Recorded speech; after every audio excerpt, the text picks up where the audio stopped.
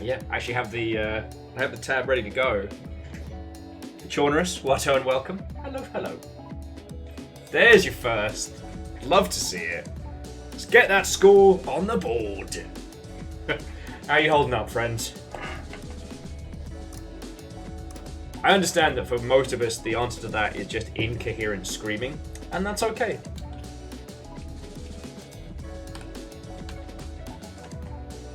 Yesterday was our crafty day, today is our hit shit with big swords to feel better day.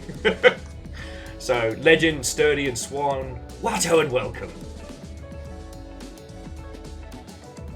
I'm holding up like a tomato without a fence. See, Legend, I understand what you meant. It took me about 4 seconds to work it out. Like the idea of like you need the post for the tomato plant. But I just had this fucking image of like Larry Tomato. The fence has fallen, the zombie hordes are coming. And he's like, he just pulls out a fucking knife and he's like, alright, it's time to dance. So that's where my mind's at. Wolf, Watto, and welcome.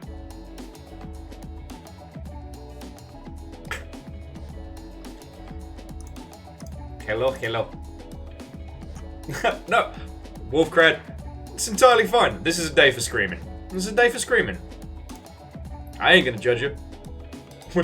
Someone said that airport rules have been extended until Friday, and I believe in that.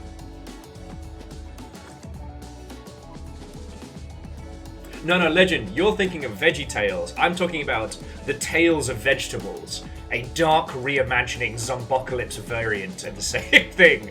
Totally not that I got it wrong. No.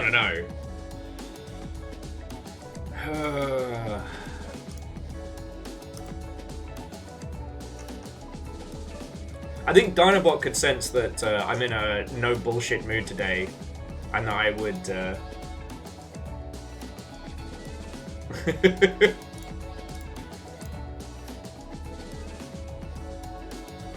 Oh, okay, Legend. That makes more sense. And sorry, Mental Monk, Aeon, Watto, and welcome, friends. Hello, hello.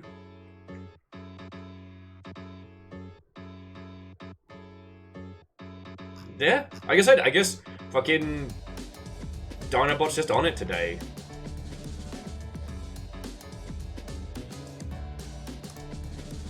And Dustin, Watto, and welcome. Squarepeg, good to see you.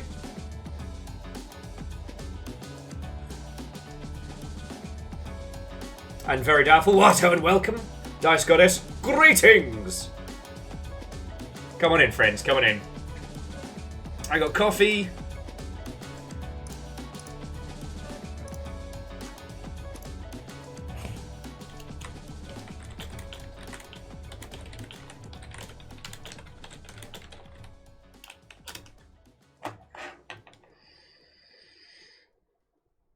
Sorry, and forgive the tippity-tappity make stuff happy. Today, I shall arm myself with therapy swords and bash a bunch of monsters in the noggin. So, that's what I'm offering.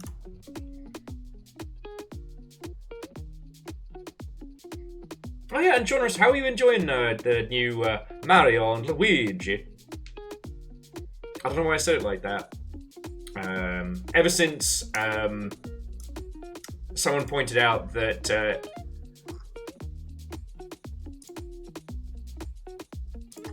that Dr. Mario is actually the third Mario brother, I've kind of been confused, like lost.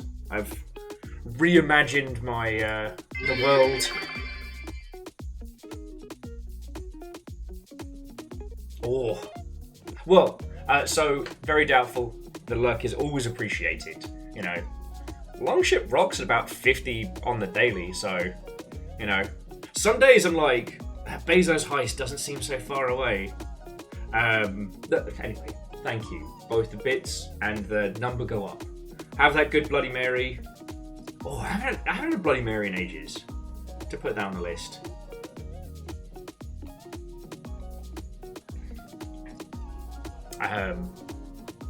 Also, please forgive me if a little bit multi-track drifty potato, but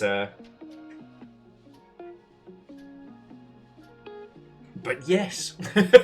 I think we can all understand why. Oh. And Jemami, that's a good way of doing it. Like, I decided I cracked on Factorio last night, so I've started my new world for Space Age, and I will not be showing you screenshots because it will make you go, "Will, why?" But I was in two minds about what to do last night, and I was like, nah, I'm gonna deal with this shit for realsies. Can't be getting shit housed all the time, so Factorio late is better than, you know, tequila at 4 in the morning, you know what I'm saying?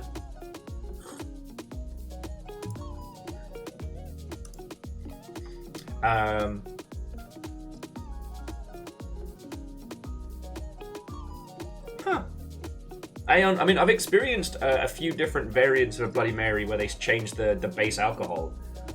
My local, when they're not busy, because it's a bastard of a drink to make, but they do a Bloody Maria. And you swap out the base vodka with a specific tequila, and oh, it's gorgeous. Gorgeous. For those of you that drink, you know, honestly, you can do a Virgin Bloody Mary and it still slaps if you're into that kind of flavor.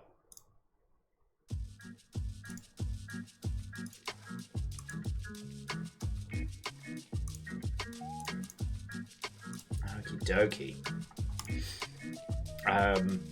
Yeah, so there is actually games news to talk about today, and we'll definitely be focusing on that.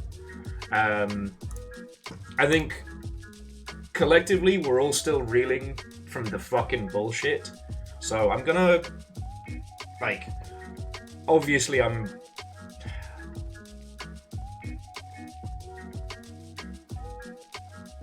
trying to think how to phrase it. We're gonna keep rage to a bare minimum today, except for involving Elden Ring. But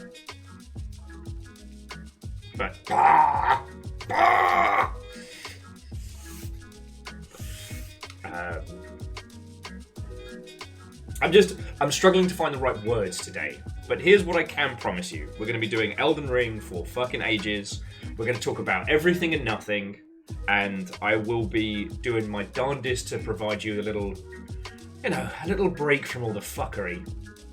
And Edwin, a happy N7 day to you as well. I believe the TV show was announced. And, you know, not that I'm going to pat Jazzy Jeffy B on the fucking back, but, you know, the Fallout TV show was handled really, really well. So I don't see why not to be optimistic about that. And Lizzie, what and welcome. Murder. Let me tell you, so Punk with a Camera, who you will recognize from my cutting mat, have quite a few new shirts that I am very seriously considering.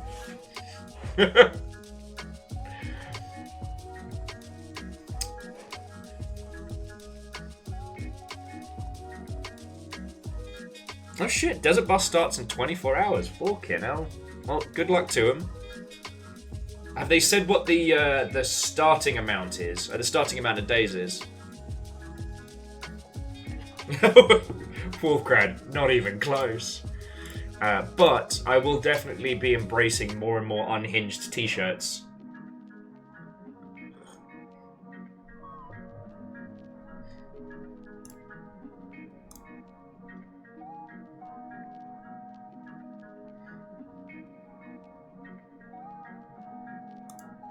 So yeah.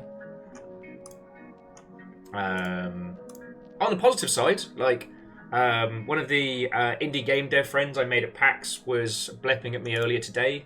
They wanted to discuss like good ways to do chat integration for like Twitch integration for games, and I'm like, oh, we were talking about that yesterday.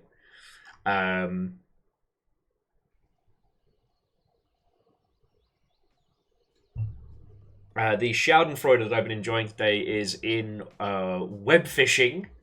Some no-name neckbeard Numpty was complaining that there isn't, of all the tags that you can have in the game, there's not a straight one. So the creator added one for $9,999 in game. I am all for people trolling shitey individuals with their games. Interestingly, so Kojima Productions has acquired Death Stranding's IP rights from Sony, which is kind of fascinating. I guess Kojima's worried about another Metal Gear situation where he doesn't have control of the works he's known for. And Death Stranding 2, I think, is next year? I haven't checked the release schedule. But, I mean, be interesting. It also means that it dropped on Xbox. So if you're an Xbox player and you haven't had a chance to play Death Stranding, now you can. And honestly, like, I cannot recommend a better time to get into that. Death Stranding was perfect during lockdown. And I think more now than ever, a story about, you know, rebuilding the personal connections between, you know, people scared and fractured and lost. But not through shooty gun bang kung fu, but by delivering packages and bringing people stuff and pizza. Like, fuck yeah. Also, sometimes you go to hell and Mads Mikkelsen's there. Don't worry about it.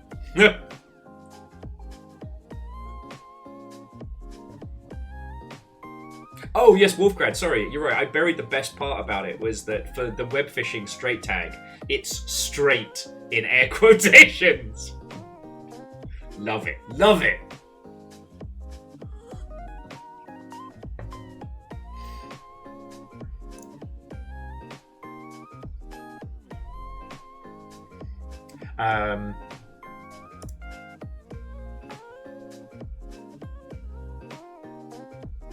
One thing that was doing the rounds is that Sega is going to be delisting the Classics collection on Steam, which I think means that they're going to be doing proper remakes and re-releases. A lot of people were like, "Oh, I can't believe they're doing this." It's like, I can. Sega drastically undervalued all of their retro games, and they've never really been able to claw that back. Like, if you sell 12 retro games for $5 on a fucking disc, you can't then turn around down the road and be like, actually, we kind of want you to give us $10 for just, like, Shinobi 3. Games that are good and are definitely worth a higher price point than selling them, you know, like fucking leftover bagels out of a dumpster. I don't know, sorry.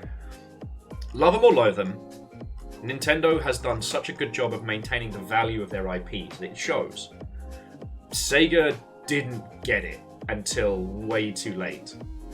And it's really hard to recontextualize and reevaluate, you know, retro games when you've already been selling them for pittance, right?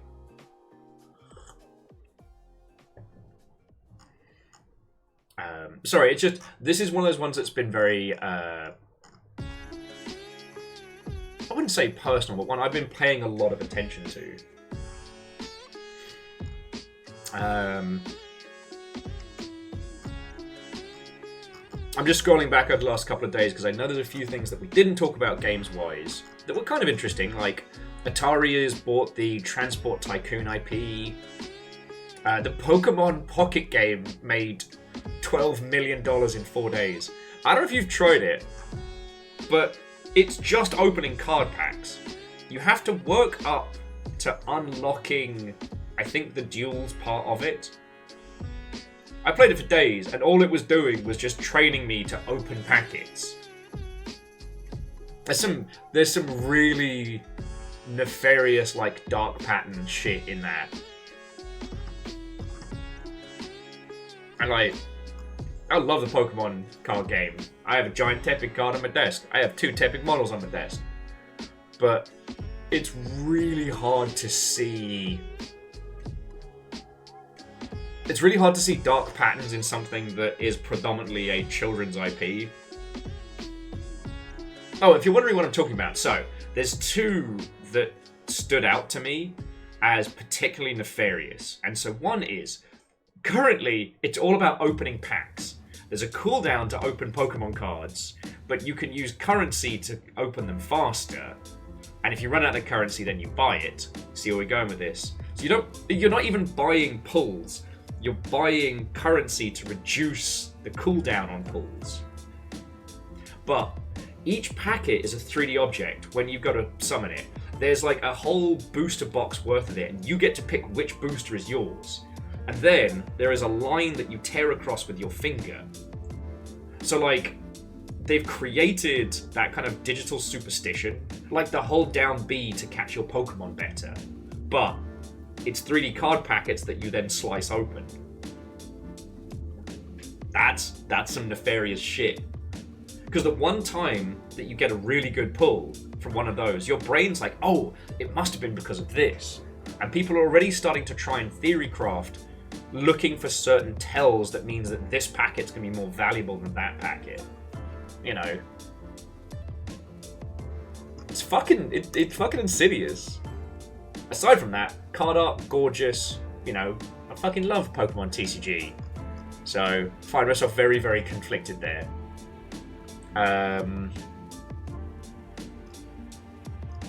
Metal Slug Tactics finally dropped, and it looks good.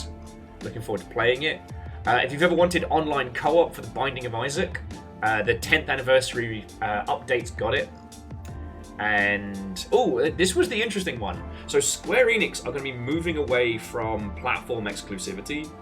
And I know that doesn't seem like a big deal in the grand scheme of things, but like, Square rose from being, you know, the plucky little Japanese dev that could, to being a fucking powerhouse, predominantly through PlayStation exclusivity. Like, I'm not saying the Final Fantasy games before 7 were bad, but Final Fantasy 7 on the PS1 was a fucking zeitgeist moment.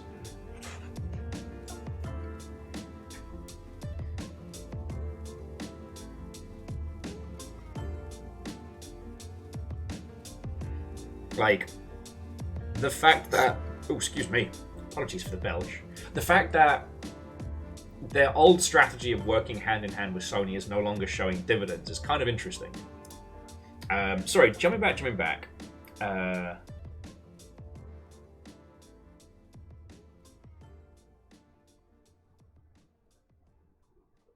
were saying TCG Shop is much... Oh, yes. I've seen a lot of people play that, and the fact that that game is about running a card shop and then using the funds you make from running that card shop to buy cards for your own collection, I like that. That amuses me.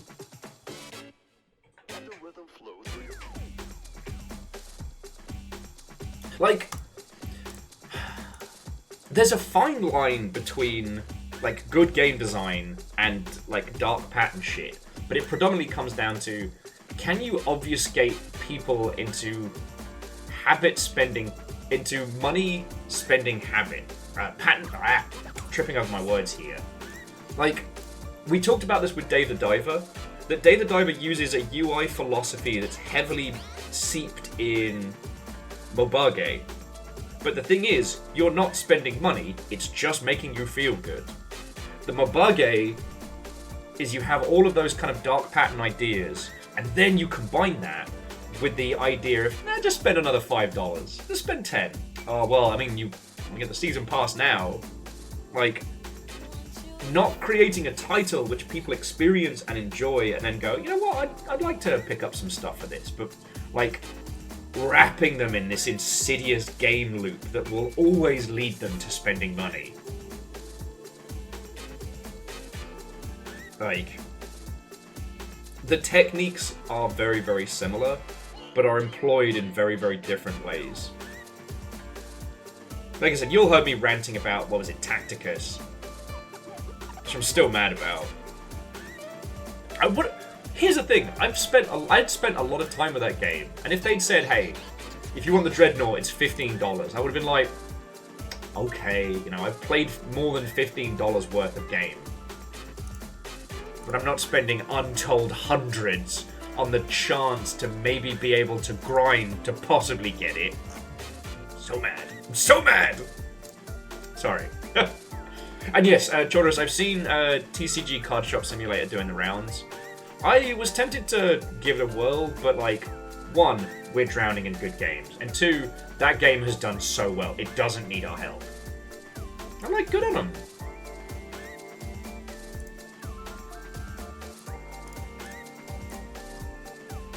Good on him.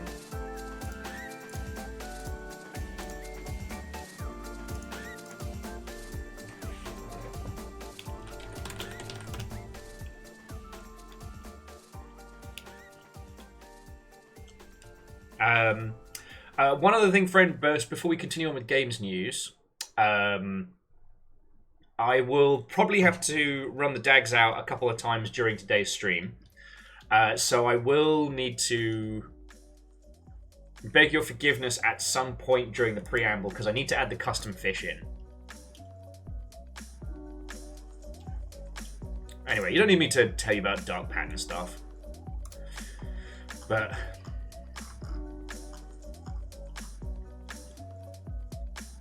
yeah, oh no, it means you have to do more fishing. However will you cope? Oh, by the way, we really don't like Take-Two, just in case anyone was wondering. They have sold Private Division because those projects were too small. They only do big games. And I don't want to repeat some of the shit that What's-His-Face in charge of Take-Two has been saying, because it's just going to make us all angry. But suffice it to say, Take-Two can get fucked with a, you know, with a Ford Fiat sideways. Sorry. that was the politest thing I could think to say about that.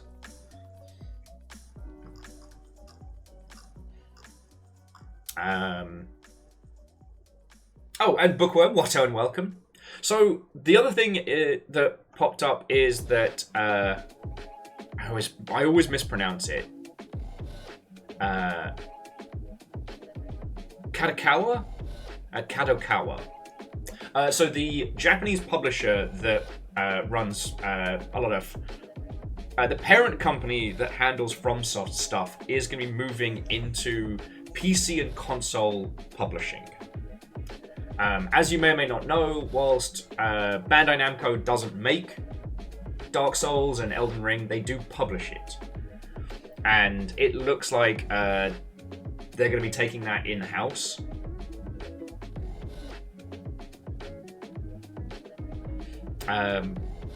There's nothing really to be saying about that. The smart play for them would be to pick up some of the more like interesting obscura that's like Japanese territory only and start publishing that, and possibly doing like a big re-release of their own stuff. Now, if this also tees up to a Bloodborne PC release, with them possibly using money to either get out of the exclusivity with Sony or work out a deal, that wouldn't be a bad shout as a tip of the spear. But we'll see how it goes.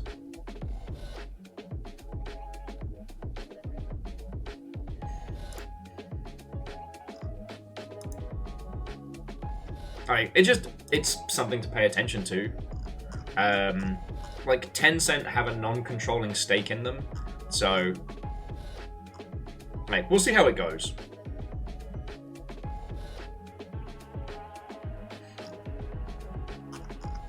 That's most of it.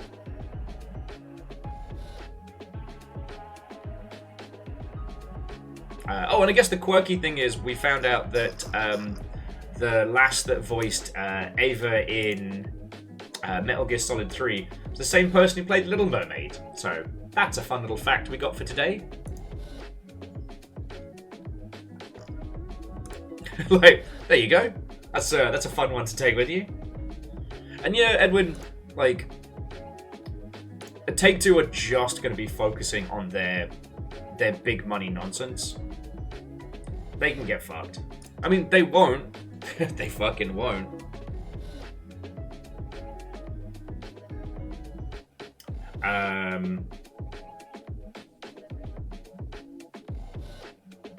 Moose, so the Tencent strategy is this. Like, they put a small amount of money into a lot of studios and companies and what have you.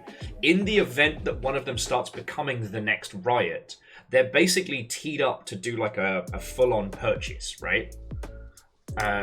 We've talked about this a lot, and it's very insufferable when we're dealing with, you know, English language territory companies that are desperately scrambling on a quarter to quarter to make number go up. And then we see, you know, Tencent, who's playing a 10-year plan, you know, a 100-year plan. You know, we often joke about like how slow Nintendo is to make choices, but they're playing a 10-year game, right? And Tencent's investment strategy in video games is not to just gobble everything up and then immediately regurgitate thousands of staff. It's like, all right, we'll put a little bit of cash here, but if you'll decide, like, if you have a super success and you decide you want to sell the company, you know, we want to be first in discussions, and that's cool. You know, Tencent is a gigantic evil corporation. They all are. However, they treat their game dev teams good, and that's still the thing that blows my mind. Like, Microsoft Games Division doesn't treat their people as well as Tencent does. What the fuck? And there's a discussion, and take this with a grain of salt because this is all theory crafting and shaman nonsense. But there's a school of thought around Tencent, which is that their games division is a lifeboat. There's been a few times where the Chinese government has just smacked Tencent hard, just to avoid them becoming, I guess, too powerful. You'd need to understand, like,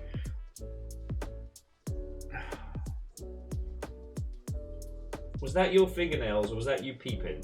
Did you just pee? Friends, I know we're only like 20 minutes in.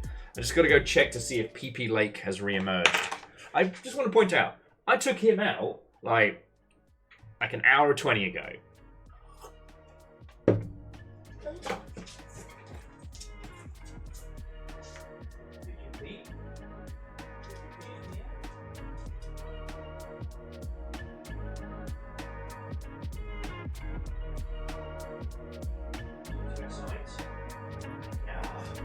I didn't even get the chance to add the new fish.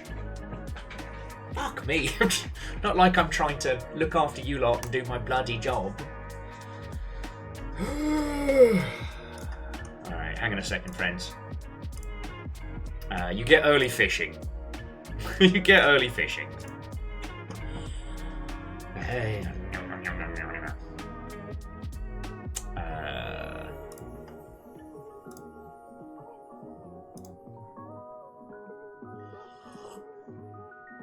And J-Post, Watto and welcome.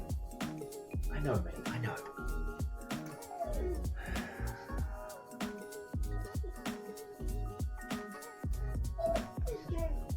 You're okay. Wait 2 seconds.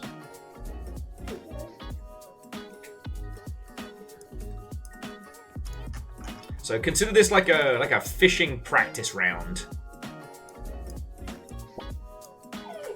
Dude, I know. Okay.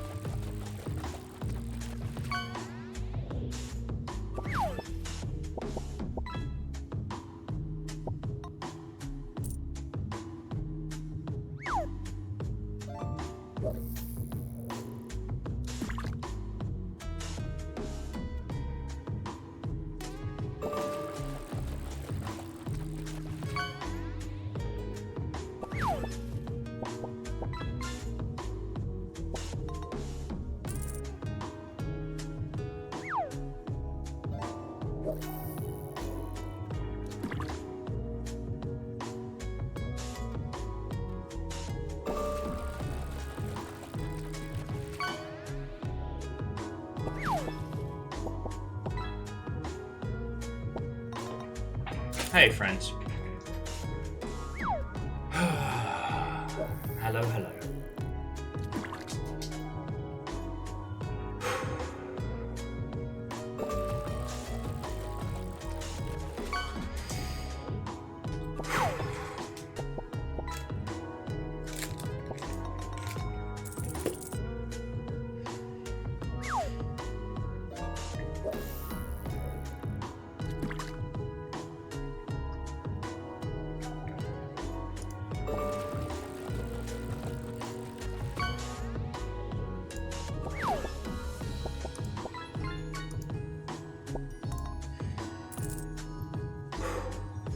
Okay.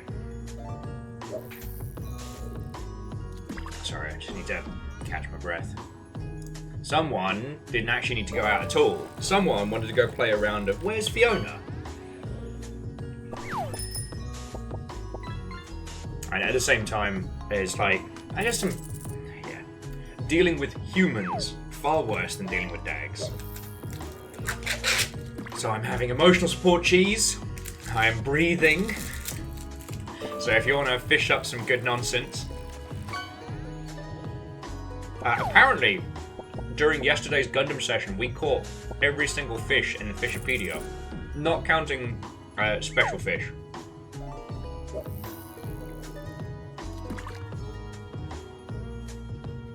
So.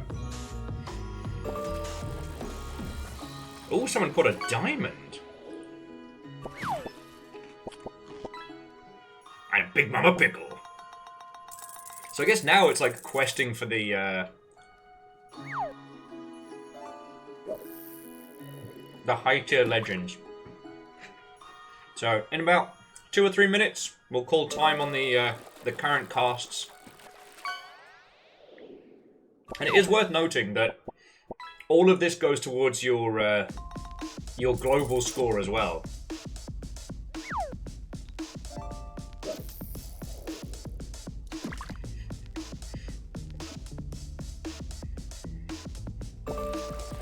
Although the day we had fishing for meat points, that definitely set a precedent. And Adam, what's her and welcome. Swan Dragon, I'll show you. In a couple of minutes when we call time.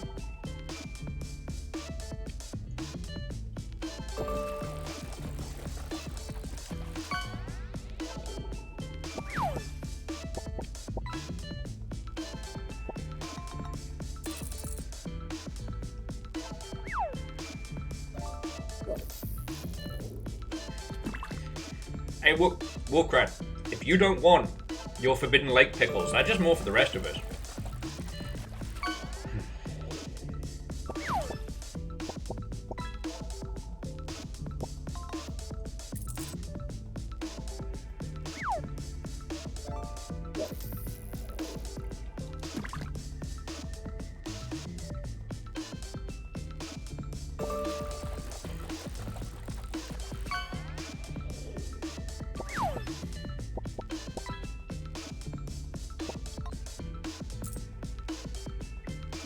The old pickle of the deep.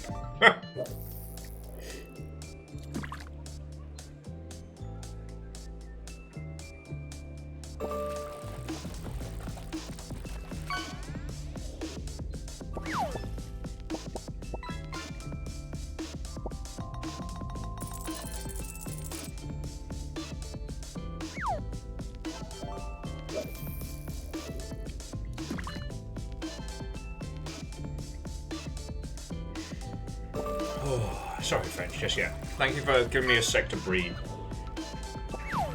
We'll get into some Elden Ring shortly, and we'll talk about some game stuff, and it'll all be good. Just, yeah. Yeah. You know what? I don't have to say anything else. You know. We all know. Just, yeah.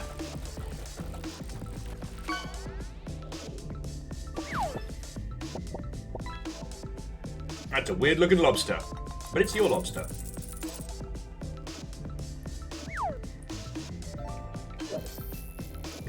wait, Dice. That's the thing about this pond that makes you worry.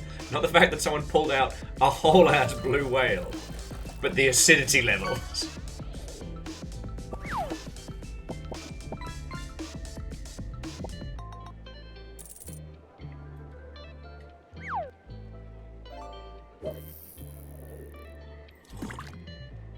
Oh, sweet mercy for a cup of coffee.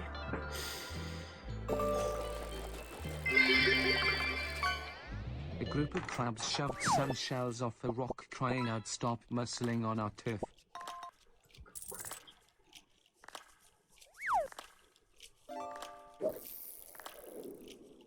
Stop muscling on our turf. Akira, thank you for the 500. The Yaldum is now yours. Wait, did you sneak those in while I was...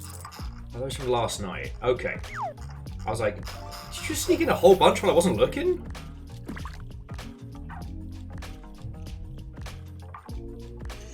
Okay. So friends, let's call time on the fish! And we can let this be the start of whatever the later fishing runs end up being. Because I can't imagine this is the last time I'll have to wrangle the bloody dogs today. Whilst also trying to do all of this!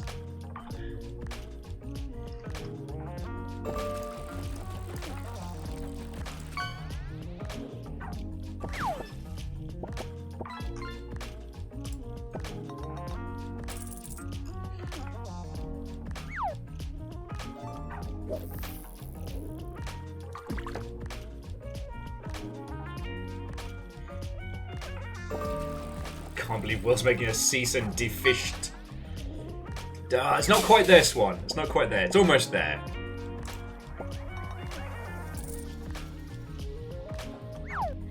Just personally, I want to get swinging with some big sword stuff. Yeah, it's not finished. It's not finished cooking. You're on the path to something, Swan.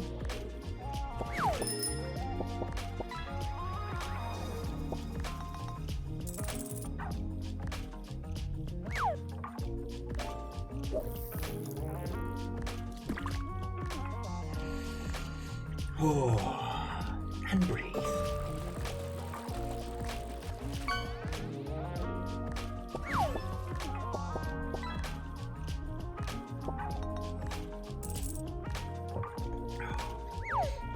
Oh, and whilst we're waiting out the clock, if you didn't see it yesterday, so I've built a whole bunch of things. I built the Gundam base Mac Daddy.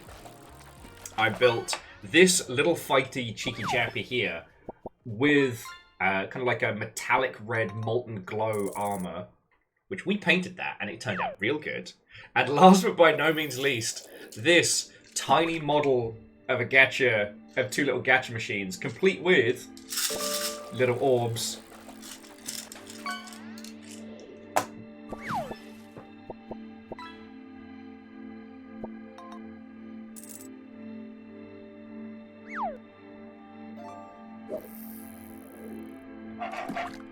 And Zenro. I mean, that's fascinating.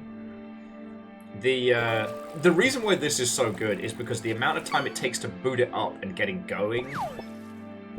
Like, you know, a Twitch plays Shenmue is good, but that's like an event. That's a thing that you need to, you know, prepare for. This is wonderful because when real life decides to fuck up my plans, you know, like doing the thing that I love doing professionally, I can throw this on and you'll have something to do while I have to deal with the infinite BS Vanderbeest. It's a weird drawing of a fish. £9 for it though, that's not bad.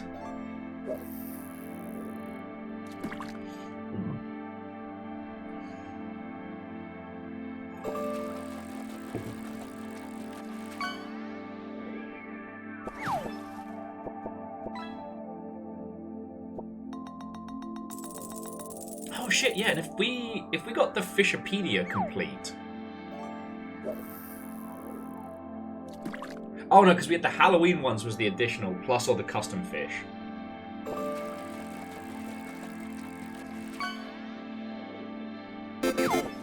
Oh shit! Swan, what the heck? That's a good pull.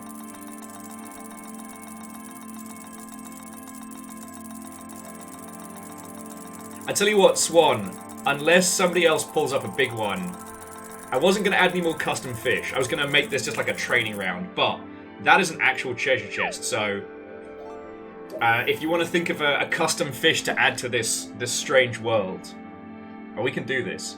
Again, I still need to add Aeon's t-shirt and Dice's dice fish. I didn't catch the biggest fish in the world. I caught a tribute. Couldn't remember the biggest fish in the world.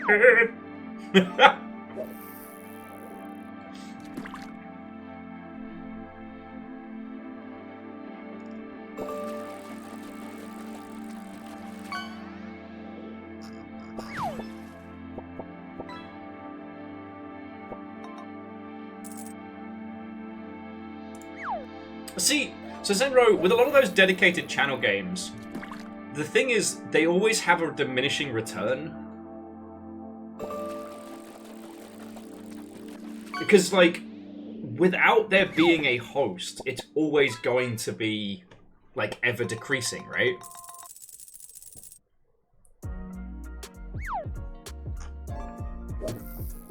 And with those kinds of games, they're reliant on there being people playing. So if it drops below a certain point, it ceases to function.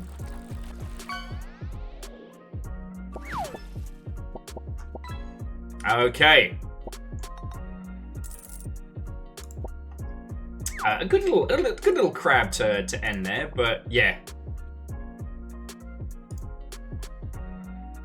Oh shit. Okay, well, you know what? Chaunerus, Swan Dragon, because Chaunerus was technically the higher count with a fucking diamond, but Swan made just slightly more cash. So I'm going to say to both of you, if you want to send me a custom fish, and at some point I will add it to the grand collection. And if we bring up the all-time leaderboards, Immortal Len is still in the lead with a lot. But Lyrus managed to unseat some of the big catches with a legendary treasure chest. And Cold Ankle's in second with the Amber Jack-o'-lantern. Mortal Len with the blue whales. Then it's blue whale and treasure o'clock. But who knows?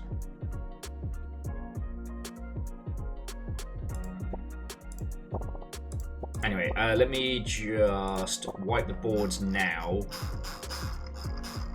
Before... There we go. Before we get started proper. So, let's get some Elden Ring going. I don't know about your lovely selves, but I want to hit something with a gigantic fucking sword. And I think we all deserve that. Little bit of therapy sword adventures. Where's my stuff? Okay.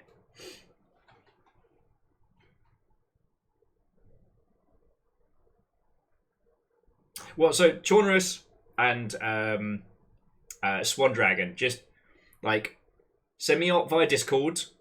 If you want me to add, say, a Dark Souls 1 mimic, I can source the images for stuff like that.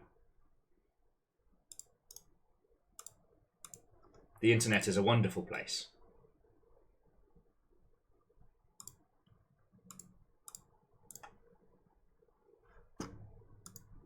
Do not send them to me now, because they will be lost.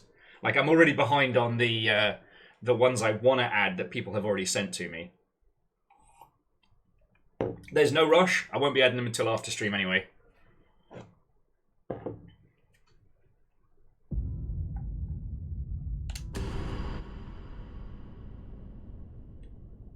And now is the time of big swordening.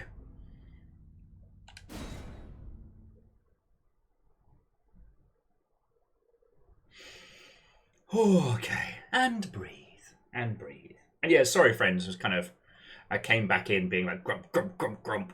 Just dealing with other people as well as trying to wrangle the wee baby Amos. Alright. Okay, so we were slowly tackling this whole place. We hadn't started here. And I definitely... Oh, I hit something of a wall in this area, but we did make it all the way over to fucking Dragon Tower. But, curse you, Bale! Proved to be a bit too much of a wall. So we're working on this.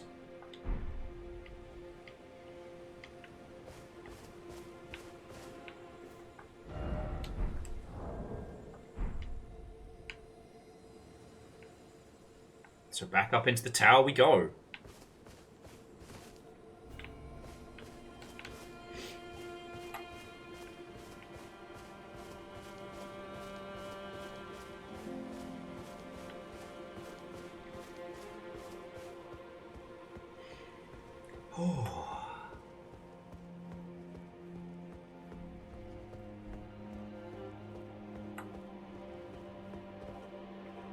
Oh yeah, no, Wolfgrad. That's the great effect of this one. Is like, you know, it's a good cape, but it's also peak snuggling right there.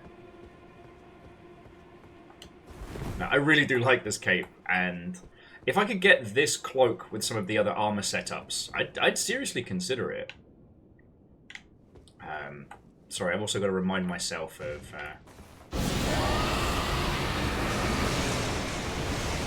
What we were doing in this particular area, aside from eviscerating scorpions. Because it turns out, friends, scorpions can't handle stinky breathu.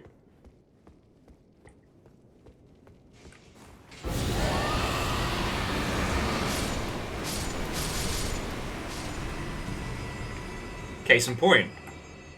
And yes, we did play through this area, but, you know. Sometimes you gotta indulge yourself a little.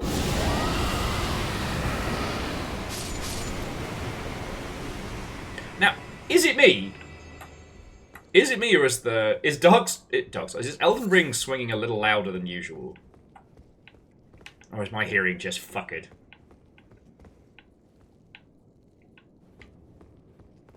Swan Dragon, you are safe now, but at what cost? At what cost?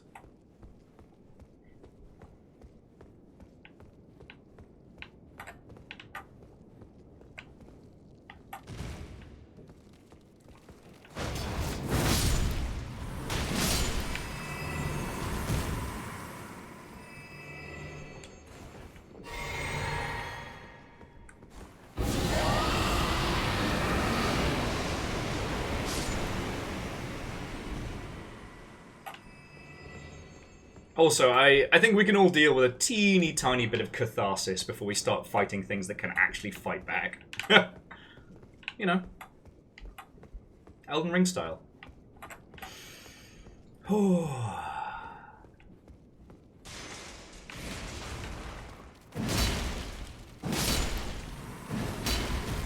I mean, the stinky breath isn't even needed.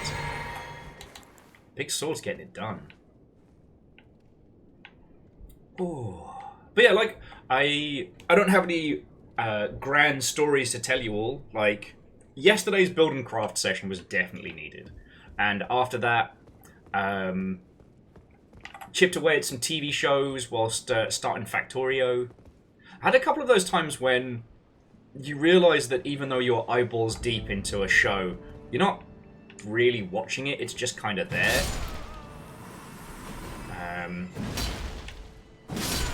I am intrigued to see whether or not Kyle actually wants to do the Death Note, whatchamacallit, the Death Note deduction game on Friday, because that would be a lot of fun if possible. Amos, go settle. We were just outside. Don't even pull this nonsense with me.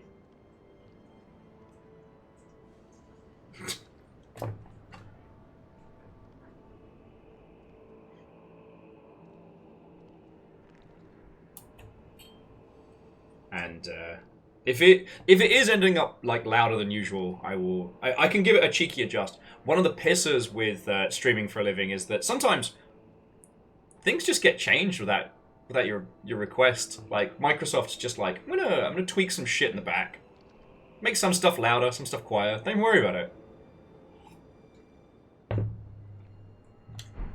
It loves to do that. It's so helpful. I love it so much. Okay, I think this was the way we're heading up. Oh yeah, we were dueling that dickhead on the bridge.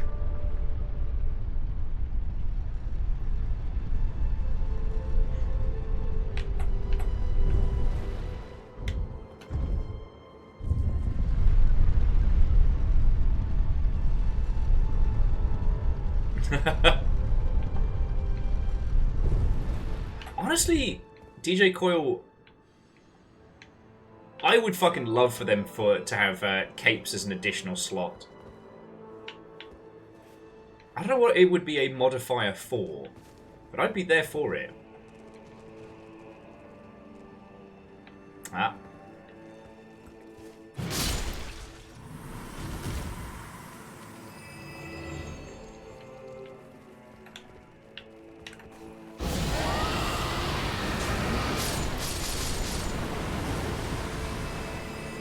Because I think it was... I want to say God Eater, but I might be thinking of the vampire game that team did that had capes as an actual slot. Okay, firstly, ow. Secondly, how dare you?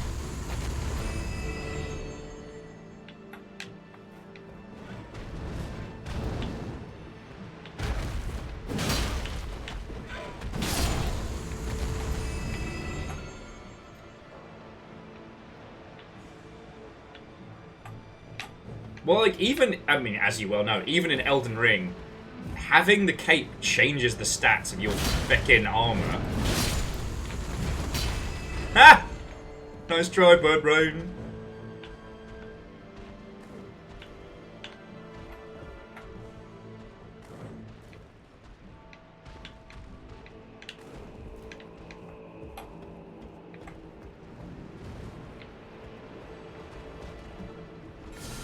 Buddy, don't even.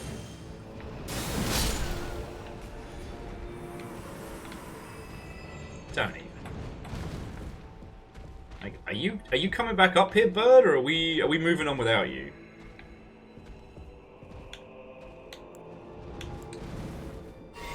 Oh, did not mean to do that. Okay, so up here we went down that way already. So it's just going across the bridge now, right? I think. Yeah. And it's just this big bastard. I beat him once and then got schooled by some idiots further down.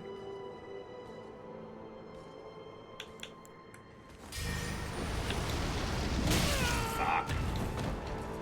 Thought I could dodge out of that one. Fuck. Alright, time to wake up. No, it's fine. It's fine. We're just shaking off the cobwebs.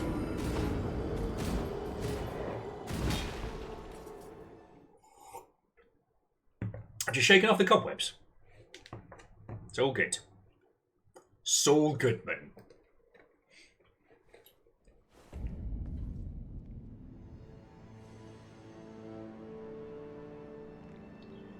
Bear with me just a second, friends.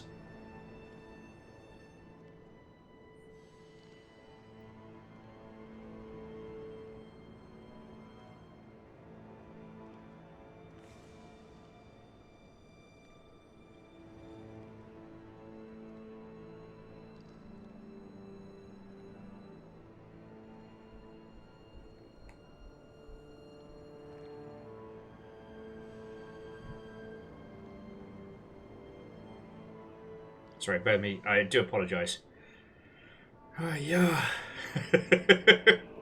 Let no one say streaming for a living is easy.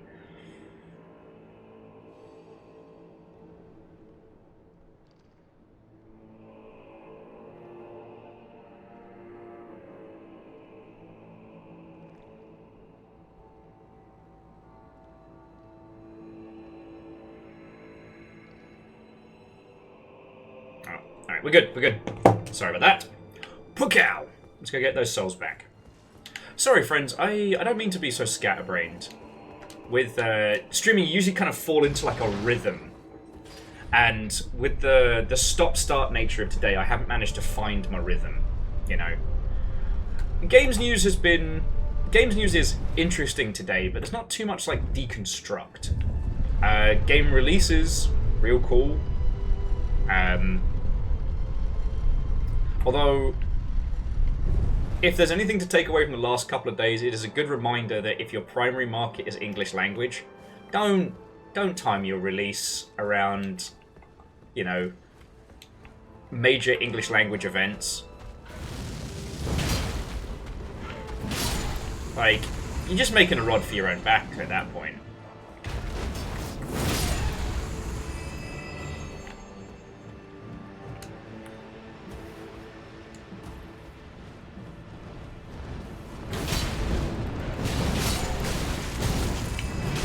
Oh, fuck!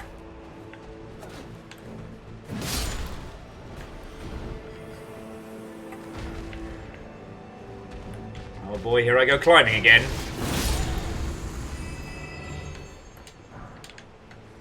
Shitaru, what and welcome. Fuck these guys!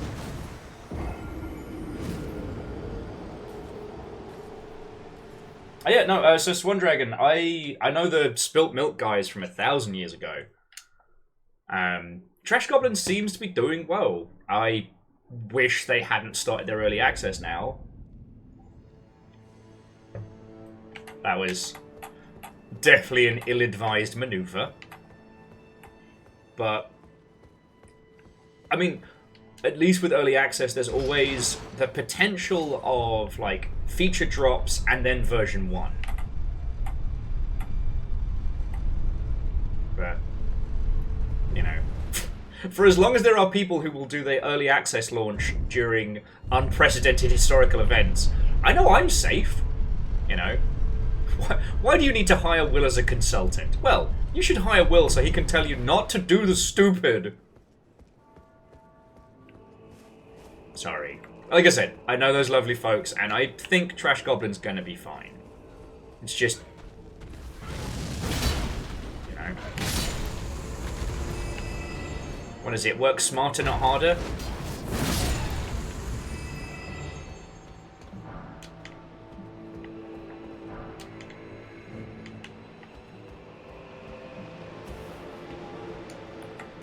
Oh yeah, and DJ Coil, it's like,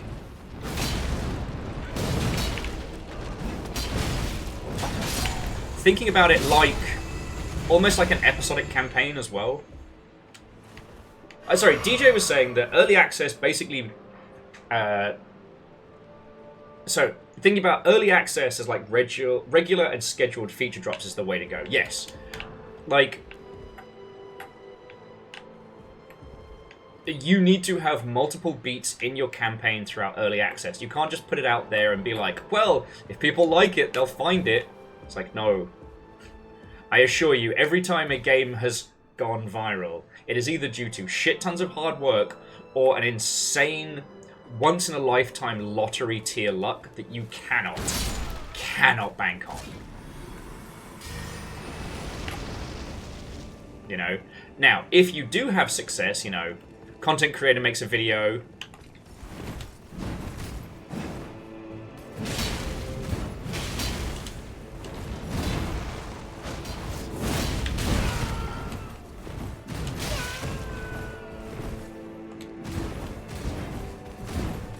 oh, fuck you!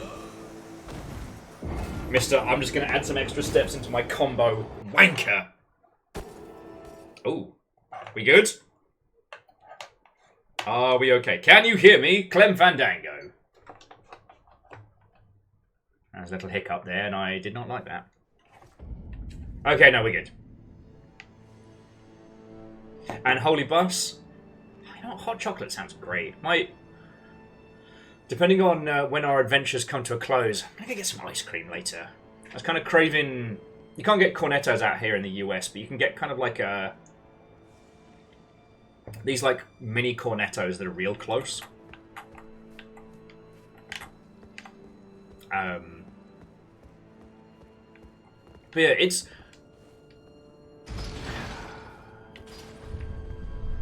one of the things that I have to remind myself is a lot of things that myself and a lot of you have as, like, general knowledge isn't. So, like, Kickstarters and early access, there are still teams out there thinking of it in the same way that it was back in the 2010s.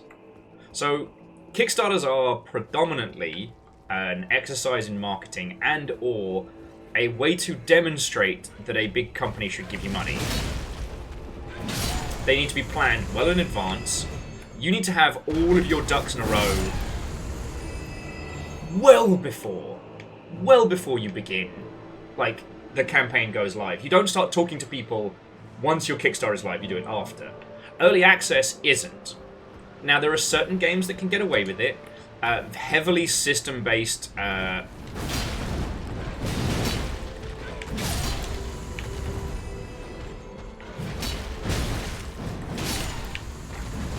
heavily system-based titles, you know, your Factorios, your Kerbals, that kind of thing. Users are still down to treat those like true early access. Although they do still expect a level of polish in that early stability.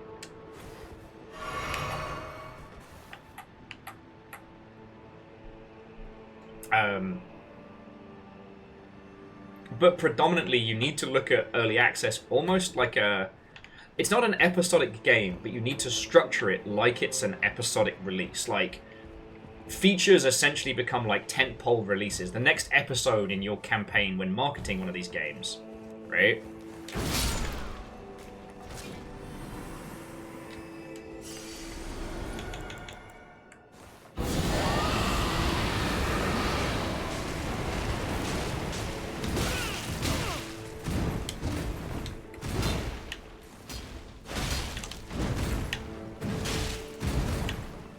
There we go. See? Just had to get my groove going. Oh, so DJ Coil, I agree. Subnautica is a masterclass in that. Honestly, the gold standard is still Hades, right? And they mastered that through Hades 1. But if your game isn't as clearly structured as something like Hades or Subnautica, you need to get a little bit creative with it, right? So like, you take the entirety of what your game will be at version 1, and you break it down into pieces, and those pieces, look at them as episodes, right? Look at them as chunks. Oh, Shitaru, sleep well, have a lovely rest of your evening, and to be continued. Look, friends, I know you all know this, because we've had this conversation 5 times, so I guess I'm asking you to indulge me while I talk about games marketing. But no one's asked for this conversation. Satisfactory did a very good job of it.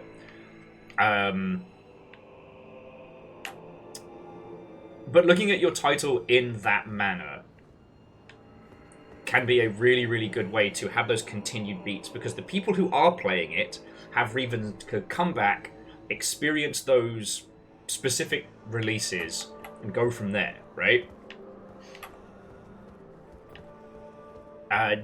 Each one of those releases can be put out as a press release, or you can start reaching out to people and start generating interest.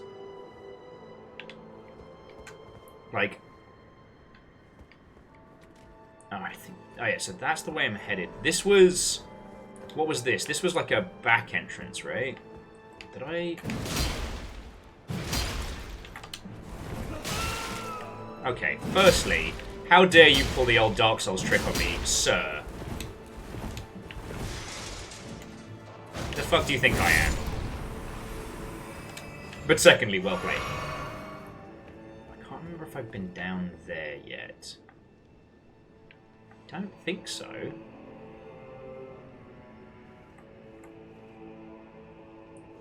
No, I don't think I've been down there. Okay. But yeah, when you start looking at your campaign like that, like that early access isn't just like a free beta test that you look at early on, but part of the structure of releasing your game, well, that's a different matter. Sometimes your game lends itself very neatly to this. Other times, you have to create that structure. You know, visualizations of... oh, you're gross.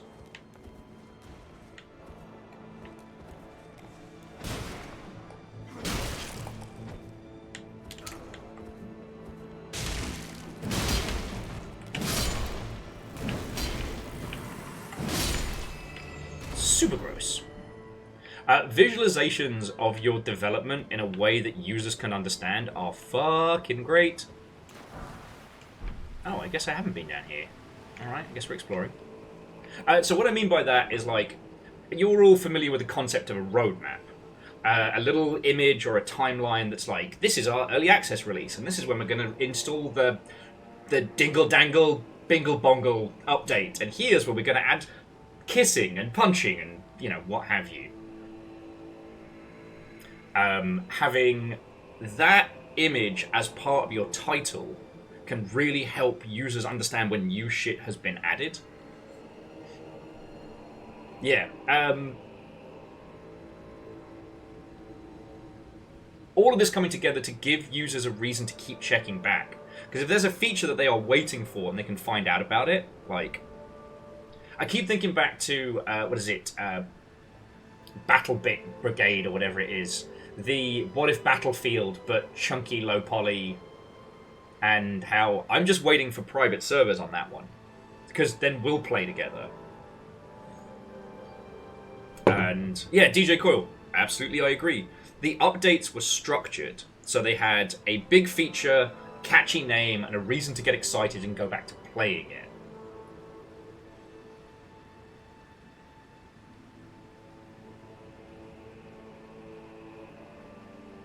And that is true, DJ, but it's kind of like, if you're already doing early access, unfortunately, you've got to structure it around a lot of those titles. Sorry, a lot of those features, because that's what brings people in. You know, people will forgive a certain amount of jank for really cool features. But, you know, users... gross bugs.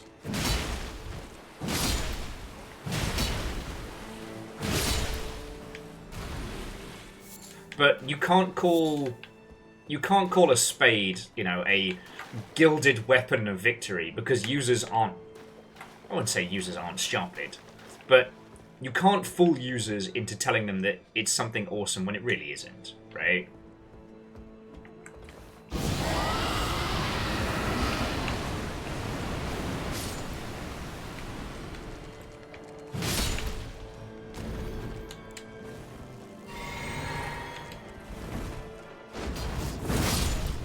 Like, you can put as many fancy titles and PR spins on something, but if the update is just, like, minimal changes and fixes, the users know.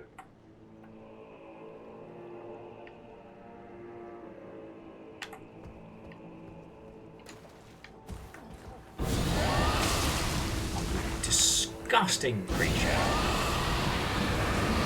Using my trick against me, huh? Ah, alright. Alright. You're sturdier than you look.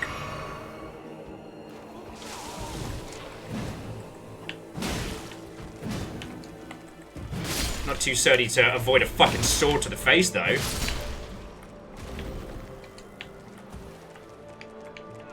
Damn, that's an ugly baby. Thanks, therapy sword. It's like kitchen gun for your fields.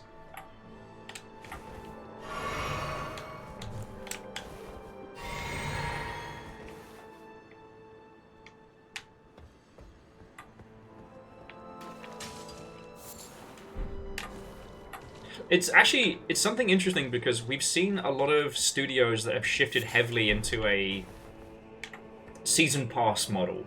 Not the old season pass where you pre-buy DLCs, but the current one, you know, unlockables, features, etc.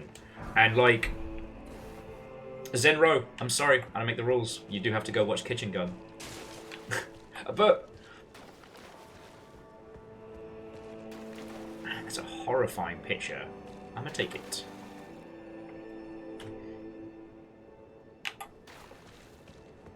I don't know, I've noticed that studios that kind of lock themselves into the season pass model are now really struggling to keep up the amount of content per season required. An evil geek, what and welcome.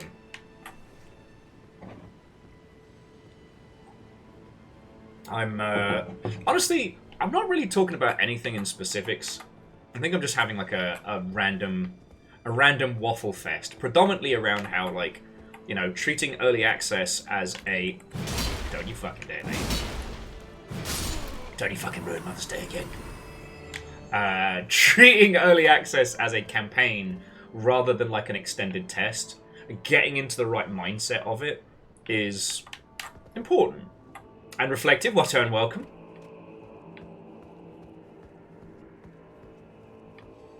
Well, yeah, and like Zenro, that's from before Peter Serafinowicz was Darth Maul.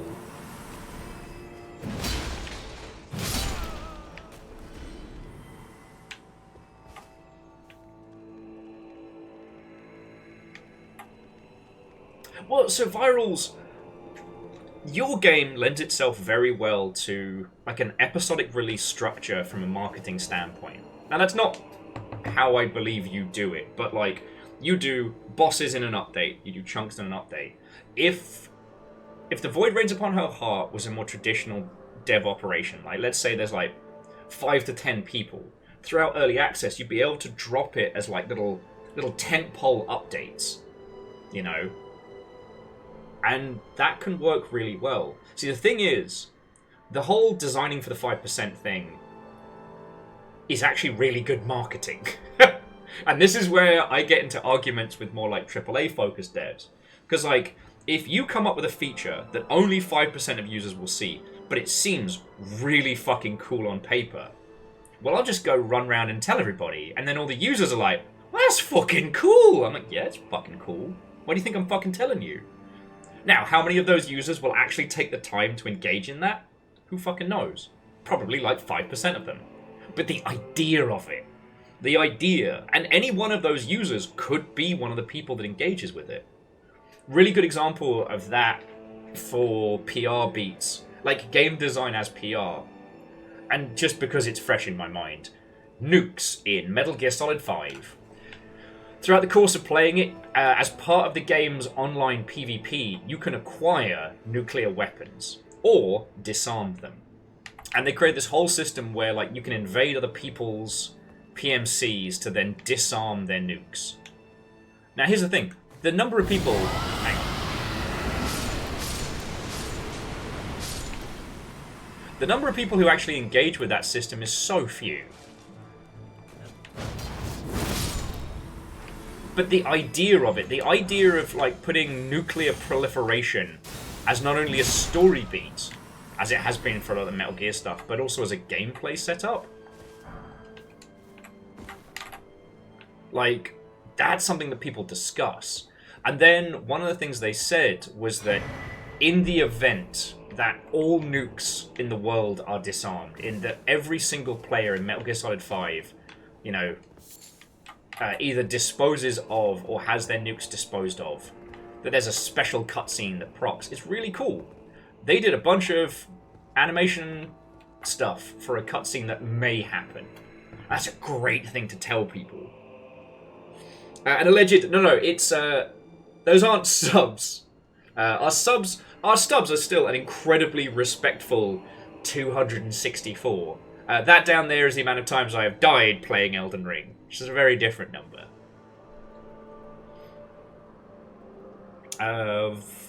So Virals was saying people now say stuff like, I'm still unlocking totally new things after 50 hours, and that's become the main word of mouth thing. Yeah.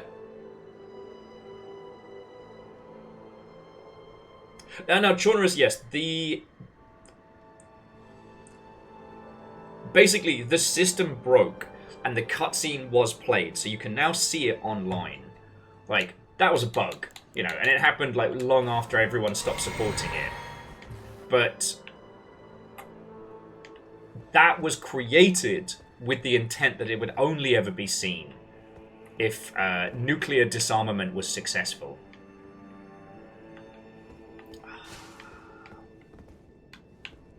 Can I gas them from here? Oh, I might be able to.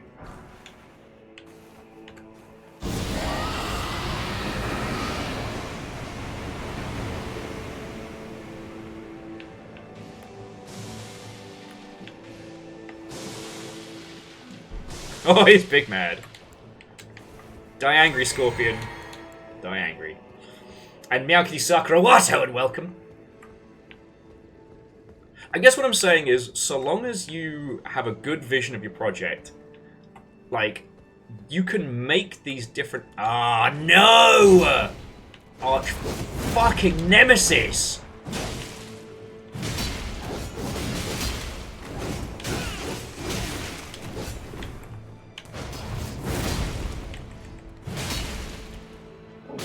Fuck, I ran out of stamina. Fuck!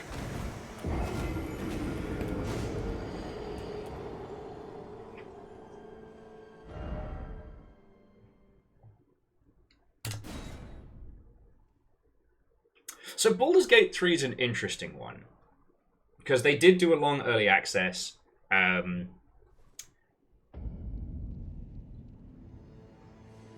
River. You're okay, big girl. You're okay. No, there's nowhere to sit in here. One of the things about studying marketing and how we discuss games is you always have to take into consideration anomalies and learn, like, what bits of it worked on top of it already being known. Like, we all know that it was quite literally the bear fucking that put that into the stratosphere. But the rest of how they handled their early access update was very clever. Like Baldur's Gate 3 was not a lucky dice roll on it.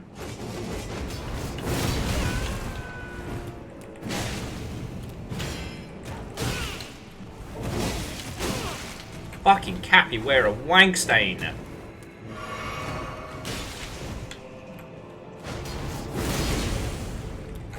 There we go. Fuck, I hate these guys.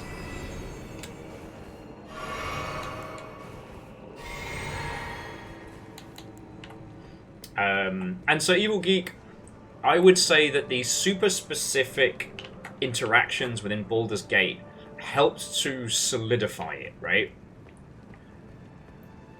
I think the fact they were able to...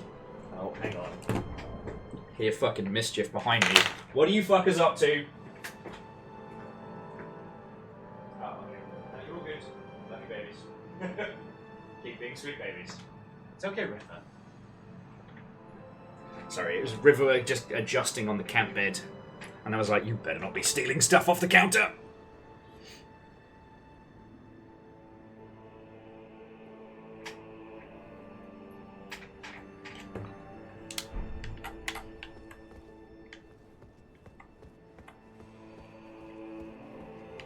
Ah, beautiful. And a place to sit as well. Love it.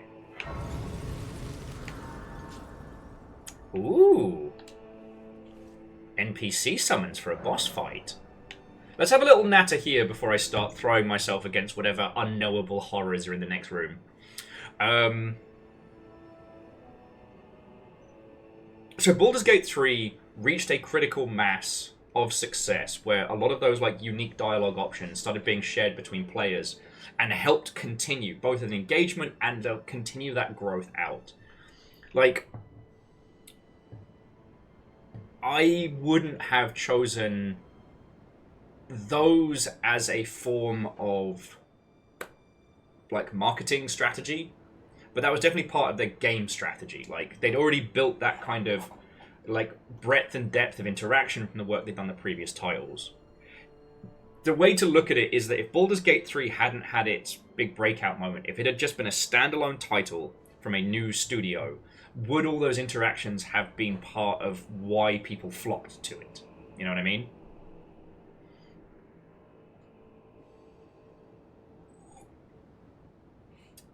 Because with the... Okay, features that only 5% of your user base will see, it has to be something that users will go, wow, even if they have no context. See, Holy Boss, Armored Core 6 has unique interactions if you don't do the tutorial and reach All Mind. That means fucking nothing to people who haven't played Armored Core. Alright, like, who's All Mind? What's going on? Like, what is that in the scheme of things? users will understand tutorial, you know, but, you know, like, and DJ Coil, you can't even say who the final boss is of Hades without kind of, like, fucking giving the game away early on. So those kind of unique interactions are great for a fan base that is already rabid, but you can't use them as external advertising, right? You know, what you could say is something with more context, that if you can complete a run without getting hit, then you unlock, I don't know, Wobbly Steve. Wobbly Steve is a unique character that can only be unlocked if you can no-hit a playthrough. That is something users can understand. How many users can do that? 4, maybe. But the idea of Wobbly Steve is a thing that they can get behind. You know, like Tofu in Resident Evil. Tofu is fucking hard to unlock. Fucking hard to play as. Not counting Resident Evil 2, where it's one of the DLC campaigns. But the fact is that it's a secret character that's a sentient block of tofu, canonically. That is something that only a small sliver of the user base will ever engage with, but that anyone inside and outside of the existing community can go, wait, how do you play as a block of tofu? Feel me? Like, oh, that's the kind of, you know, as assets. Now, when structuring for early access, you don't have to go that hard. But it's a good thing to keep in mind, because, you know, if you structure each of your updates with a feature or a new addition or content in mind, which of those will be things that people outside of your existing community will care about? That's when you put a little bit of a push behind it. That's when you start reaching out to journos and stuff. Okay, so I always think it says swimming pool for the first second. So who's this? Ah, cool. Sword fighty friend. So I guess whatever the fuck we're about to face in there is going to be cool with no downsides.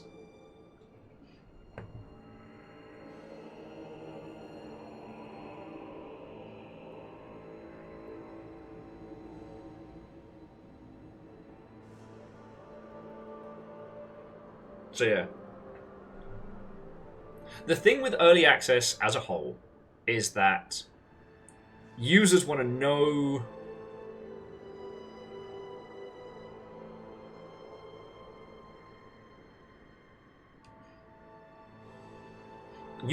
change is coming and want to know what features are coming up so they can get excited for it. And they ultimately need something to build up to in your version 1 kind of crescendo. It's interesting that, especially on Steam, that users will react negatively to a version 1 launch that's just, I guess we're doing this now. Like, there's gotta be more to it.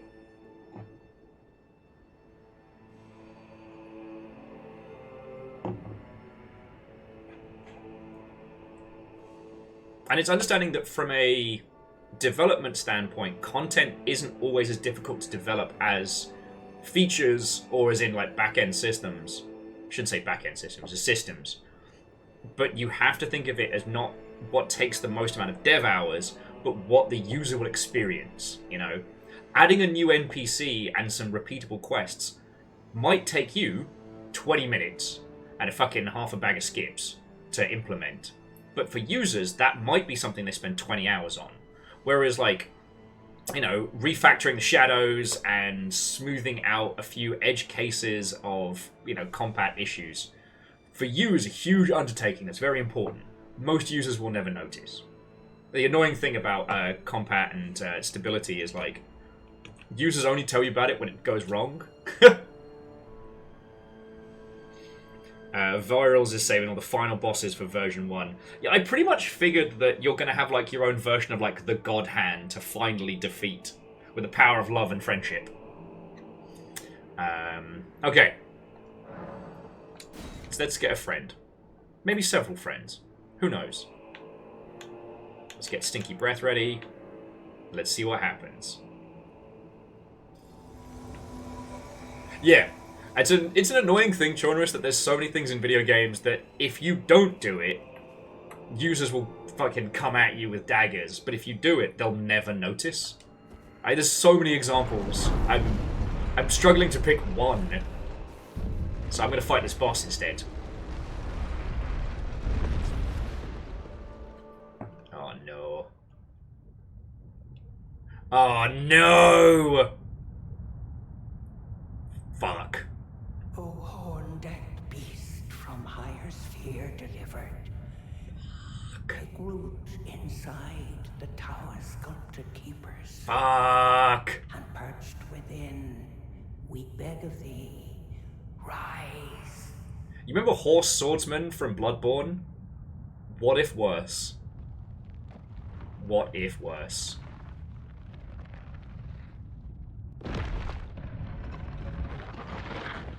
Dance and kavod, cleanse all and know it. Cruelty, woe, and those who plague the tower. Cleanse away the strumpet's vile progeny.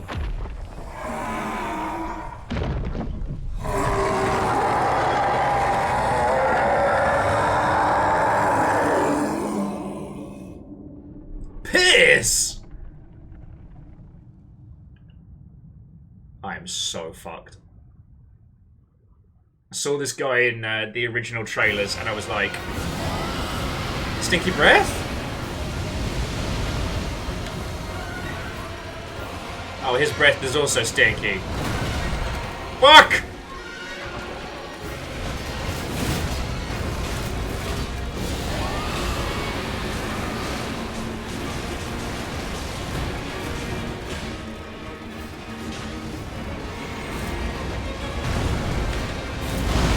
What is he even doing?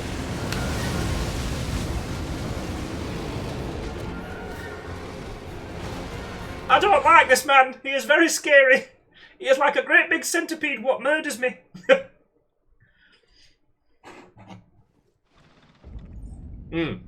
DJ Quill. Stinky breath ain't nothing to sneeze at. So.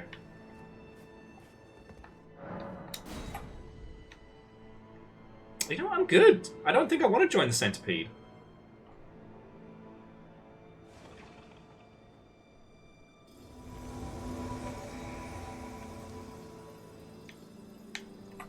Zenro, what I do... I only half agree with what you're saying.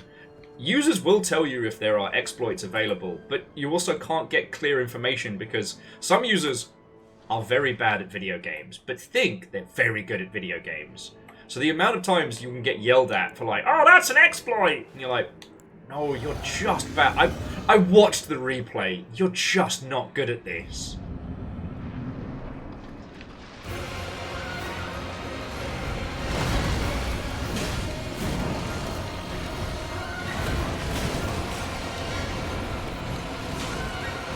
Oh, fuck me.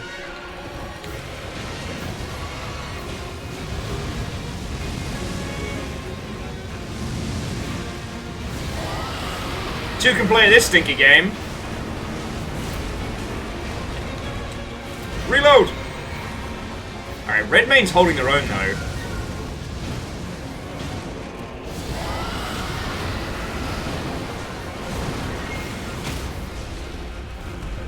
Oh, there we go! Okay, it's not going terribly, but it could be going better. Also, I don't know if you've noticed, the creepy hand... Oh, no! It got worse! The creepy hands are controlling the gob.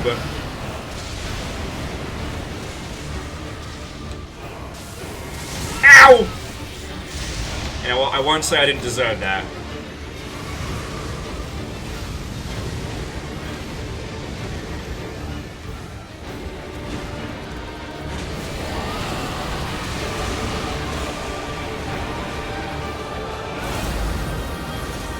And ice now, I guess. Hey, friend, is there any elements you don't have?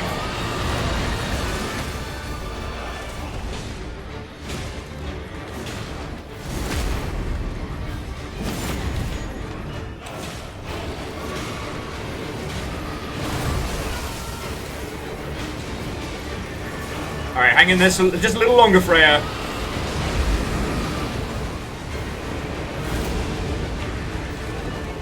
Alright, he's on, I guess, wind powers now?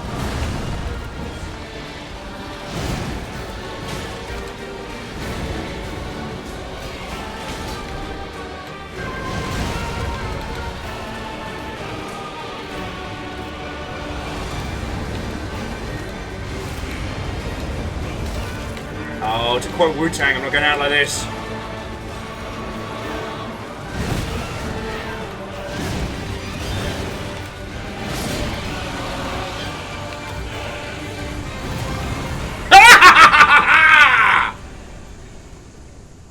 Stinky breath! First time, every time. But maybe the second time. But totally the first time. Woo! Huzzah for the stinky breath! Ooh. Cannonball. Oh, thank you. Oh, thank you. No, seriously, reflective. That's $10, friend. Thank you. And the Yoldom is now yours. Oh!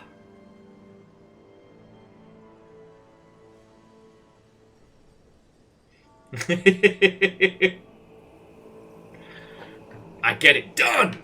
I'm fighty! I'm so fighty.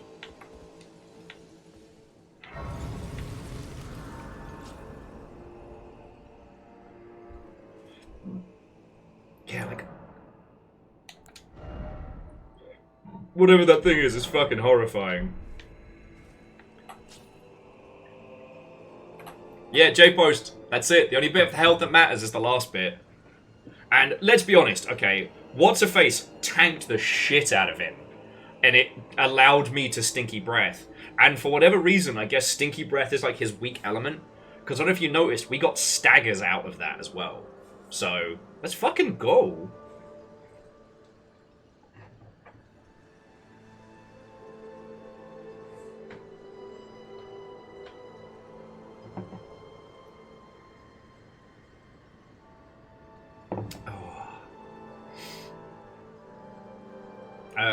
So, I just wanted to touch on one thing, because Virals was saying a small amount of their core players do tell them where real exploits are. And that's the great thing about being super indie, is you can have like a trusted group to talk to. The problem is every person you add to dev team adds more complexity with communications with like an external audience. And honestly, by the time your team hits about like 10 or 15, you don't want everybody talking to the community because you can't guarantee everyone's getting the same info. You know? And yeah, it was cool. That was like fighting like a prismatic deck. It's like, cool, we're doing this now? Okay. First off, well done. I'll take it. Oh, and let's check the inventory on that one. Okay, Divine Beast's Head. Ritual headwear in the form of a Divine Beast's head, used to perform the Lion Dance.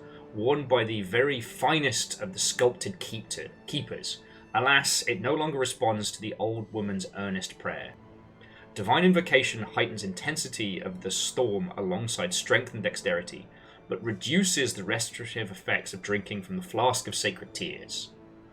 Focus is also troubled by wearing this headwear. Okay, so you don't heal as much, but it does cool shit. And then... yeah, let's take that back and get some cool shit. As a wise miracle worker once said, mostly dead is still partly alive. Exactly. Or, I'll do this the old Navy way. First guy to die, loses. Actually, let's go see what goodies we get from this. Oh. Because I'm fucking curious now.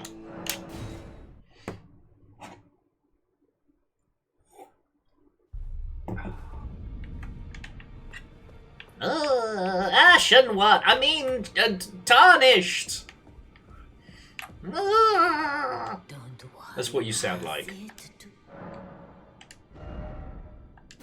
Okay, so we've got the Enraged Divine Beast. Raises the potency of storms. Or Ash of War. Divine Beast Frost Stomp. That seems like the more metal of the two.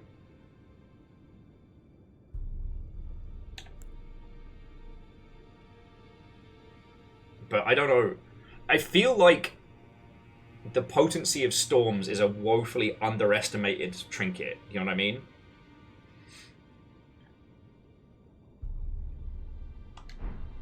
Oh, and see if she's got any cool armor from that.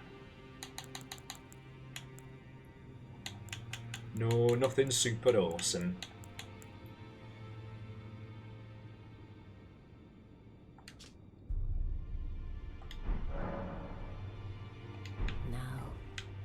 Oh, shush.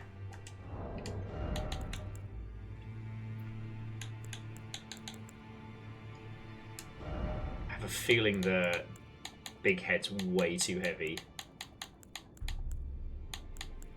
Still tempting, though. Real tempting. You know, it doesn't put us into heavy. I can just wear this. I can just be the worst fucking... The worst fucking outfit at the convention. Amos, you're okay. Baby boy. Amos, you're okay. Come here, baby boy. You're fine. We just went out. We just went out. Come settle. River, you're not helping. You're setting him off. Yeah. Elden Ring SD. I just really like my glowing horns.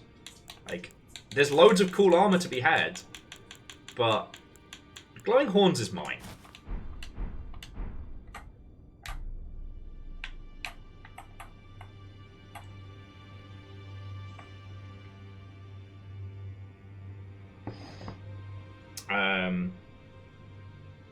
But yes, I'm gonna get the Ashes of War. But if anyone knows why the trinket would be super good, let me know, because we can always remember it later.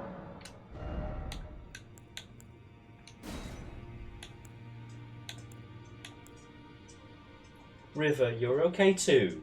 Hello.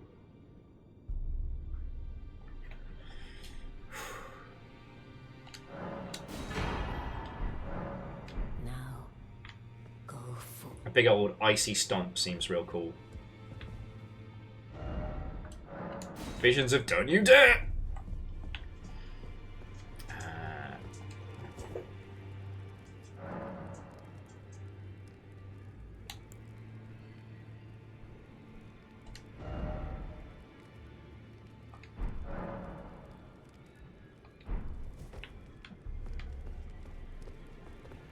I see. You're here for some... Nope. No.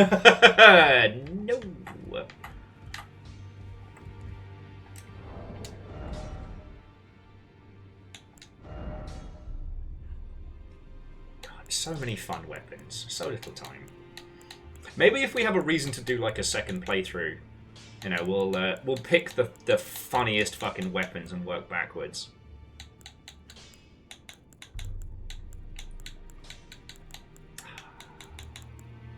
Ah, rivers of blood. My Bankai sword.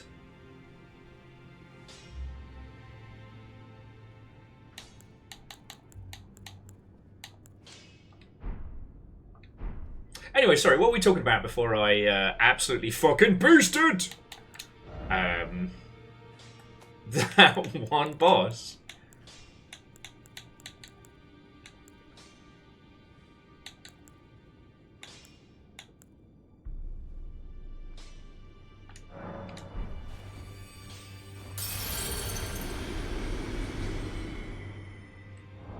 I'm just trying to get us up to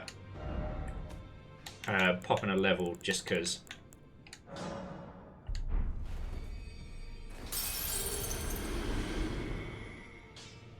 That way I don't have to worry about fucking losing it when I inevitably lose concentration because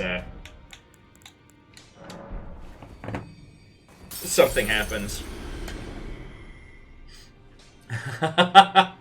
Evil Geek, I'm not writing off a New Game Plus. Because here's the thing. Again, this is the first of the Soulsian games. Oh, actually, I can't say that, because we've had Sekiro and Armored Core, but this feels like... This feels like Dark Souls 4. And, you know, when we did Dark Souls 3 and, like, you know, running at the numpties and things like that, I'd already played so much.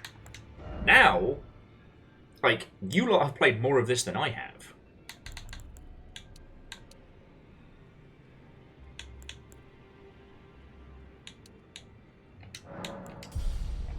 Put some more in endurance, because the only thing that those capoeira bastards have over me is I just run out of stamina. Alright, so we were here. Yeah, Theatre of the Divine Beast. Let's keep exploring. And I really want to experience as much of Elden Ring as we can.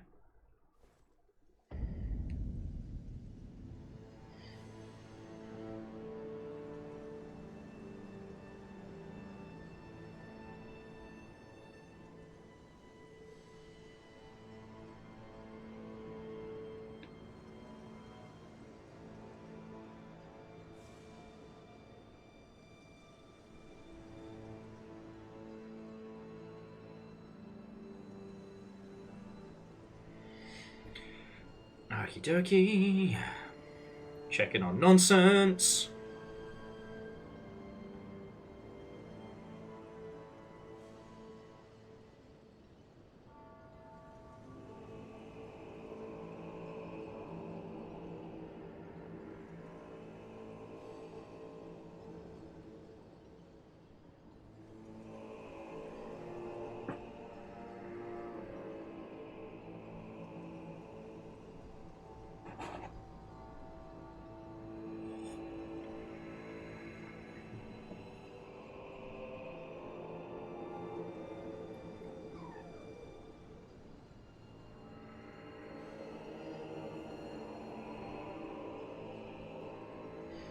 Okay, and breathe, and breathe. Onward! Sorry about that, friends.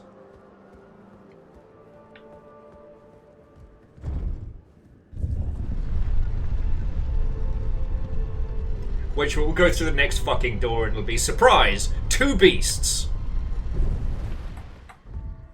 There's just 2 of them.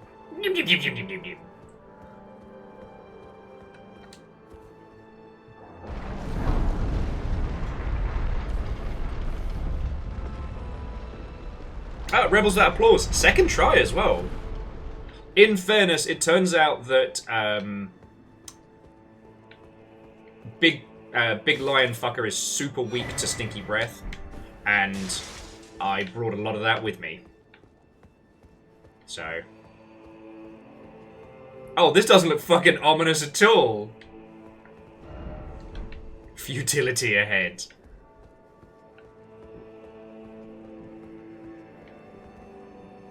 This is fine.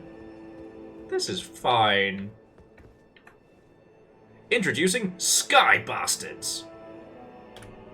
The all-new game from Mattel. Hey, you know what, Rebels? You're right. If they have breath nonsense, I'm allowed breath nonsense. At least I only stick to 1 or 2 or 5. They got all elements. That's not fair. Oh, Tower of Horrors hidden in shadow! Oh, lofty spiral piercings of the heavens!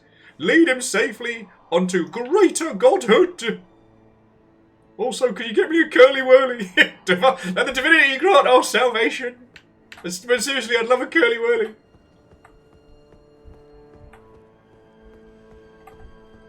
Ajimami, my brain immediately went to the everyone loves a slinky.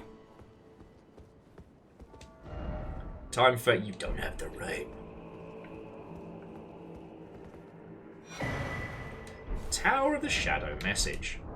Dear Tarnished, we have all gone out to play pickleball, and you weren't invited. Signed, a cool boss for later.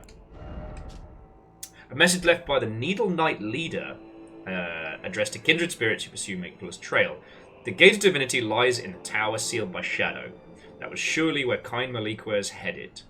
We are not Empyreans, but we must locate the path that will lead us there. I will follow across the east. you fuckers keep dying? Whoa! That's how. Indeed, the knights who say, needle! Visions of nothing. Try down. Nope. I know where down leads. Down leads to bad. And Orzine, a good evening to you, friend.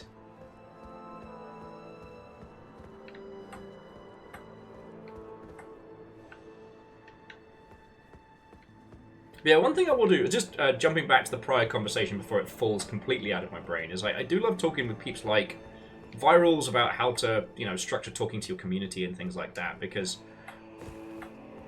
whilst, friends, you couldn't replicate the unique situation that brought the Void Reigns upon her heart to success, right? But because it's all focused through a very clear idea of what the game is, what it is moving into, and how it's been received, there's a lot of good lessons to be learned from it. It's not, you know, you should make a roguelike in the style of Hades, bullet hell in the style of Hades, but it's definitely a how to do early access good, you know, without, I wouldn't say without killing yourself. Love and respect. There's a lot of Virals puts a lot of hours into their creation, and perhaps occasionally too many. I guess we'll be able to go into there later. That's a future project. Okay.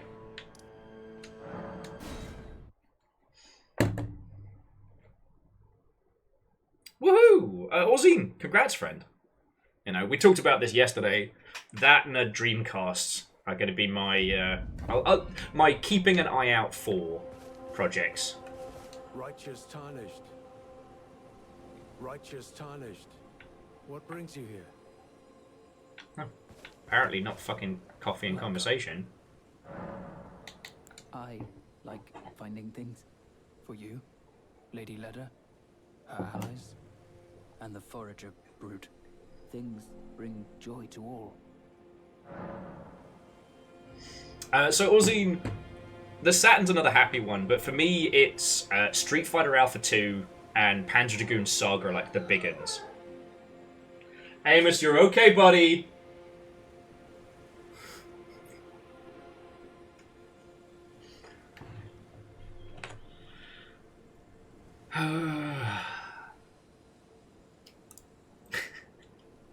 Like an awful lot of whinging from somebody who doesn't pay rent.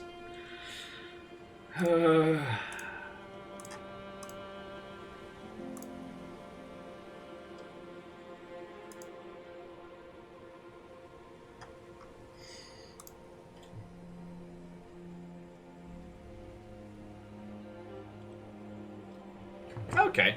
Well, Virals, I apologize for implying. It's just the amount of times you've said that you're rolling out a patch on Friday, I just assumed you were a masochist.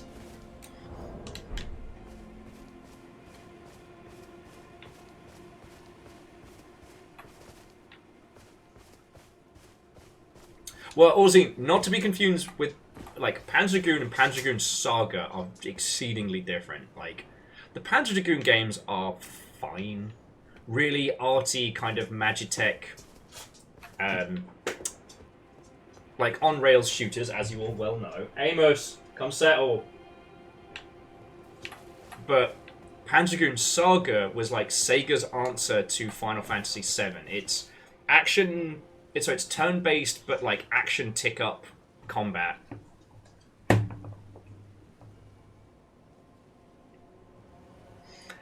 Sorry, keeping an eye on the dogs as well. Challenge mode. And it featured this really unique system where, much like 7, it's all about like your action bars charging up to then do attacks, but you fly around your targets. So depending on where you are in relation to them changes what attacks you can do and what they can do back to you.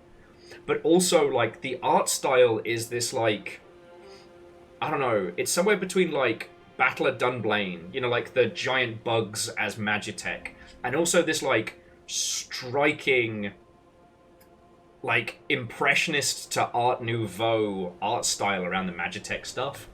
It's a weird fucking game.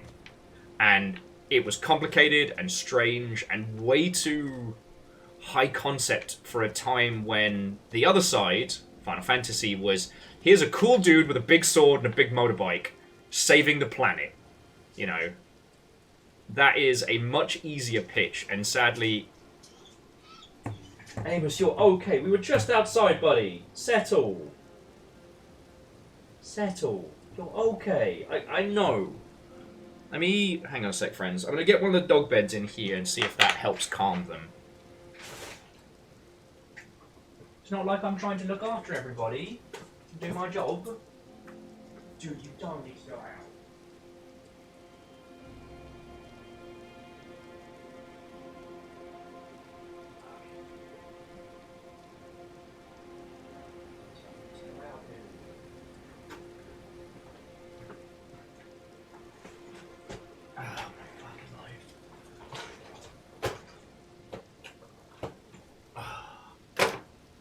Okay, now come settle. Come settle. There we go. You're gonna come help me with the stream. You're gonna be my little stream buddy. That's you. You're my little stream buddy now. Come lie down. Amos, come lie down, buddy.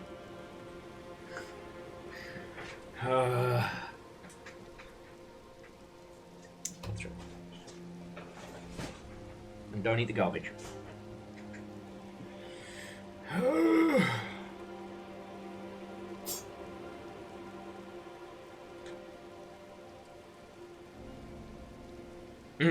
So Orzine, I wholeheartedly agree. Another one with like interesting twists on combat is like I've always enjoyed the Wild Arms series, but Wild Arms 3 with a little like sand boat tank thing, I always really like that. Okay, good boy, good settle. There we go. Hopefully that'll keep him calm. Otherwise, it'll be fishing o'clock again, I guess.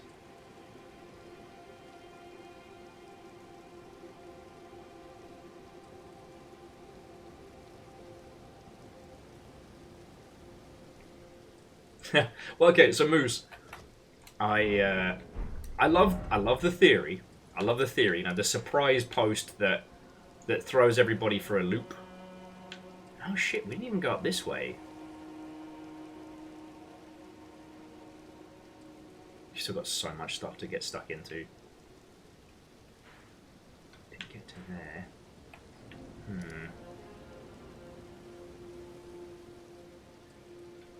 Oh, sorry, friends. I'm just trying to decide if we want to head back up to Castle Ennis, tackle that, or if we want to explore down here and see what all of this is.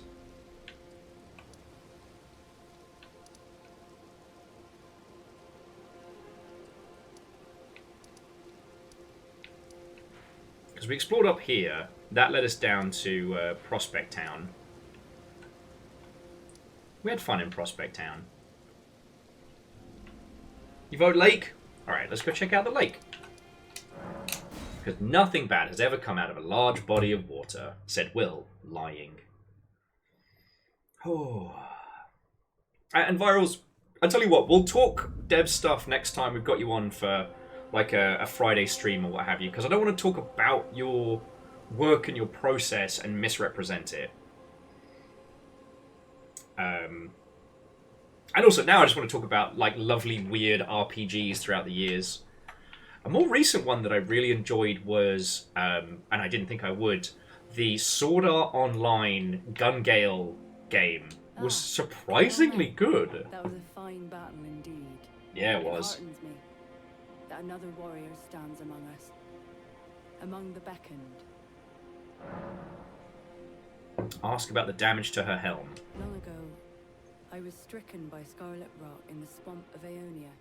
Immobile, feverish, and in great pain, I was entirely resigned to death. I was left behind, and only kindly Mikola was good enough to seek me out.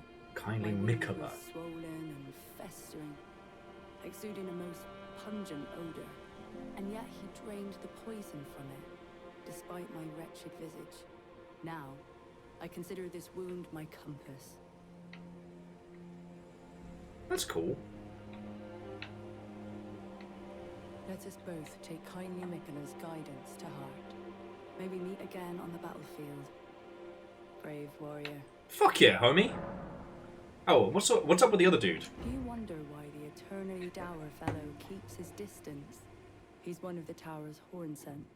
I can only assume he fights for his own reasons and carries his own burdens. But we needn't concern ourselves with his affairs. He too was charmed by kindly Mikola and guided here, and that makes us allies. We're not gods, you and I. Even if we did manage to dig up the secrets of his past, I doubt our meddling could ever amount to much. Let us both take... May we meet again? Okay, that's cool. And let's just check in again with Grumpy doesn't like us.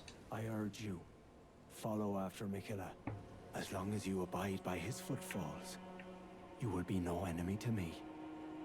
Also, if you notice, he's got like a weird, like, twirled horned mask, kind of similar to the, I want to call them the Omen, but that's the wrong term.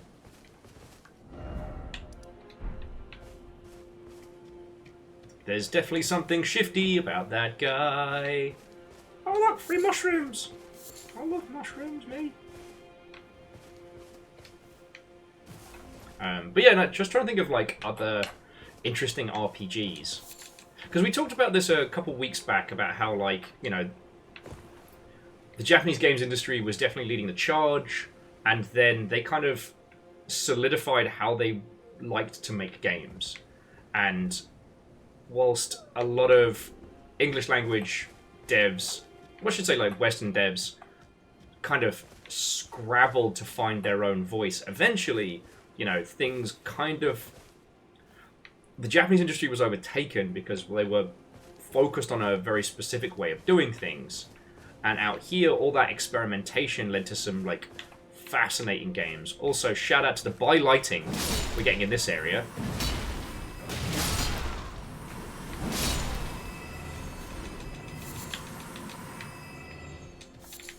Love it.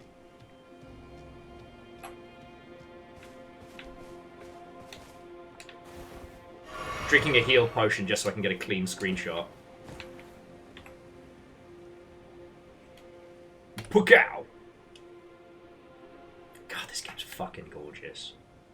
But what was really interesting is during the time when the Western dev scene was starting to take up more market share, a lot of the Japanese devs were getting experimental, but within the confines of what they were already making.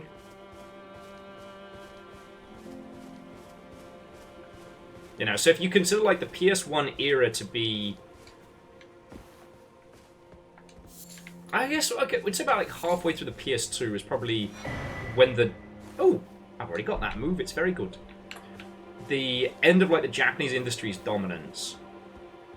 It was definitely when we saw some fascinating creations.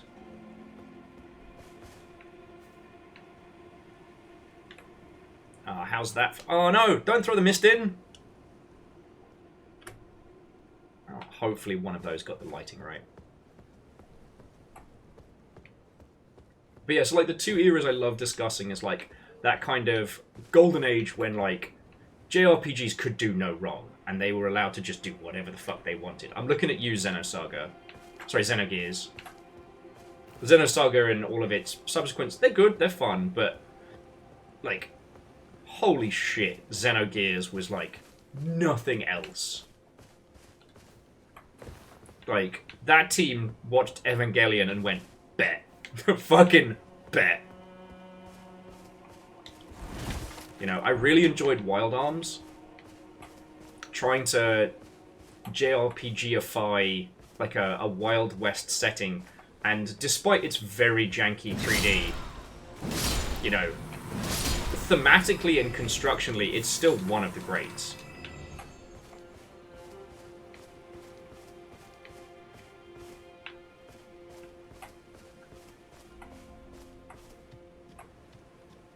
God, I mean, Virals, that must have been before my time, because I saw Chorby's Xeno... most recent one. The most recent trilogy, or what have you.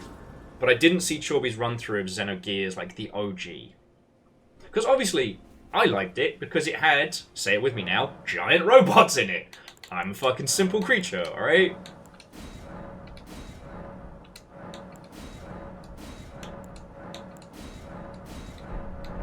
Give me some more fragments. Like, I know what I'm about. It was Xenoblade Chronicles, thank you, Legend.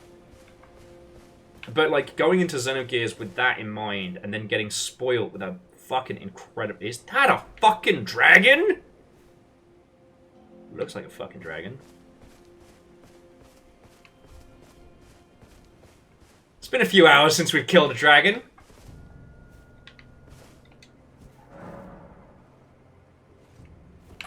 You'll, you want to go Ernie Keep?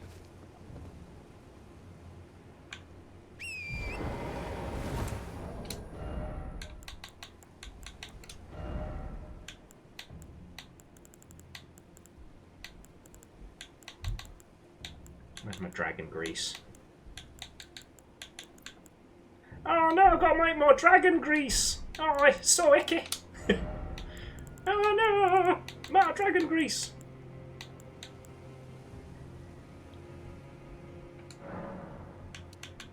Okay, I can have 5 dragon grease if I'm good.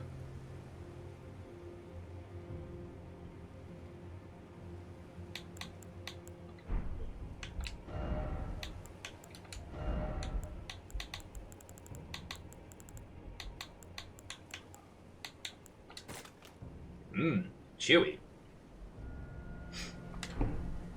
I'm sorry, I'm just trying to think of some of the other RPGs that popped up during that golden time. It's fucking great. Dragon grease, harvested directly from a dragon's trusters you don't want to know.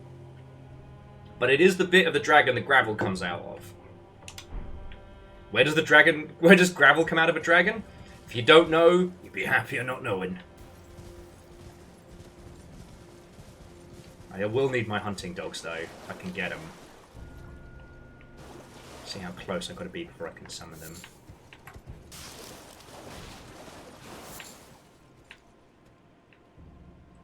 What was noise? Sounds of progress.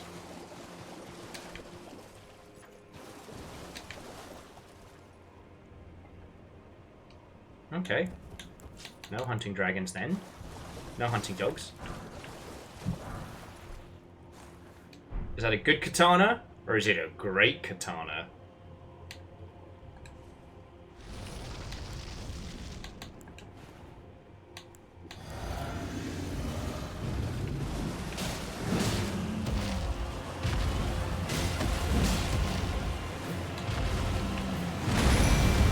Alright, puppies.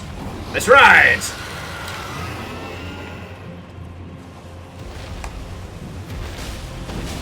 Now, what's the #1 rule about fighting dragons? Stay away from the whippy end and the bitey end. Oh, and I failed at that. It's getting cocky. Puppies? Puppies? Hello, puppies? They are frozen. My spirits are frozen. Ah, beans.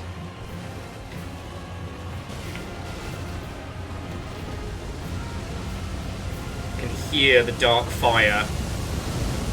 Woo!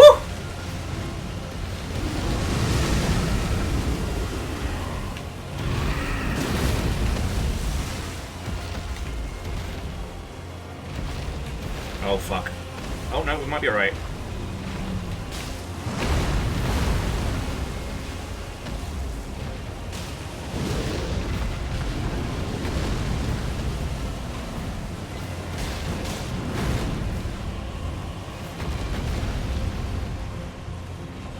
We're in a bad spot. Oh, no. Fuck.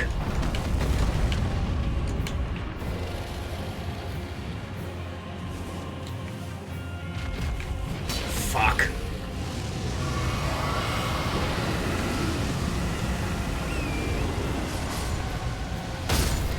Fuck.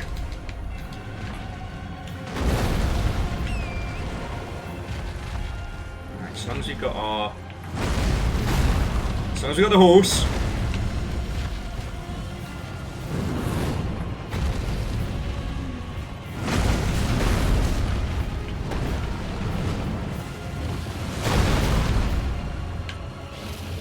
God, I'm sorry, friends. These must be so hard to watch. Where'd he go? Oh, don't tell me he healed.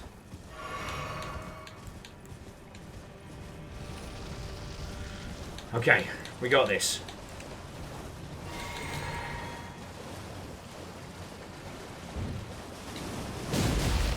No, he didn't heal.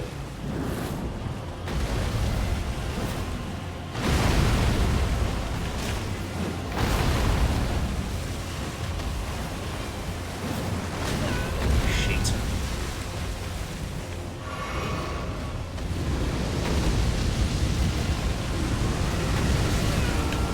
You're okay, buddy. You're gonna be okay. Fuck.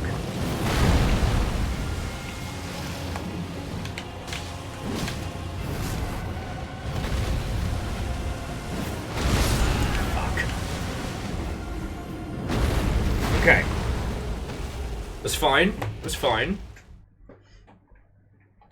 I don't know what was going on with my ghost puppies there. They just were kind of like, we're good. We're cool. Kind of needed you there, guys. Not gonna lie. Not gonna lie.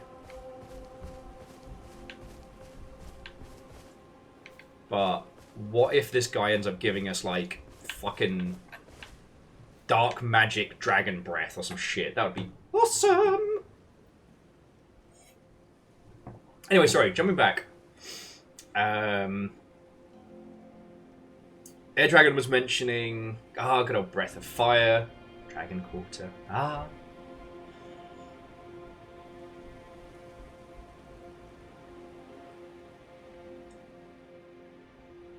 It is kind of interesting with... Yes.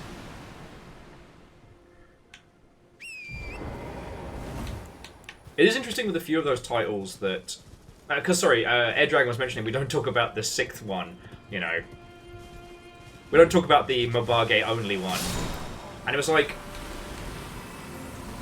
There were so many companies that really did think that, you know... Mobage would save us all. No, leave them alone! Puppies! Alright. Puppies with me. And it's interesting that there was a lot of franchises that bet the farm on going Mobage full. And it cost them everything.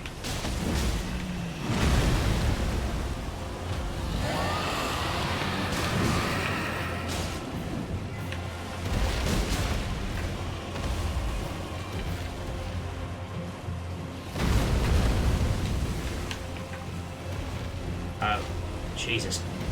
Kazar's being a little squirrely right now. It's fine.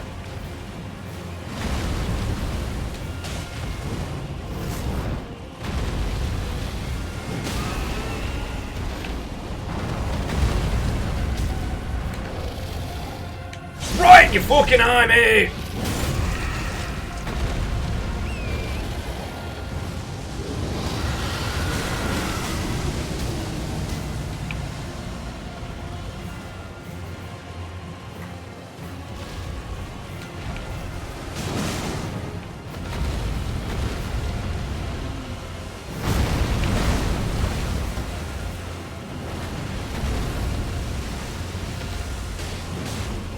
Yeah!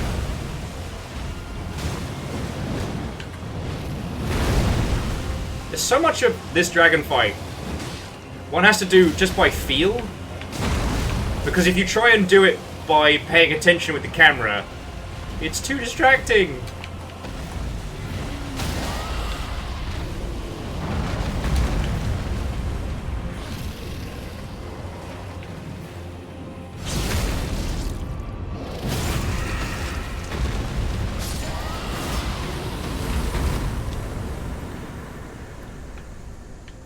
Da-na-na-na-na-na, didn't try.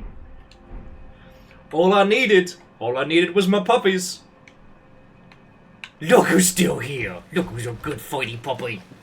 See, Amos, if you and I were tarnished, that would be you. You'd be my dragon. You'd be my dragon slaying puppy. I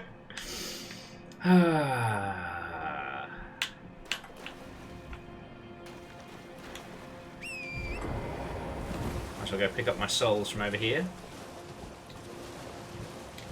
Okay. So let's see, we've got one path that leads us under to here. And there's a tomb over that way. Tell you what, I might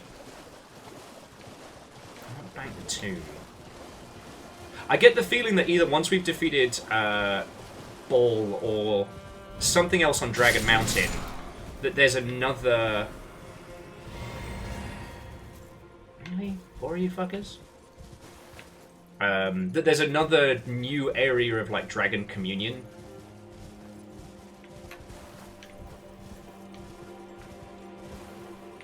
Yeah, but Moose, I don't need him to fight the dragon. I need him to distract the dragon so I can stab it in the eye.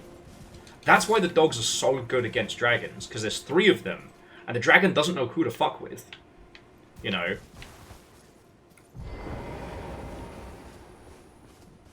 Okay, so this isn't actually a...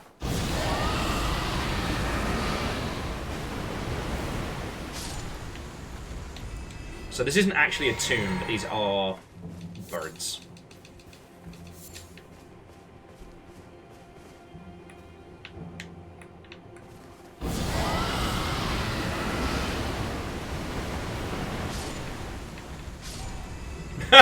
Look at all these chickens.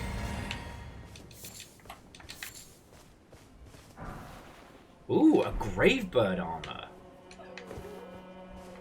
Oh, do you not like the grave bird armor?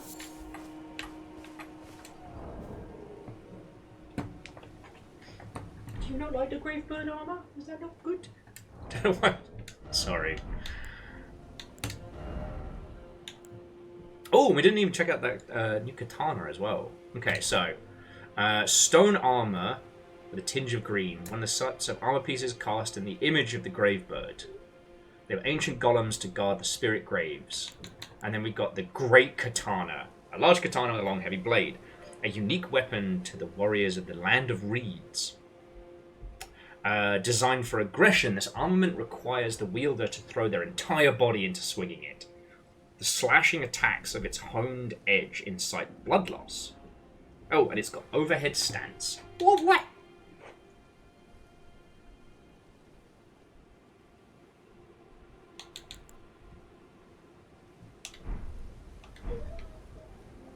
Okay. Baby boy. You're alright.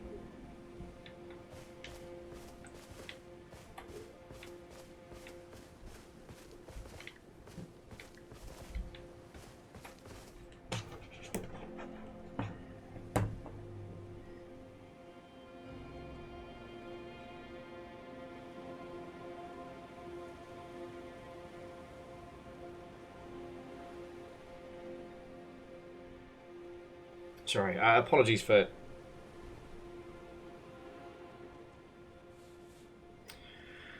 Okay.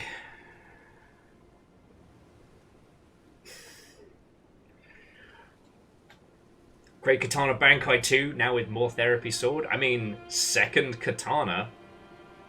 Increase the amount of weebery.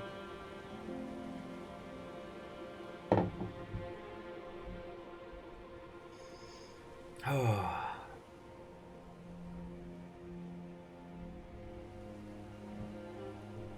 Apologies, friend. It's the old kind of juggling everything all at once.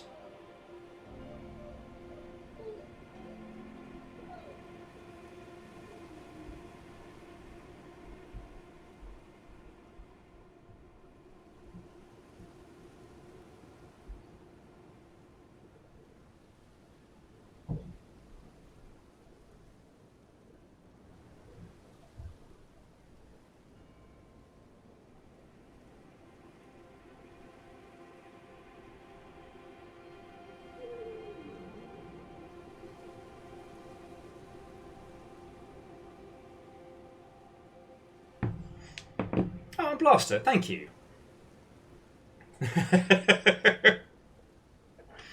But you don't need more points and health if you don't get hit. Health bar too small? Sounds like a skill issue. Says Will, moments before getting fucking obliterated by God knows what. Okay. Alright, well, let's continue to explore the plains.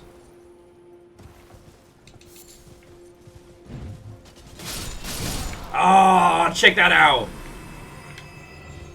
4 murders, 1 swing. I'm getting good at this.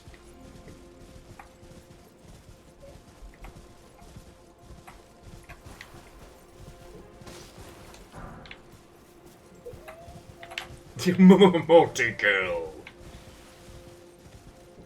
Ah, okay, so this was leading us to another little underground excursion.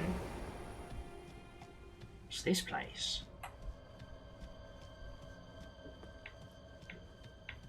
What the fuck is this place? I'm actually a little worried that we haven't encountered a bonfire just yet. Something up ahead, therefore high up. Ooh! I haven't had a gal in a while.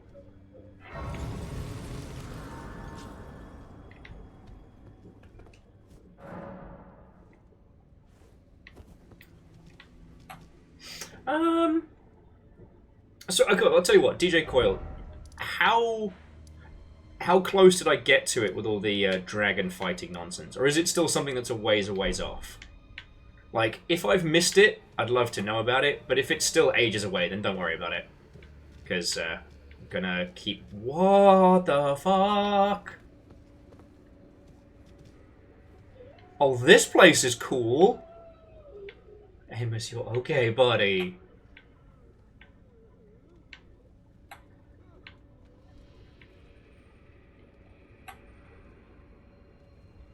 Okay, so I did miss it. Alright. I can hear someone talking around the corner. Oh, it's that guy.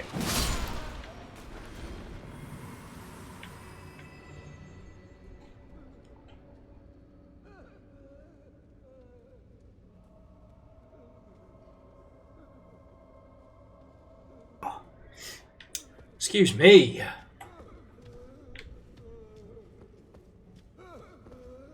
Oh, boo bloody hoo.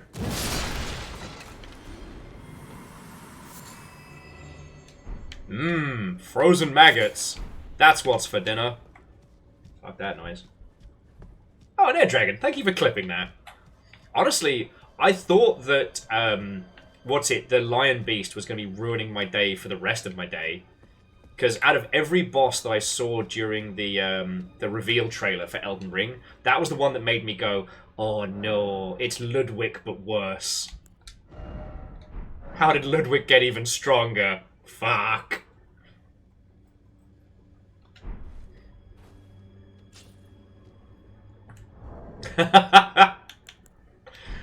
Look, even Dungeon Meshi has limits. Okay. I do want to check out the Dragon Temple. If I did miss it, Rebels is with Amos. Well, no, that's just what, because of the whole like monster animal face and the weird movement style and things like that. I thought that the lion beast was going to be, yeah, Ludwig 2.0. I mean, Ludwig was a fucking cool fight.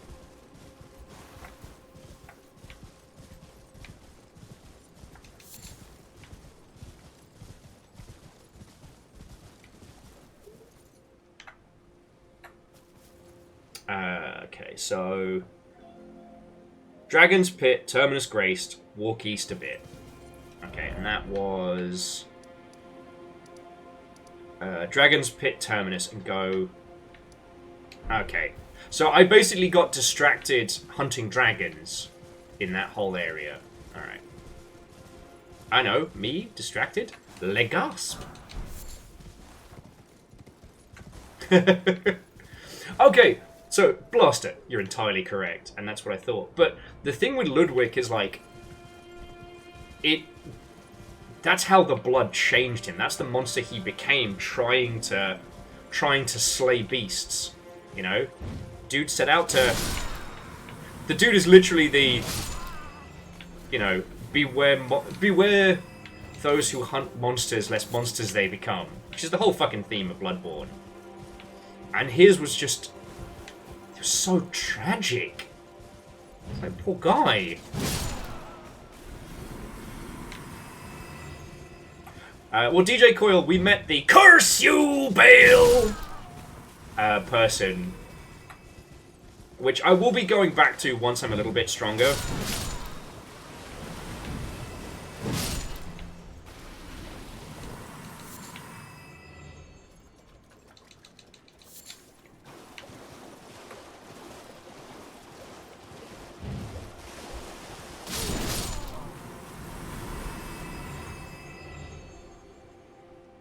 Okay.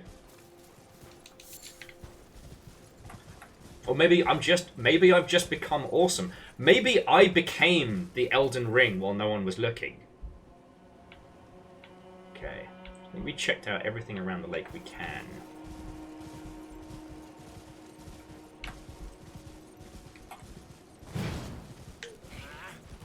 Well, and so Blaster, like, that's why... Like... Ludwig was prepared to keep going well past the point that anyone else would have just been like, nah, fuck this noise. You know, I'm not saying Ludwig was good, but I'm saying, like, his devotion... He could have fallen on his sword well before he became gigantic horse monster. And even though we're fighting the memory of Ludwig, still... Yeah, that actually might be my name now, is Will Elden Ring. Guess it just happened.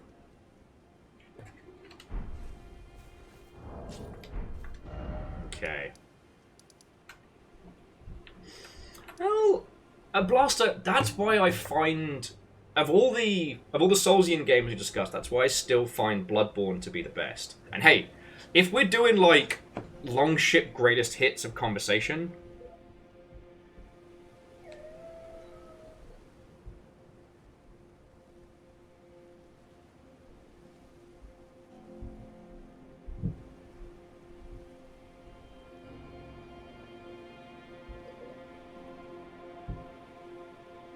Sorry, bear with me just a second, friends.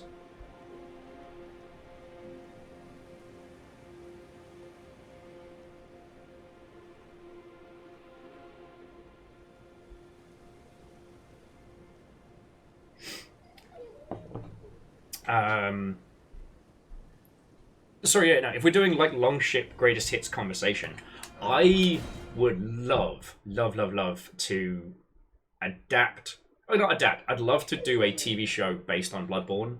Predominantly based on everything, like, well before it goes to shit. But kind of like the series of good intention turned horrible decisions that leads to the point where you start playing. And Blaster, I've not seen Transformers 1 yet.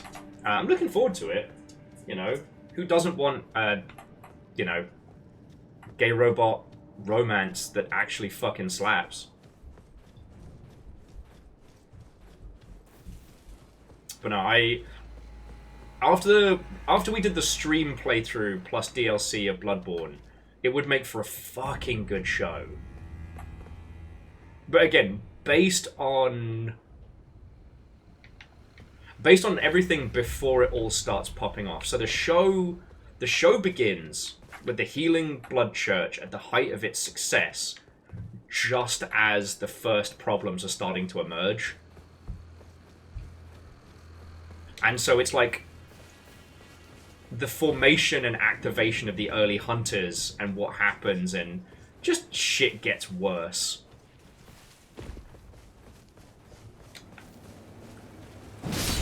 Nah, not getting murdered by you lightning sheep again. You're okay, buddy. You're okay.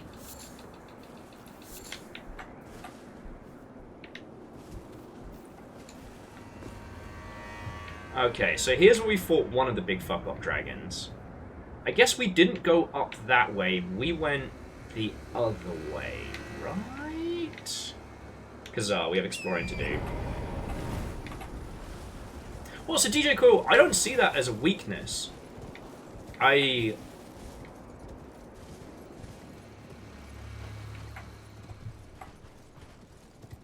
think, you know, compared to our, you know, our Dragon Ages and our grand stories and our Skyrims, you know, there's something about being the agent of change, you know, after everything else has kind of fallen apart.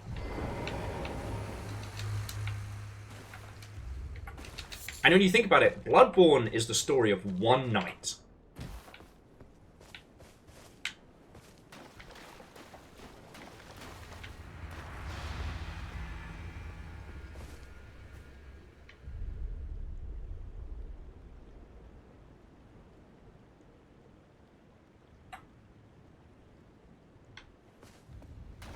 Well, yeah, and Blaster, like, the other thing being is, like, the hunters became a symbol of shit going south. And the other hunters have no idea who the fuck you are. You know, you're essentially like the Bloodborne Special Forces. You're the secret unit to handle everything else that's gone fuck-a-doodle-dude.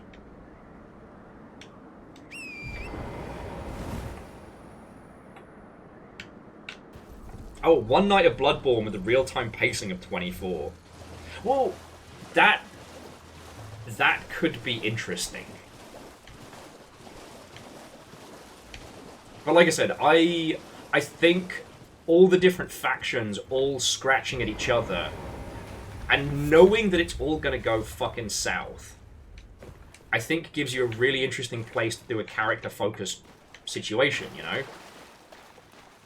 Now, did we go down this way? Okay, so we didn't go south from here, we went up.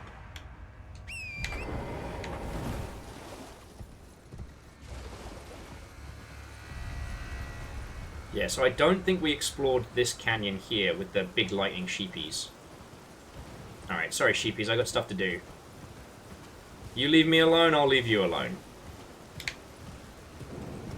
And I want to talk about Bloodborne some more, so don't make me fight you, I've got shit to do. Just making sure I haven't missed anything. Yeah, we definitely didn't go this way.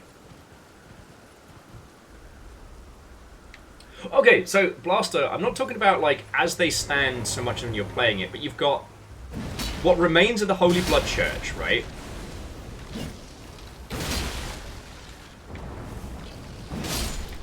Then you've got Scholars of Bergenworth.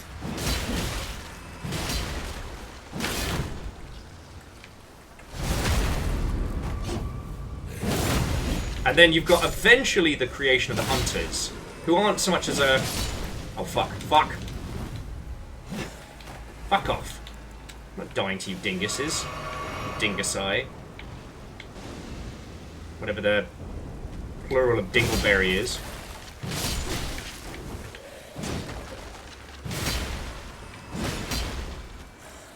Okay, you are taking advantage of my kindness. Because, like, Bloodborne's whole theme is, like, it's truth versus ignorance, right? It's ascension to godhood through different means and the different philosophies around it. No one in Bloodborne sets out to be a fucking villain, right? It's not like, what's his name, Granddaddy Handgun in Sekiro.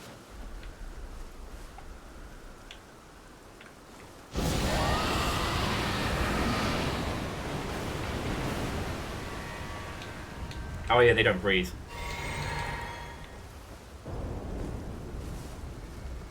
Okay, look. I know you're coming back. Just not. Like, the scholars in the university, you know, they're studying the Numerian ruins. You know, they seek knowledge and truth. The Holy Blood Church, they never sought to become this all-powerful setup. They wanted to help people, you know? They used blood ministration to make everyone's lives better. not realizing that they then fucking jinxed everybody to become, you know, werewolf bastards. If we're talking villains, there is the... Oh, that's a big dead dragon, that is. Is that where I need to go? You're okay, baby boy. Like, what's it? Canehurst. Castle Canehurst are probably the closest to true villains. You know, but they were rich fucking snobs. And, you know, their version of the blood, they just turned themselves into, you know, fucked up bug vampires. Like, it's got a lot of really good factions and really great places to construct, you know, characters, named or otherwise. So yeah, I think Bloodborne would make a great fucking show.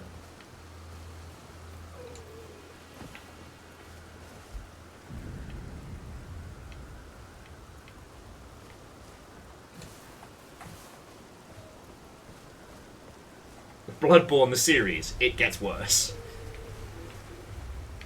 What could go wrong? And there's so many different things that you could do with it, right? Because, like, the whole idea of, like, with enough eyes you can see the truth. Like, you could do some fun, fucked up shit with that.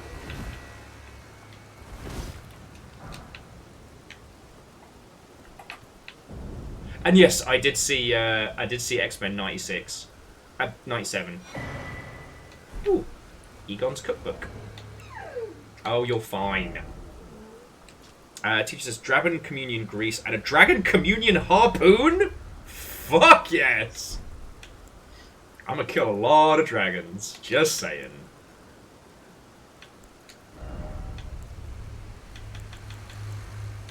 Dragon Communion Harpoon. Throw to inflict with anti-dragon effect. Holy shit, that's cool.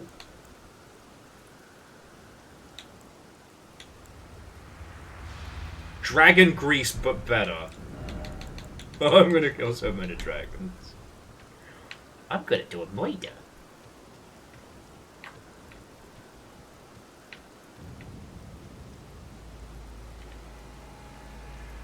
You know I gotta go walk inside that mouth, right? You understand that, right? The Grand Altar of Dragon Communion. Featuring that weird ugly guy. What is your deal?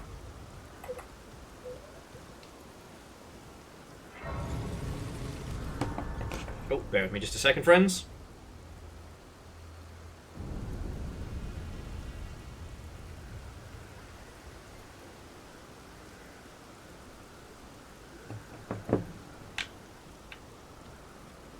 Okay. What up?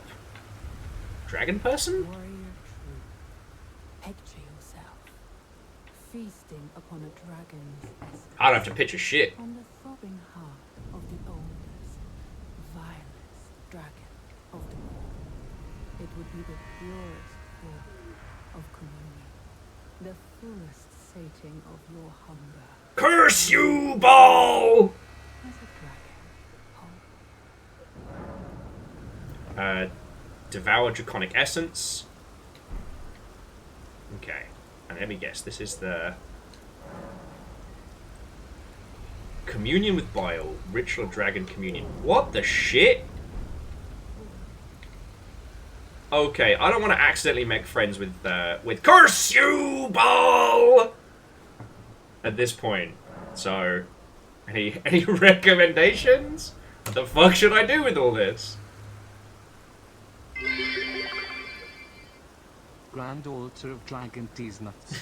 Appears stored in the bowls. Ah! Sorry, not sorry. You have nothing to apologise for. And, obviously, thank you for bits. So she's Team Curse You Ball. And let me guess, I want to make nicey-nicey with her if I want good shit. But I can still kill Ball. Curse ye, Ball!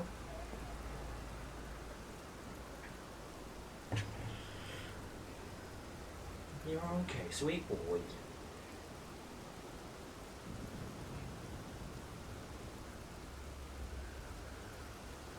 Oh, she's anti. Alright.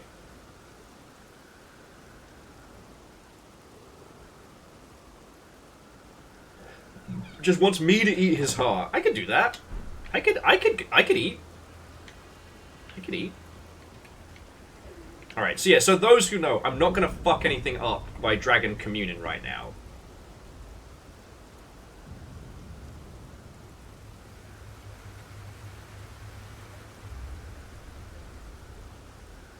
Oh, okay, she's on team Get Fucked Ball.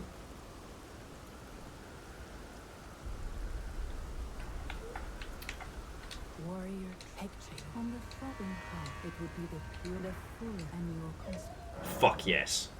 Devour Draconic Essence. Yes, as it should be.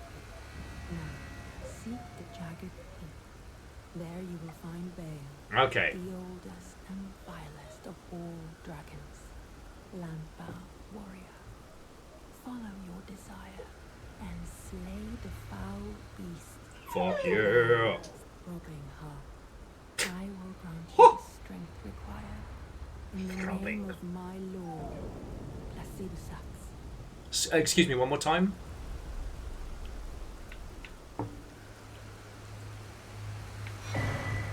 Ancient Dragon's Blessing. Warrior true. Ask about Igon. I remember that name well. The broken drake warrior, driven by bottomless hunger and fiery ambition. No. Precisely Numbers. where dragon Amos is fine. He's just here. He is just sitting behind me. The mad hunger and fierceness of spirit that only flows from those young and short of sight. He rather reminds me of Bale. In fact, such thoughts are unfathomable to ones as old as You're we. okay, sweet boy. You're okay. In a time long past, Bale turned upon the Dragon Lord. The foul traitor assailed our master and inflicted a grievous wound, only to make a hasty retreat, becoming a sworn enemy of the brood. Okay. Since that day, Bale and his bloodline have served as Amos, sacrifices saddest boy in for the world. Dragon Queen. Except for Elmer 1 plus 12 volts. My lord, Placidusax, has shown your kind what must be done. Seek communion. Sate your boundless appetite. Feel the euphoria of a dragon's essence taking root in your meager frame. Ah, okay. So Isaac, that makes sense. In a time the foul traitor becoming a Okay, yeah. sin Just making sure there isn't any additional items. Bacon, thank you kindly for the bits. And if you haven't seen it, it's been doing the rounds. There's a gentleman online who makes videos where he hooks up kids' toys to a variable voltage, and then sees and until they pop. And the Tickle Me Elmo might be one of the funniest fucking things I've seen in a long time. There is a noise that machine makes that I almost puked laughing. You're okay, baby boy. Alright. And so this is just good old Dragon Communion. So Communion. So the Heart of Bale either gives us a Super Dragon Roar or channels a Dread Dragon Strike. Jesus, we need 50 Arcane? Ooh, but we did get Ghost Flame Breath. You're okay, baby boy.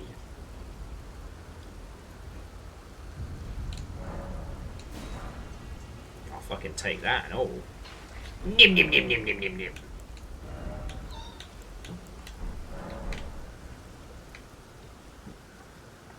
You're okay, Amos. You're okay.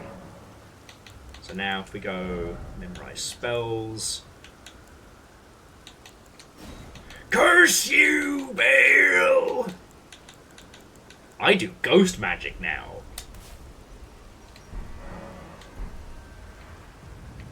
50 arcane to be able to do Bale's, like, super curse.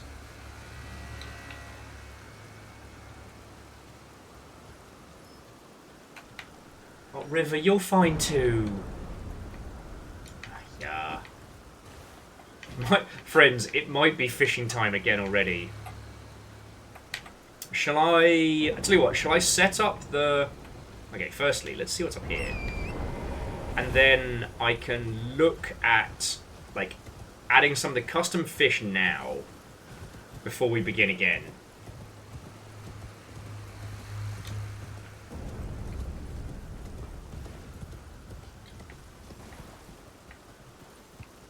Oh, those are rot flowers into gummy worms? Oh, there's too much cool shit to explore.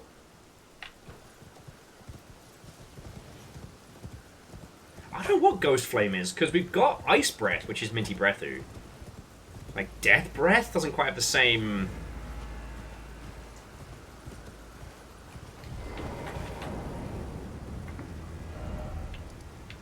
And we never did find the, I never did find the fucking map stone for this area. Hey, Amos. Hey, hey, hey. No screeching. You'll open your face up again. Oh boy. Alright. But we now have this spot, and I've learnt new Stinky Breath. So, I feel like I'm doing good.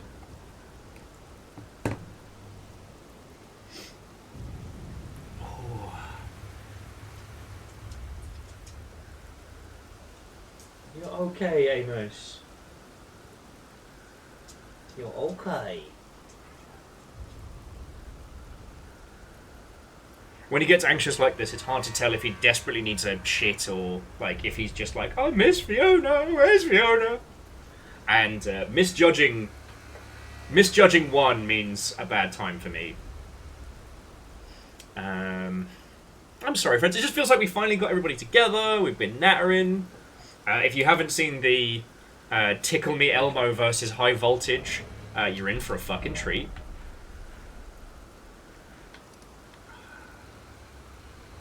Curse you, Bale! I don't think I'm quite strong enough to take Bale on yet, though.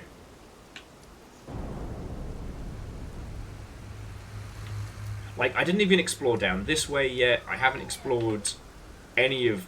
Oh, there's so much cool shit. There's so much cool shit in this DLC. Let me just check those. Oh, but I didn't check any of this little village or any of this stuff here. You're okay, yeah.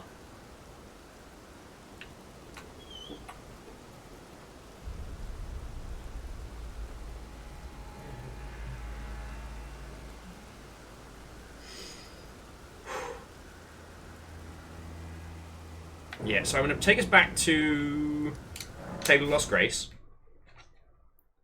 Just because making the call whilst also handling Dags is very challenging. Have a little sit down.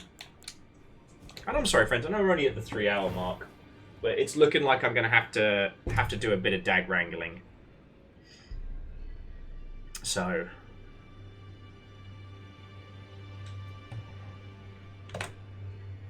let's see if I can run fishing and Elden Ring at the same time. About to find out.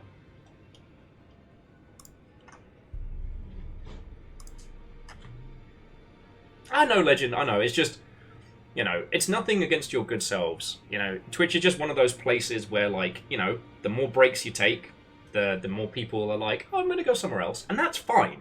You'll owe me nothing. But...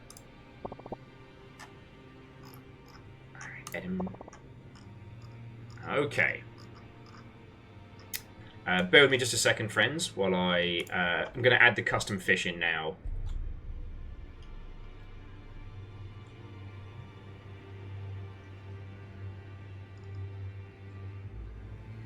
Because otherwise I will forget. And I think we've got you know, a couple minutes before... And we've got a couple minutes before the dags start going into full crazy mode.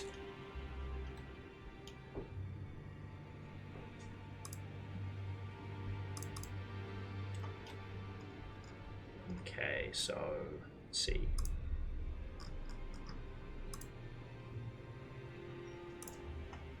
River, I know. I know.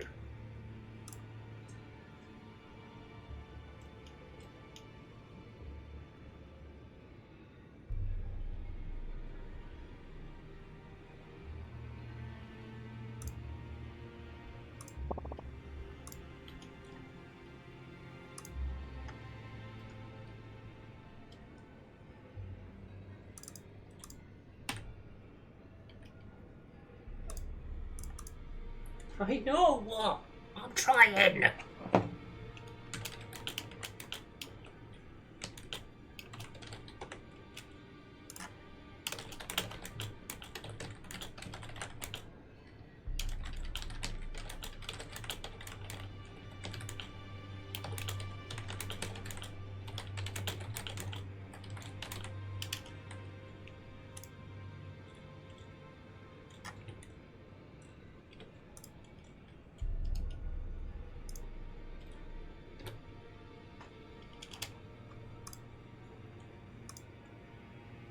Okay, that's one. And in just a second, I will add dices. And then I will handle poppers, and we'll continue with this.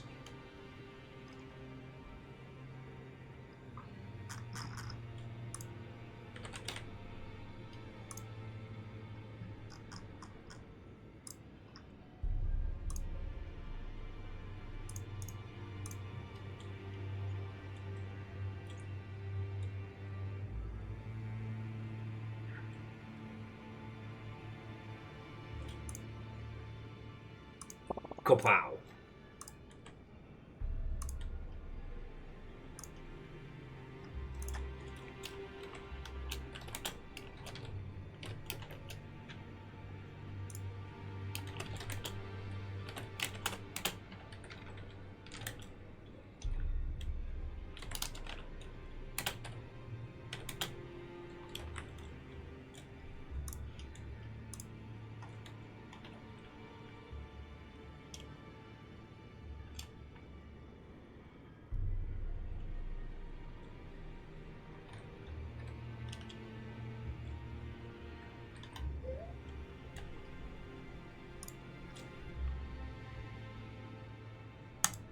Okay.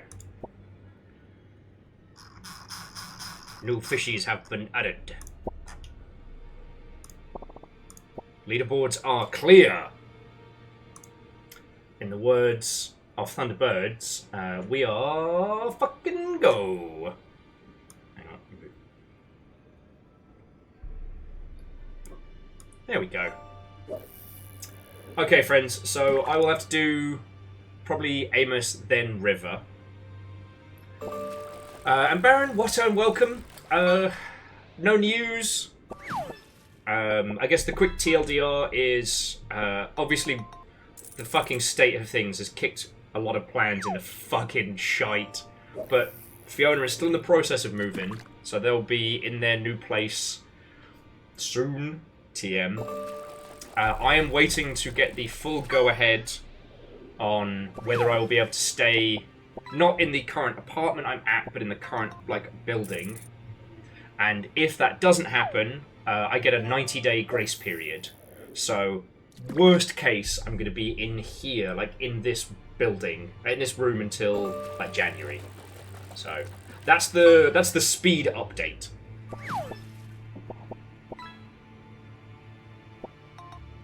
Now, if you beautiful Mother Hubbards will excuse me, I...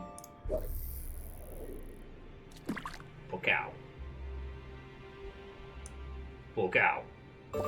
If you beautiful Mother Hubbards will excuse me, I need to wrangle dags. Oh shit! Duck, duck, ghoul. How's that for a fucking find? But I will be back with you all in just a second, friends. So enjoy the ambient calm of Elden Ring and the joy of fishing. And yeah, I'll be back with you all as soon as I can. Remember, best fish gets to add a fish. So have a think about what you might add. Because I know a couple of you from earlier did get to... I did say you get to add fish as well. I know, buddy. I know. Okay. Okay, back in a sec, friends.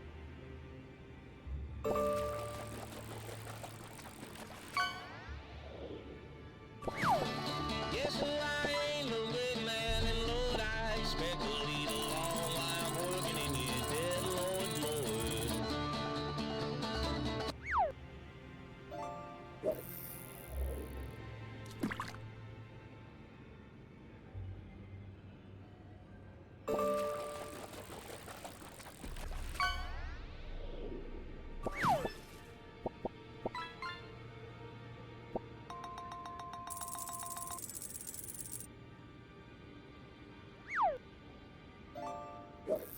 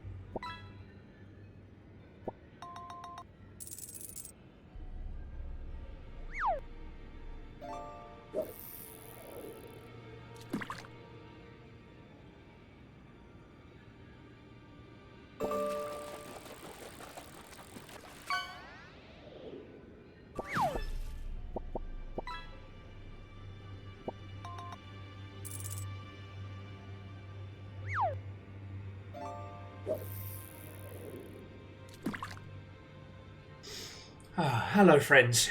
Sorry. It is peak dog walking hours. And...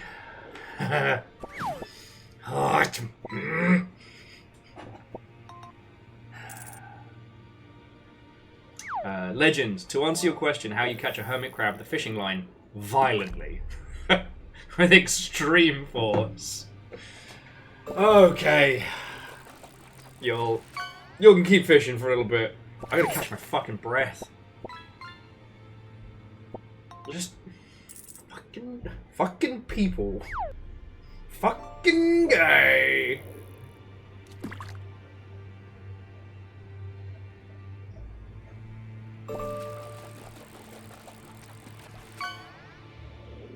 Yeah, Edwin, if you wondered where your keys and one shoe was, there it is. Oh no, wait, no, that's Henry's shoe. Sorry, my apologies. Just let Henry know where it's at. Just let Henry know where it's at.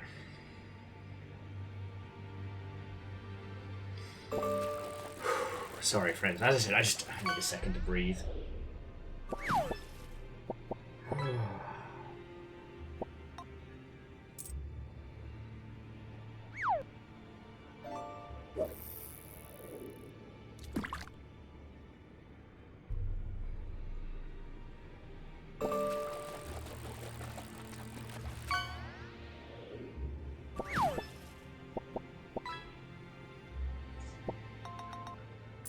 Okay.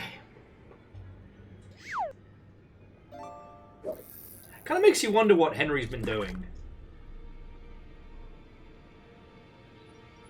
Hang on. The task is never done. I just have to wait some man.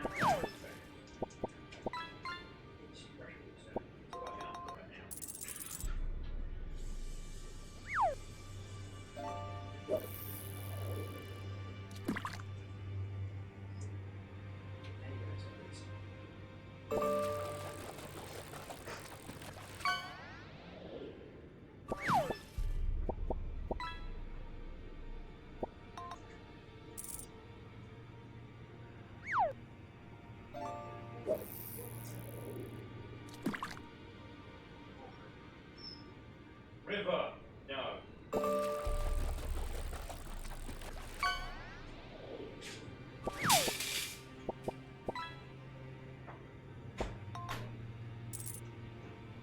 Okay. This cheese has upgraded to emotional support cheese from night cheese. Okay, friends.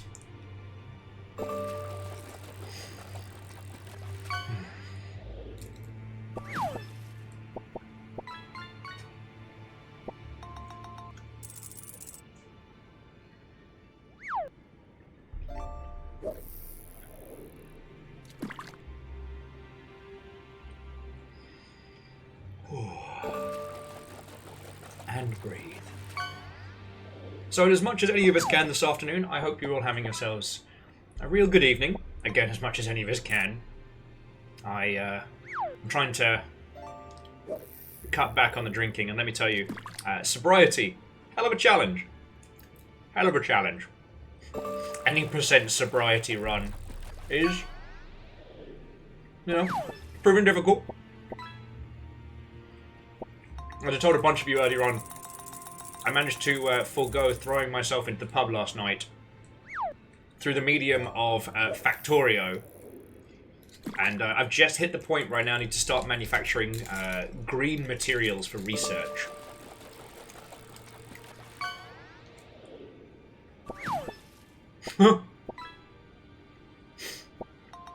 Sorry, I still love the description for that. It's pronounced how it's spelt.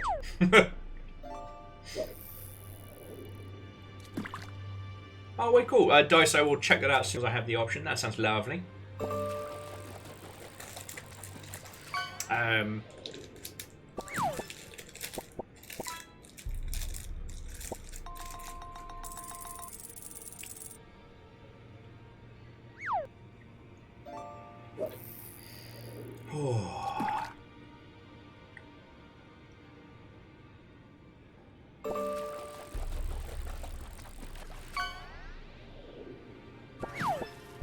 Man, that's record-breaking gummy worms. Love to see it.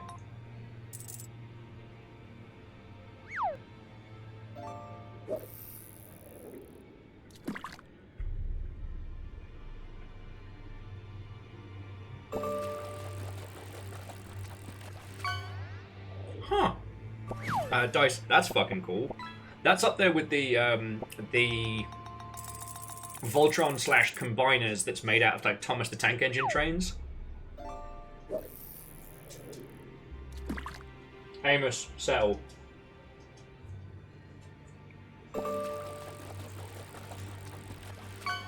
Not a chance, mate. You'd shit out your own heart.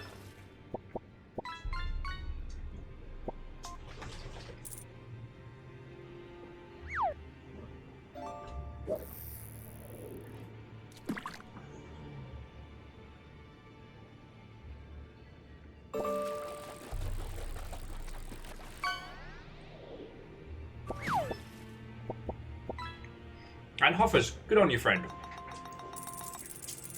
Good on you.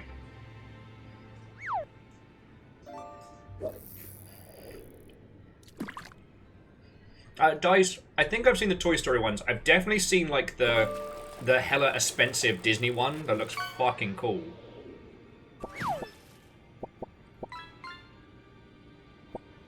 But not entirely my vibe. I'm just impressed by it. And that one's just, like, super Disney Voltron. I've got, like, a cool rainbow sheen color design. I'm fucking all for. Oh, I got a big one! Yes! Not a record breaker, but them pumpkins is powerful.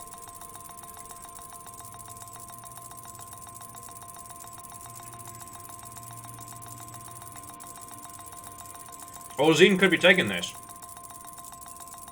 All right, get your casts in now. Final round of casts. Exclamation fish to get him in, and then I will be calling time. And we'll see how this this little fishing excursion shakes out. Somehow misnomers. I don't think you're going to win, but who doesn't love a tiny trolley?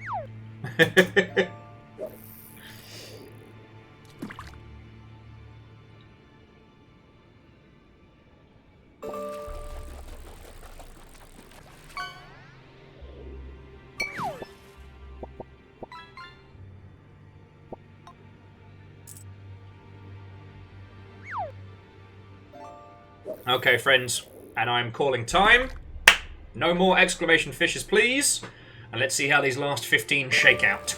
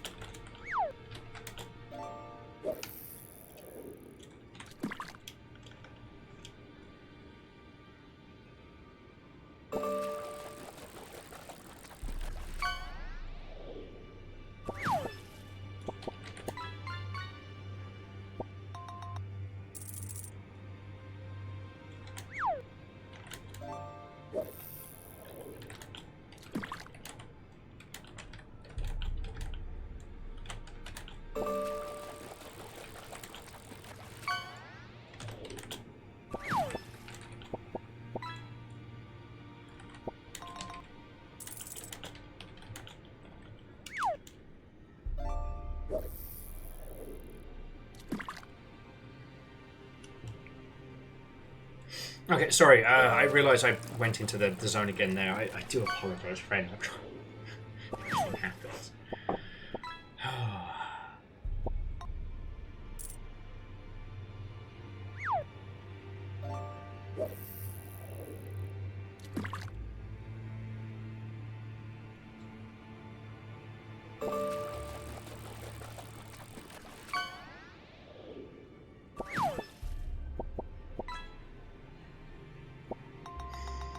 Okay.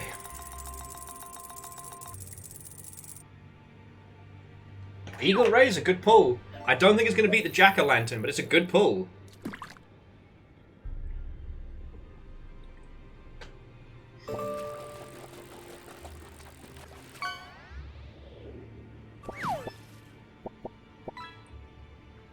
Golden Red-Eye Rudd. Sounds more like a cowboy name than anything specific, but... Actually, I've turned the BRB needs tea banner off, because I am technically here. Come on, Papa needs a new whale!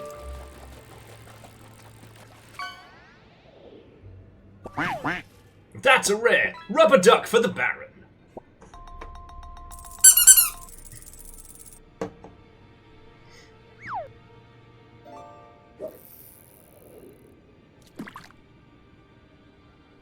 I didn't even see any of the pulls you lot made while I was away. Because, like I said, it's peak dog walking hours right now. So, Amos desperately wanting to make friends with everybody. There is another, a much, much younger puppy around the block who does the same kind of, like, scream bark that Amos does. And honestly, I feel such a kinship with that owner, because I'm like, I know how you feel. Because if you don't know, it sounds real intimidating. It's not. It's just a wee baby boy having a little... having a time.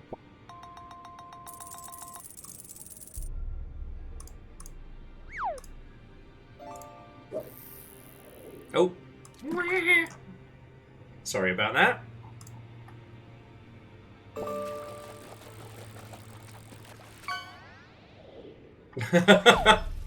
Yeah, no, Jamami, duck mitosis. It's well documented.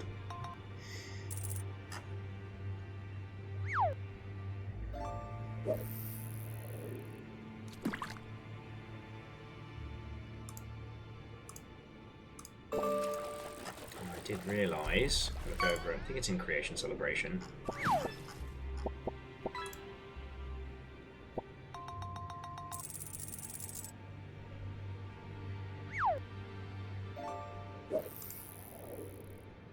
Darn it. Sorry, I was going to add Zoombini Will as a cheeky little emote while we're waiting for the end of the spree. But unfortunately the background isn't transparent. So I'll have to fack around with that later. Alright, here we go. Last 3 casts before we return to ass kicking.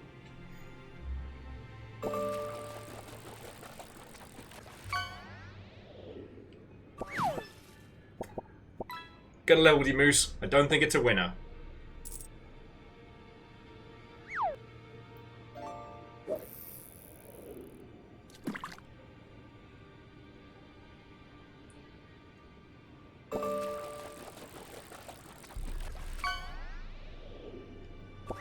Oh, okay. Halcyon. Goldfish crackers are also always awesome. And always be sure to get the gay versions because they're just better. But in terms of a fishing contest...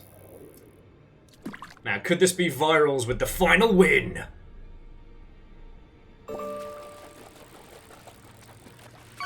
It's possible. It's possible. It's a turtle. That's a good turtle.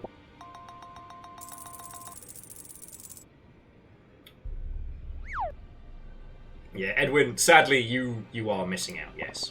So, it looks like Virals is our current top of the leaderboard with a whole fucking diamond.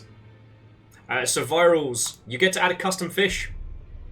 You get to add a custom fish. What will it do? You could have, you know, one of your little characters. You could have like a little, you know, Void Rains Upon Her Heart, available on Steam.number. Or you can go as weird and wonderful as you want, friend. The choice is yours. The choice is yours. Just bleb it to me on Discord DM, and I will add it after hours. Okay. So let's new leaderboard and head on out. Poor cow. There we go. Now we return to the world of Elden Ring.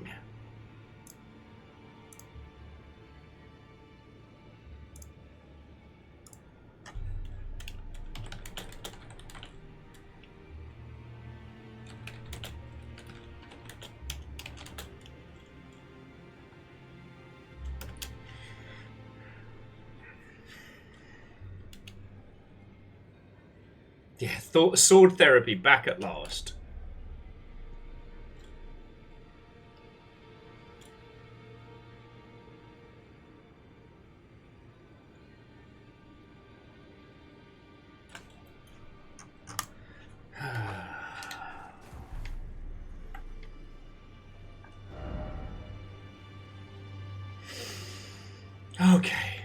Okay, so we were down here checking the Altar of Dragon Communion and potentially finding a back route into whatever this area is.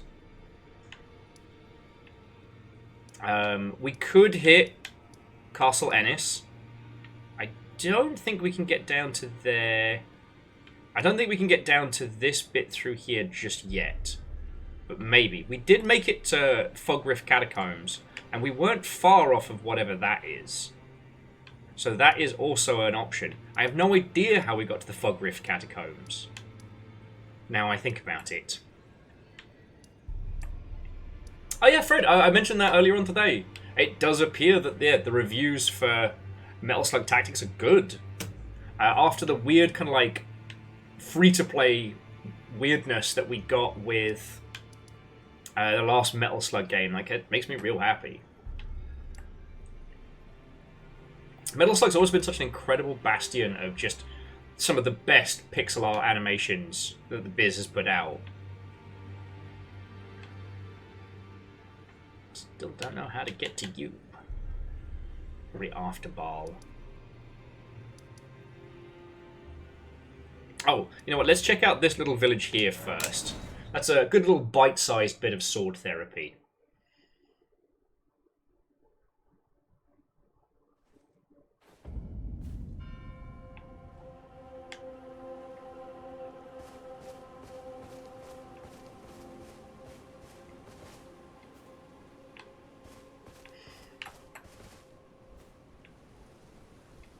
Fred, I'd have to look up the name specifically, but basically they put together a free-to-play Metal Slug game that is available on Steam, and it's not good. Hey! Oh, how it hurts! Every tip to toe! No! Help me, I ask! Am I human still? You're growing a lot of mushrooms. Is that the reason I yet suffer? Melodramatic ghosts, let's go.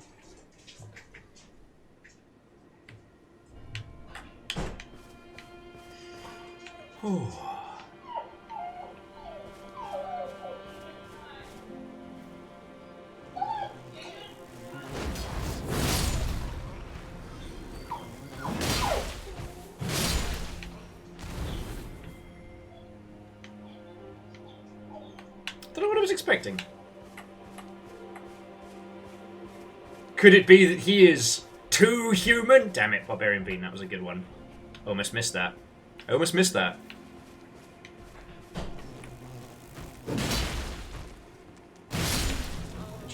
Papa Char. They literally just got out. I just got back. So, ow. Boog! Yes, they got out at 6:30. He has missed you something fierce. Hi, puppy. Do you know that? So the thing that happens when you go away for a couple days and he looks for you around the block, he's been doing that today. And he has either been the saddest boy alive or being like the, I must find Fiona.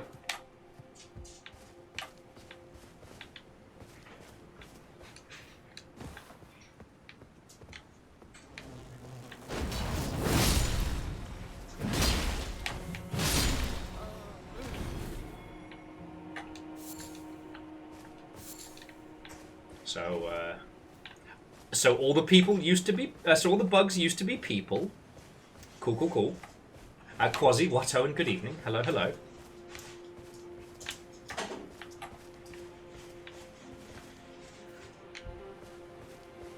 Knowing my luck, be a fucking god skin or just drop in out of nowhere and be like, hey, what's up, it's me. A complete dickhead. Oh, we can try out our new breath. How does Ghost Flame Breath work against bugs? Oh!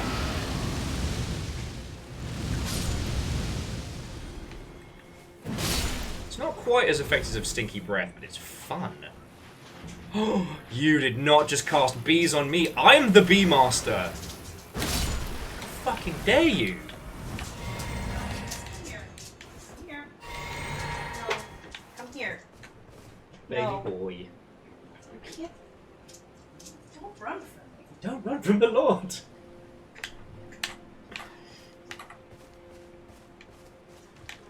Well, they're obviously not better at using bees than me because I beat Melania and they couldn't beat me when I'm half paying attention.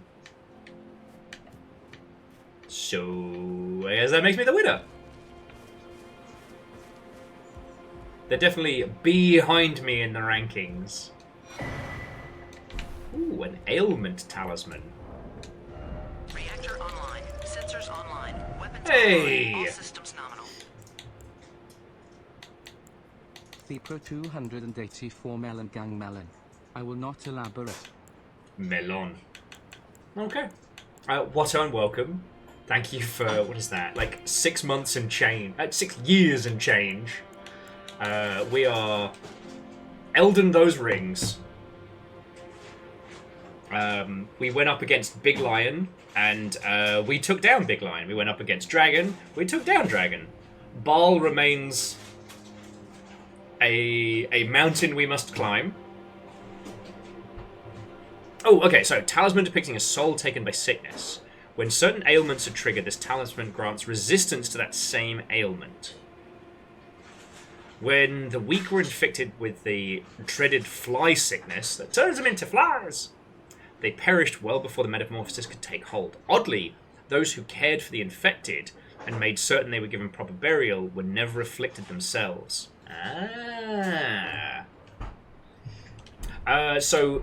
Spicy... Alright, so basically Ghost Flame Dragon. This guy! So I can do that now. So that's cool. It's not as powerful as Stinky Breathu, but it's, you know, it's not without use.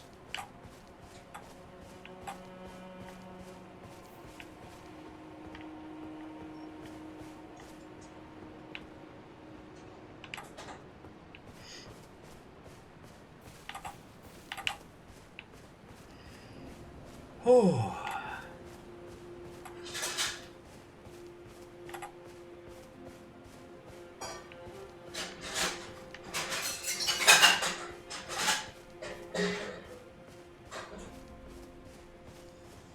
And Fred, in terms of the naming condition of this, I've reached the no fucks given point.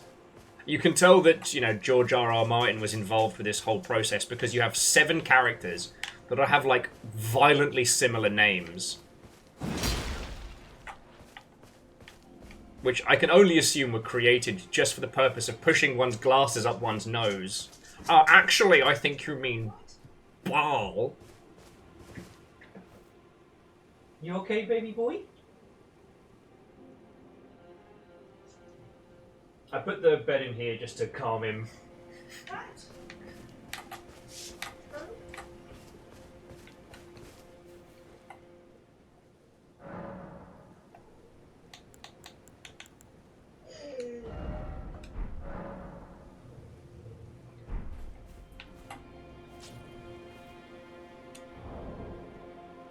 Like, say what you will about the Lord of the Rings, but you never get mixed up on which hobbit's which.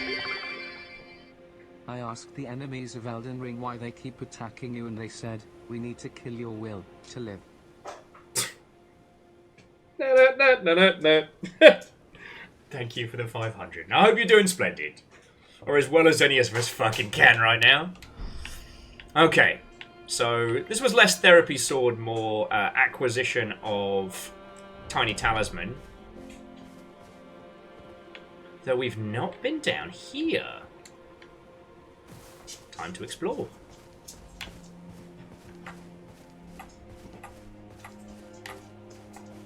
God, I haven't been to a Wajimaya in like 1,000 years.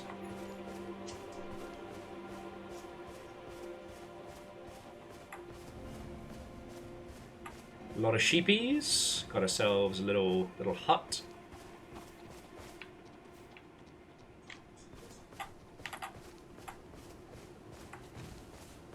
Oh, way cool.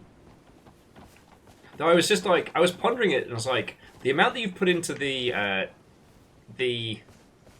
Gundam Gacha, you should just have the call of the model kits is strong. Run down material. Creative contains cookbook. Furnace Visage.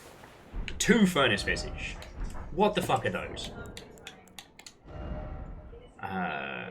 Exceedingly hard to find. Furnace Visage. A stone mask surrounded by curled horns depicting the fell god of fire that haunts the sagas of Hornset. And this one teaches him how to make a hefty furnace pot.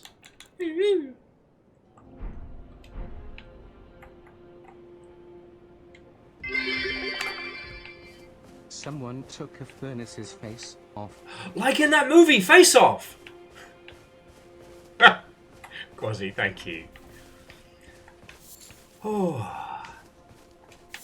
Anyway, there's the conversation topic has not yet solidified since I took the dags out. We've talked about a lot of kind of like, I wouldn't say fluffy stuff. I was talking a lot earlier about like early access and, you know, how to structure it in terms of. It doesn't seem like I can make it down there, and I have too many souls to risk. How to look at like early access not as like an early beta, but as like part of selling your game. And then I was talking about my, you know, I think it's fair to call it like a pipe dream, because I don't think it's something that I'm actively going to pursue, but how I would love to be able to be a showrunner for a Bloodborne TV show. Huh. Was this always glowing? Is this new? Oh well.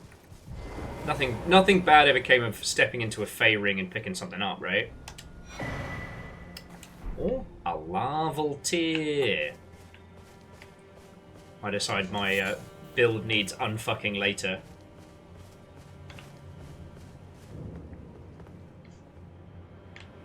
Ishgard, no, it is a fucking great movie.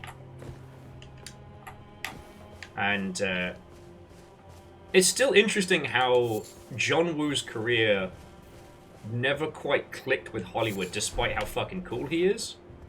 Think about that a lot. Ah, here we go. More ways to level up my summons. Puppies. Handle them.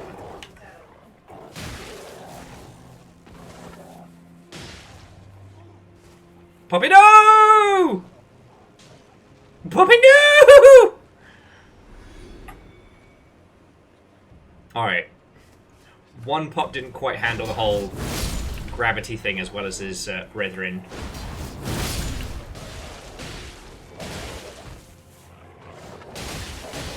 Puppy, no!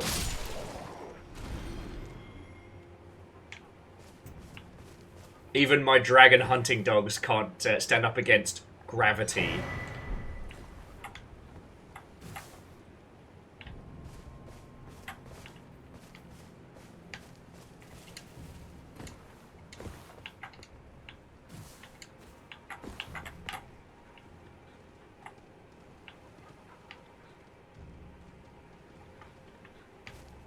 Okay. Hey look, there's some goodies we almost would have missed.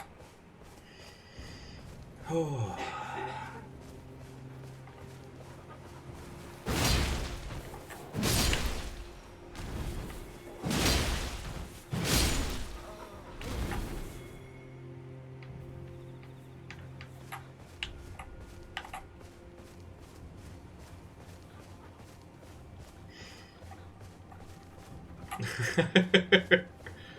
And still the #1 killer in Dark Souls.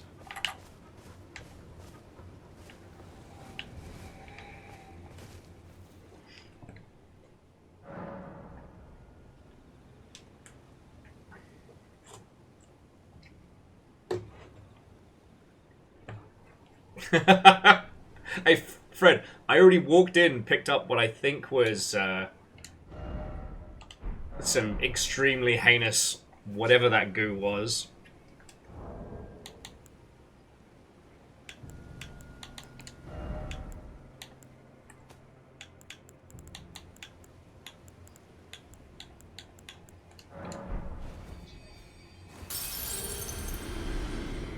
Alright, and that should be enough to get me another level and all. Love it. Yes! Okay, so here's the thing. We could keep boosting Arcane. We'd need 15 levels to be able to cast whatever Ball's throwing around. That doesn't feel like majam. And currently, I'm still working on more endurance just because the Cappy Wearer guys are the one thing that keeps kicking my fucking ass when I'm out here. And because I run out of run out of stamina.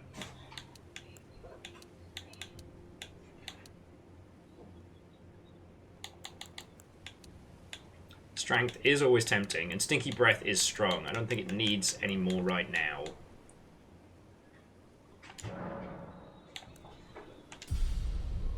So yeah. Work on that cardio. Okay, so I think we've explored everything that we can hit right now. I don't think there was a way down from here into this trench. So I guess we hit Castle Ennis. Kick some ass.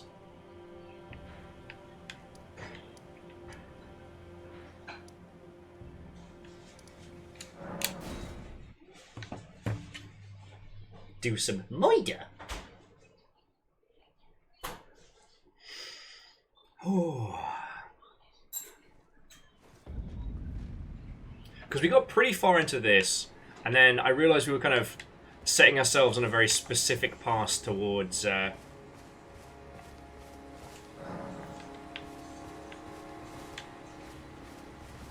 there's a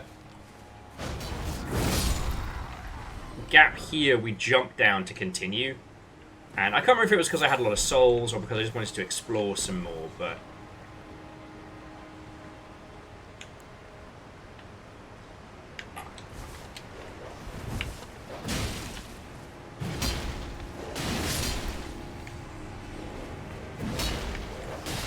remember, not dogs, shit werewolves. Yes. This had a real, like, I wouldn't say point of no return, but drop into a dungeon vibe. And I was like, I'm not ready for this right now.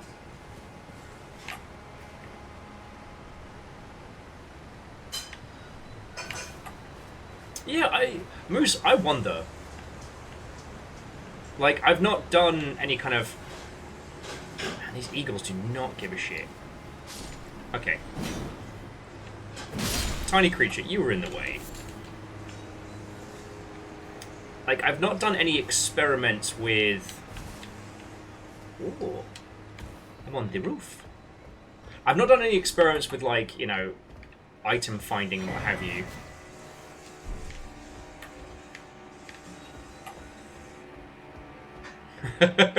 Okay, that was a justified murder. Good. Prolo was saying that she'd been slain by that tiny rat before, so it was vengeance!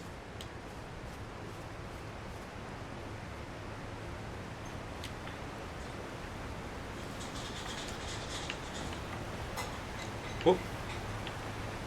Oh, this is fucking dangerous. Just miles away and fucking dangerous. Look at all these puppies.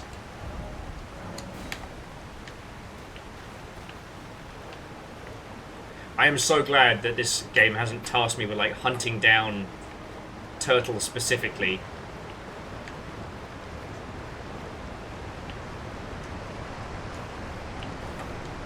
You know, meditate under a waterfall. And what's behind the waterfall? It's treasure! You know what that means? That means the people who made this are unoriginal hacks. And if it hadn't been there, then we would get to be mad because they didn't put it there. Someone earlier today was suggesting a waterfall mimic. A great big Gru-like... Hey! Weapons online. All systems nominal. Bonjour. Bonjour. Ça va. Ça va bien, merci. And that is the extent of my useful French. No! Thank you, you didn't have to do that! It smells They're fresh out the hot fryer. Okay. Thank you. I got mini dumplings. I got mini dumplings. Oh yeah. Buddy. Really appreciate your moxie there, but... but I got mini dumplings. Alright, Jemami, go sleep well. Have a lovely rest of your evening, alright? Someone around here is going to be getting some sleep. But yeah, get to the boat. I mean, thank you for 57 months and everything else.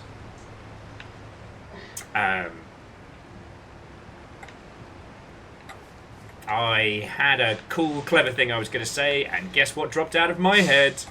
Thing I was going to say.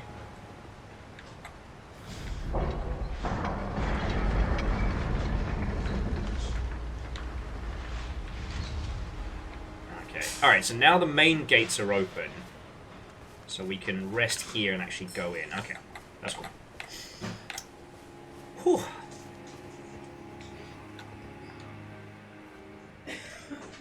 Get to the boat. I mean, for everybody in the US right now, it's going shit. But we're doing the best we can, you know? Doing the best we can. As for non-that shite stuff, right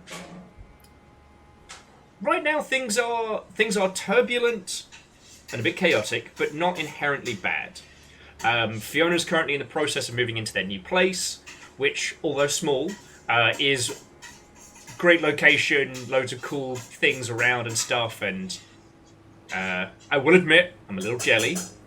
I am still in the process of working out where the fuck I'm going to be living next. Because guess who's an anomaly again? This guy! I'm like fucking kryptonite for the American anything system. But... worst case, like worst case, I get to stay in this apartment until January. So I won't suddenly have to spring into action to find a new apartment, which is good, because flat hunting sucks at the best of times, and flat hunting with haste often leads to bad news bears, as I'm sure you've all experienced at some point. I got dumplings. And that's really the long and short of it. Like, I don't want to go into too much detail because I don't want to fucking jinx myself. But yeah.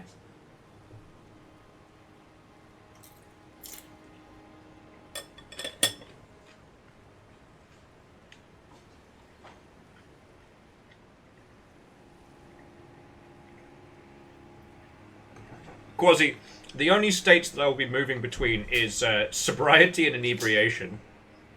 I love Seattle, and I am prepared to go above and beyond to stay in this region. It's just... It's not like there's been anything new or dramatic. It's just the sheer amount of everything that's happened so much this year. It's kind of... I've been on the back foot for so much of it. So I'm looking forward to being, you know, proactive.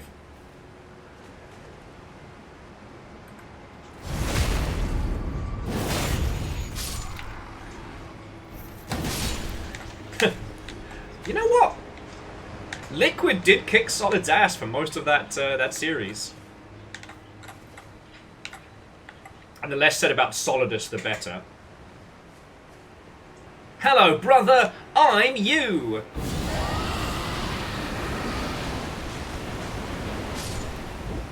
Okay, I didn't need to do that, but that was fun. Sometimes you just gotta bust out that good stinky breath. Ow! Okay, shout out to Crossbow Guy, who's about to have the worst day of his life.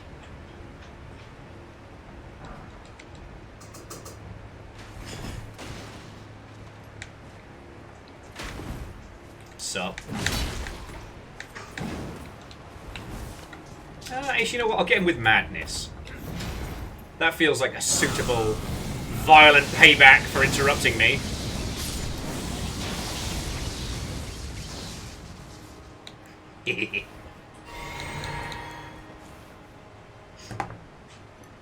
Les enfants terribles. The terrible children. Sorry, Fredra says, late horror story. Everything some people learn about genetics, they learn from Metal Gear. He is a bastion of science.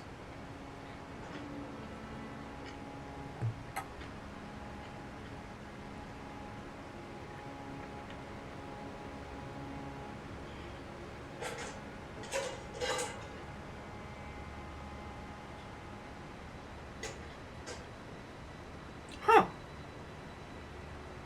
Get to boat. I didn't know they... I mean, I didn't know they had Papa John's back in the UK. I guess I was just never in a region that had it. I do miss British Domino's. And you know what's really difficult? I've been trying to find a way to recreate the dip you get with British Domino's, the garlic and herb. Right, anytime I try and search for it, it's... Oh, any search results are just awash with such garbage, I can't seem to narrow it down.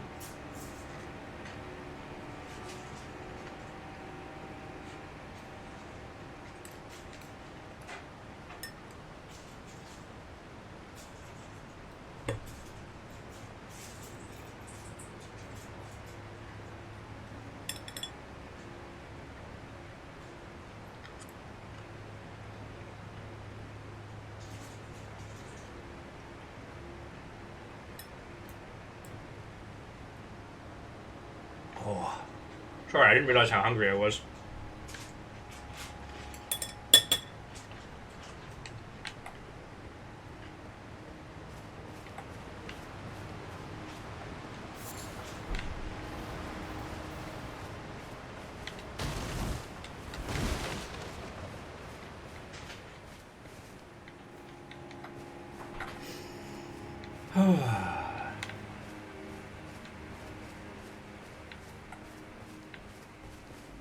Oh, fuck me!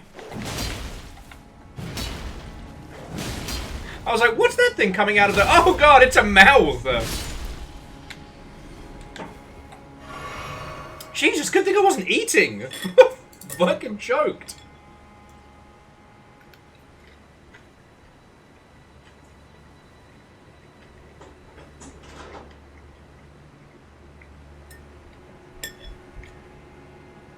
You know what, Fred? I feel you. Look, I know I told that horror story the other day about a pret-a-manger tuna baguette doing me a damage that no other food type has done me before, but you know what?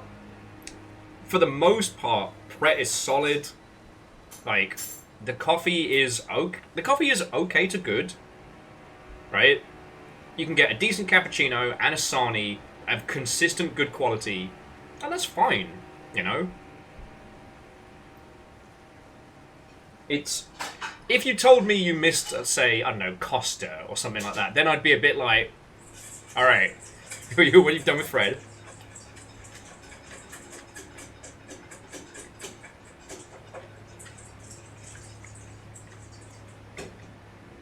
Yeah.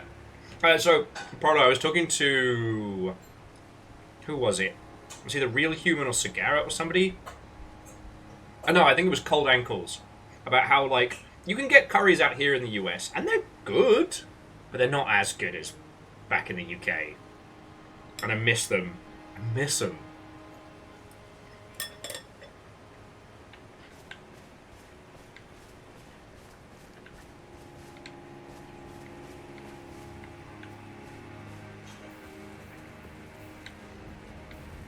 Honestly, like, one of the reasons why I'm trying to learn how to make Japanese-style curry and not, like, you know, curry from back home is because my standards of, you know, the amount that I miss it, the amount that I...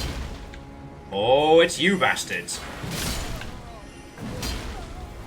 You fucking failed-ass Burger King wannabes.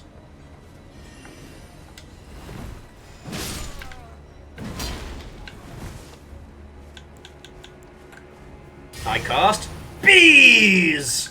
I cast bees again! I am the master of bees. Oh yeah, like, Fred, if I manage to get the Japanese curry down pat, I'm gonna be living spherical. But it's also like, to fail at doing Japanese curry, you know, I didn't grow up in Japan, obviously. But... Oh. Oh. Unreachable mage on that fortress. My briefcase full of bees ought to put a stop to this.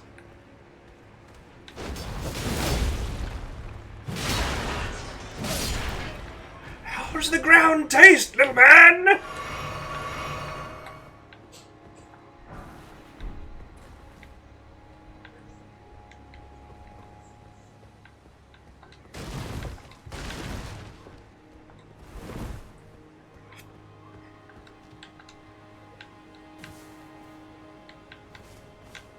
Okay.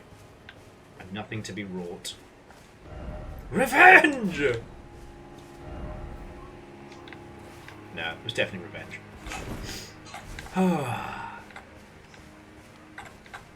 But yeah, like, there are certain things I miss because of comfort in the UK, you know.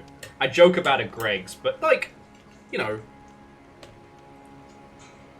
Fiona has promised to show me how they make sausage rolls, because they are fucking good. No. Like, Amos! That's my boy.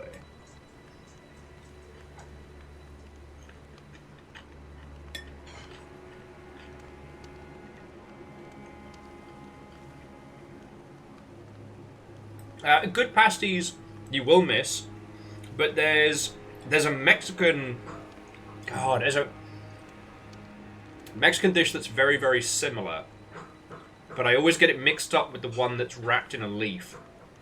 I get the names have basically been entered into my brain wrong. I think it's empanada? And also, Rollo, I finally got to have one of the pierogies down at Pike Place, and it's just like, it's like everything right with a pasty. It's not tamales. Tamales are the ones that... I think it's empanadas. Because tamales are wrapped in leaves. Empanadas are the...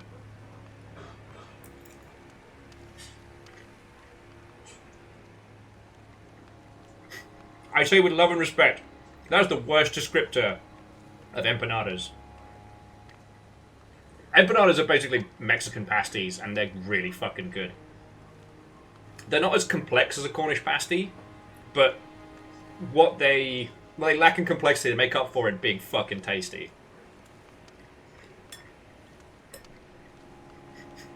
Ravioli.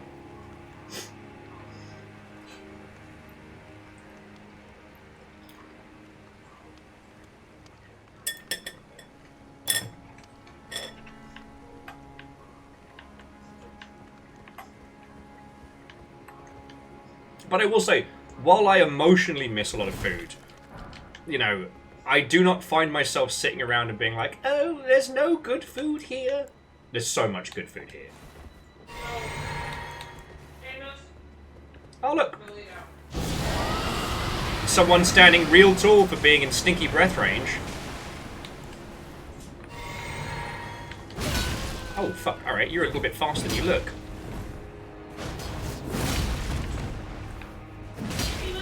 Come here, right now. No. No.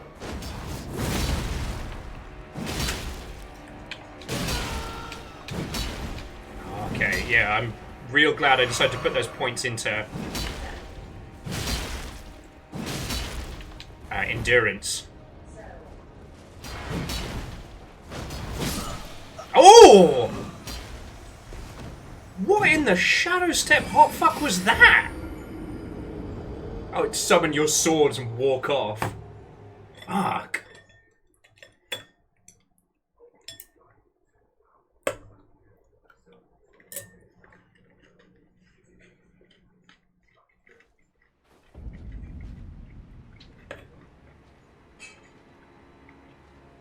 Honestly, I just love an excuse to talk about how good the food is out here.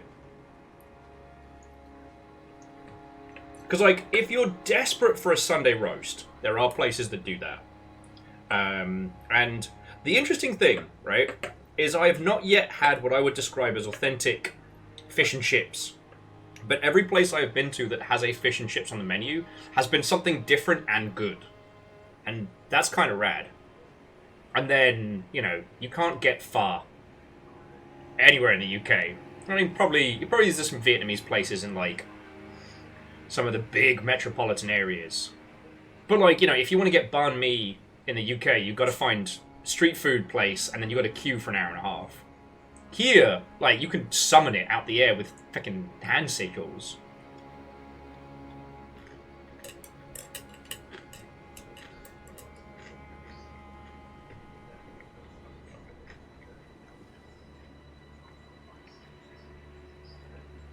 But like, oh yes, we are 2 away, and that was a death. Let me add that in the counter, so 1 death away.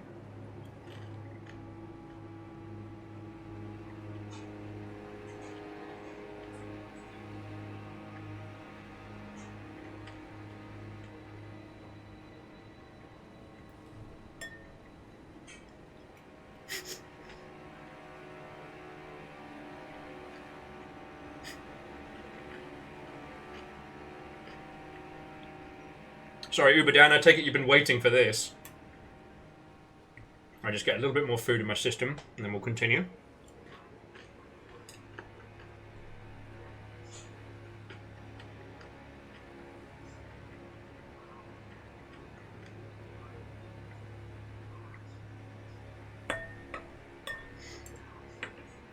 I guess, Fred, it was one of those things that, like,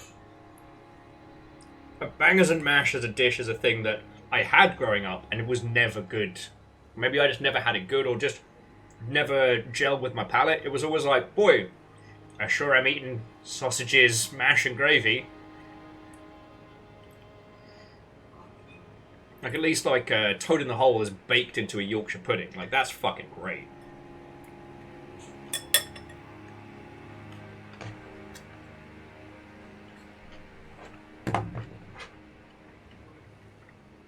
I was always more a fan of, like, a good shepherd's pie. But, like I said, the quality and variety of food around where I'm at is so ridiculously good.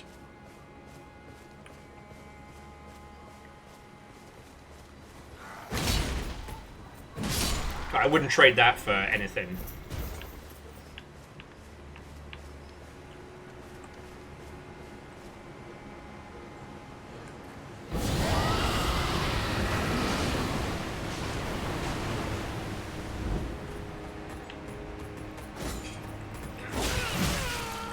No. Oh, I was about to say, I'm not going out like that. Lose all those souls. I win!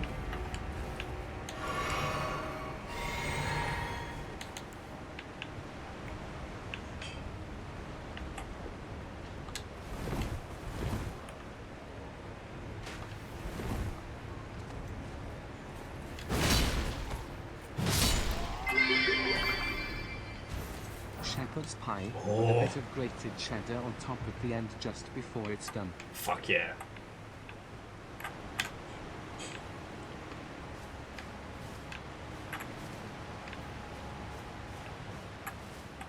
Just fuck yeah.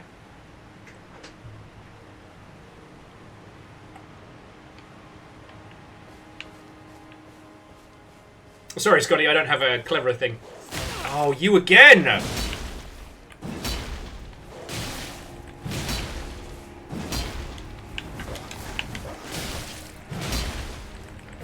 Oh! I gotta get my fucking head in the game, because I nearly got killed by the same dog that jump scared me like 10 minutes ago. But again, Scotty, and everybody that's thrown in today, fucking thank you. Yeah, Barbarian Bean, I'm very grateful for the tiny dumplings, but I think we're out of snacks. So, like, I'm doing this to myself right now, you know?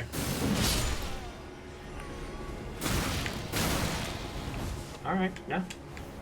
Let me get my souls back.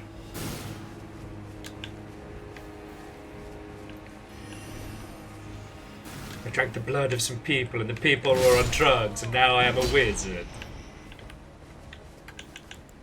This situation requires bees! What's this? A wizard woefully underpopulated by bees? My excessive amount of bees will put a stop to him!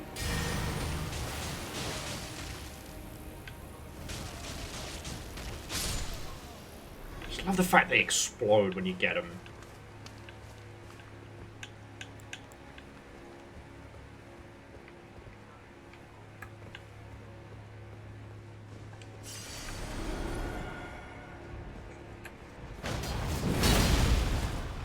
Oh, okay. We both had the same. Oh, fuck me! Fucking wizard!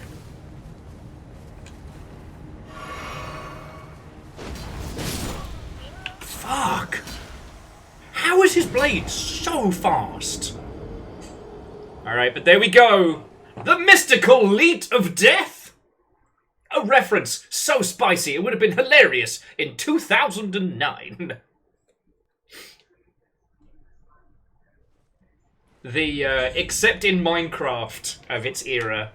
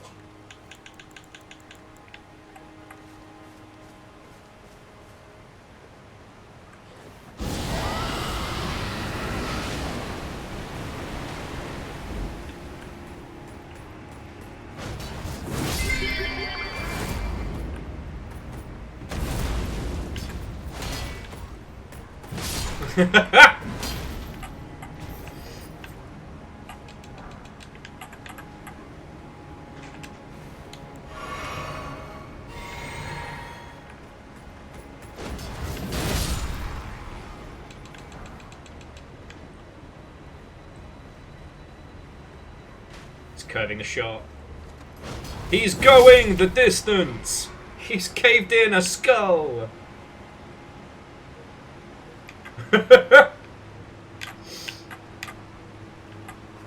It never leaves you. It never leaves you.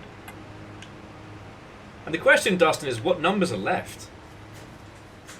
And before you ask, yes, I am going to gas out that fucking shitty werewolf.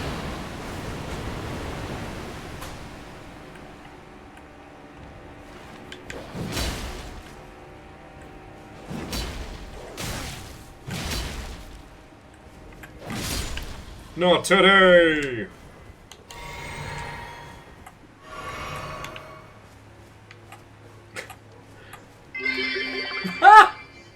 5,318,008. A strange code you have entered in there, Quasi. What mystical meaning could be behind these numbers? What could there be behind these... behind this numerical configuration? It must be a very serious message we will have to decipher with great detail. Quasi, I can thank you. That's... Yo! Liters neat. Thank you! That's... Friends, that's 13 bucks a pop to keeping my ass alive. Thank you. It's only taken us... God, let me give you a quick count. It has taken us... 231 hours to get to Leet. Just as a quick FYI. Remember, I didn't get stuck into this game before you lot. This is my playthrough. He's going the distance. These wizards are shit.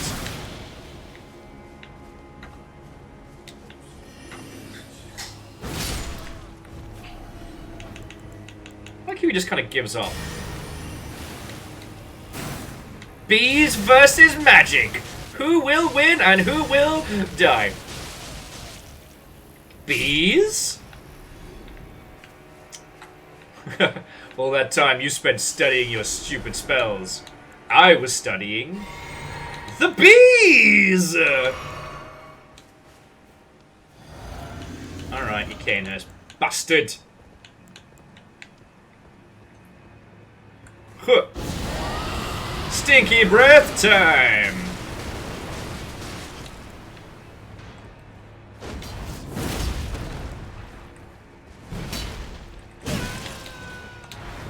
fucking frame advantage on me.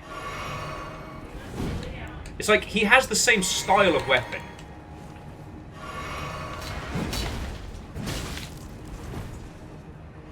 That's cool.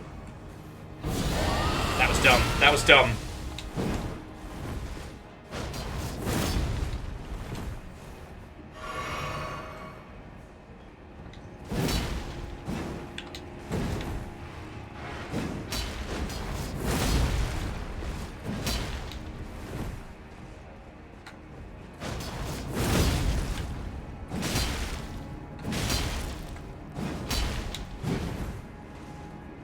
Yeah, you're out of shit.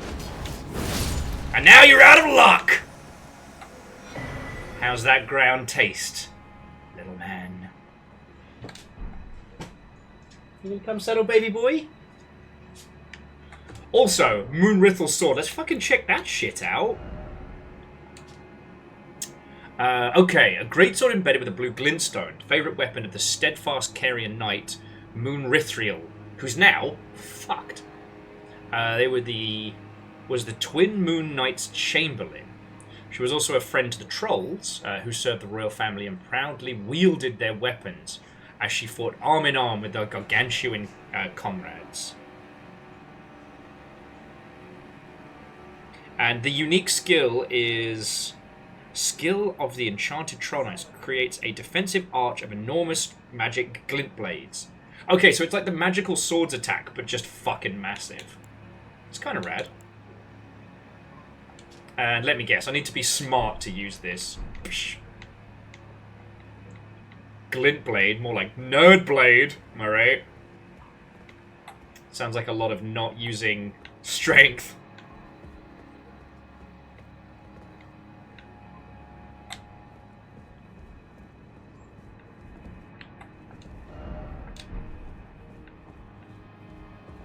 Oh, and the Burger King's back.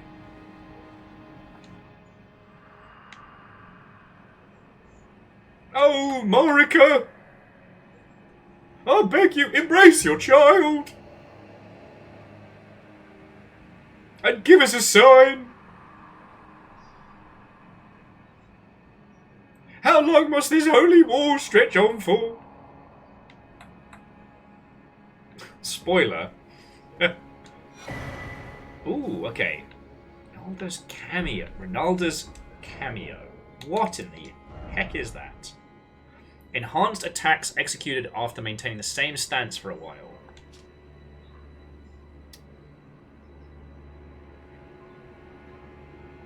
Gallant portrait of Regalia, the Twin Moon Knight. Engraved as a reminder of the unparalleled devotion of those who left their homeland to serve Relia. By your leave, we will accompany you wherever your lunar vessel takes you.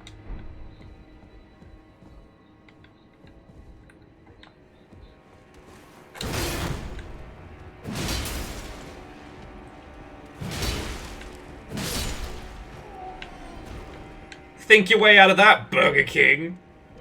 Fucking nerd. Sorry. It is always morally okay to bully the Burger Kings.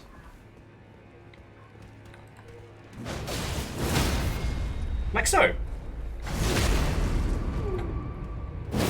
Oh, look at me! I could dress as a fast food. Oh, you fucking bastard! Nice try!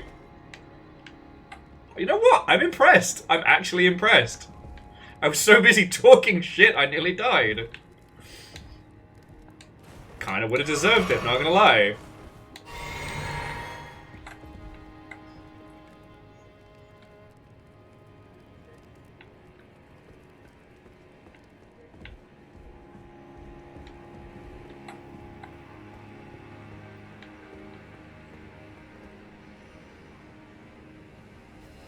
Ow! Dickhead! Out of my fucking face! This is because I called you a bunch of nerds, and I said that you smelt. And it's really weird that you're all fans of a fast food mascot. Okay, I'm not usually one to snark, but one of the things I do find weird these days is people that cosplay fast food mascots. There's like a whole subset of like cosplay circles, and I find it incredibly strange.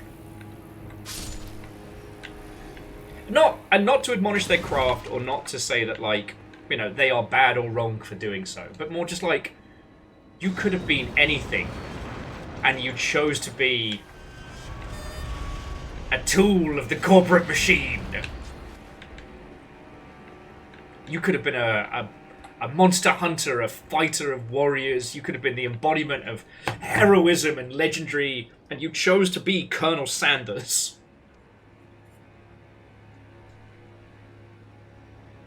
Sorry, I know, a strange bugbear to have. Yeah, you could have been Goku, and you chose Ronald McFucking-Donald. Now, I will accept the Grimace and Hamburglar, because they stand against the status quo. The Grimace is kind of like a proto-blobby, and the Hamburglar exists to steal hamburgers. His whole raison d'etre is to rob the gigantic corporation of McDonald's. It's in his fucking name. He's not the ham share it with your friends for profit to help the board. He's Hamburglar. He ain't paying full price for that Big Mac. Now, why does that feel like, once I go there, I can't get back?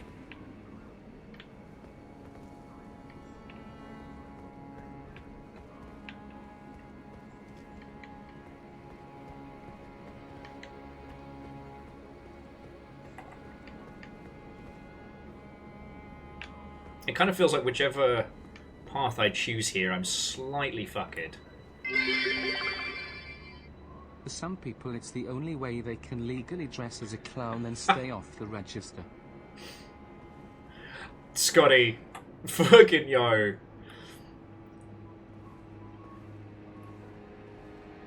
However, the amount of stories I have heard from the gathering of the Juggalos, honestly, I don't think there's an upper limit to what clowns can get away with.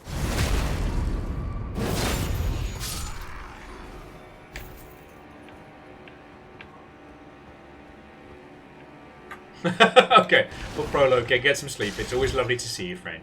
And, sorry for... Ooh, now we can get back. That's how we get up onto the roof. Sorry for, bringing up the insane clown posse before bedtime.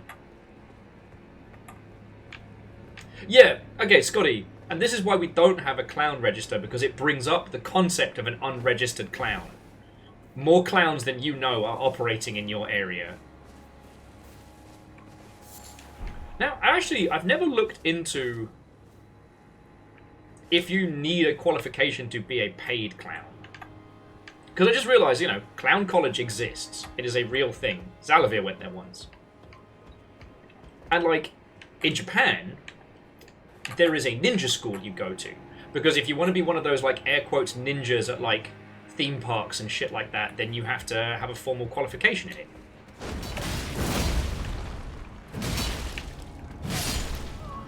Like, is it the same with clowns? Heh, he fell over.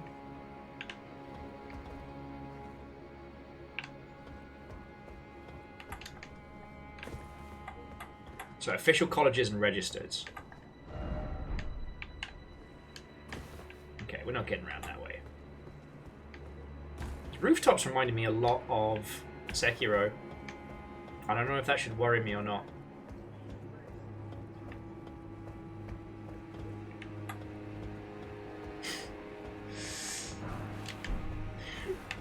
Moose, why are you like this? Why are you like this?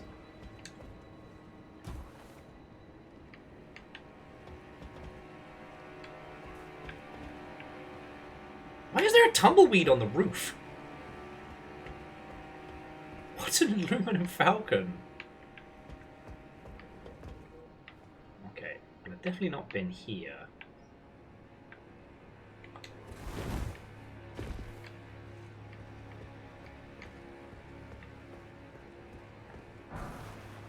Ooh, Giant Blade Trio. That's the spell version of the thing that Cool Sword does. Who wants to bet that thing's fucking cursed to shit?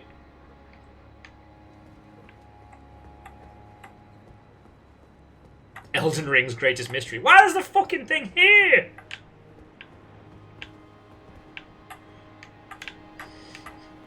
NDH, no, I think it's a blue sword for big nerdy nerds. For nerdly and nerdos.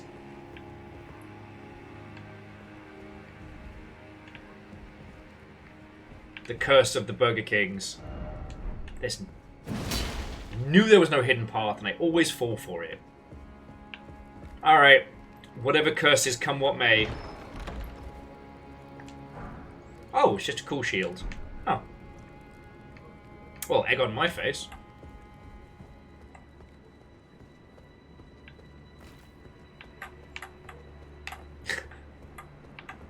Okay, but if you came out to the DLC, got coolness, and then went back. Like, fair, fair. I did mine with awesome blood magic. And some Bankai tier shit. Only took me 500 tries.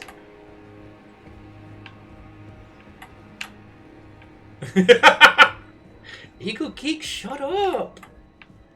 I meant to say Evil Geek, but apparently I upgraded you to Eagle Geek. Sorry, just Will's running around talking about nerds as if he's not... He doesn't have a giant sword and dragon powers.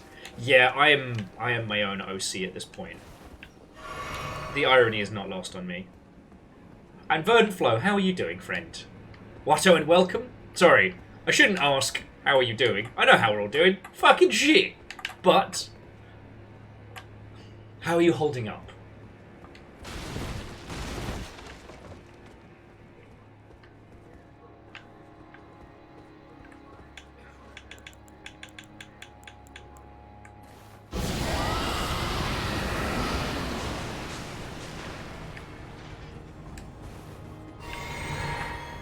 Oh, this is gonna be fun.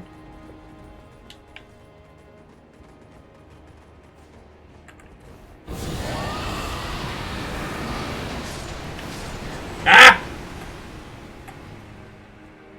Remember, there's no such thing as a cheap win in Dark Souls. And shout out to this guy, who probably should have taken the day off after he saw 3 people get gassed to death, but he went no. He stayed vigilant. Looking the wrong way, obviously, but vigilant nonetheless.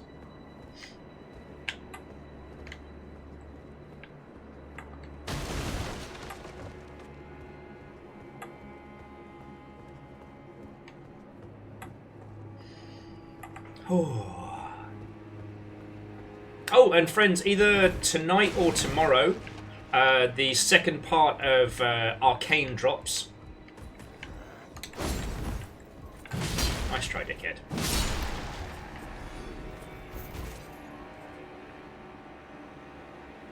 Oh, there's horrible things down there. Oh, thanks, I hate it.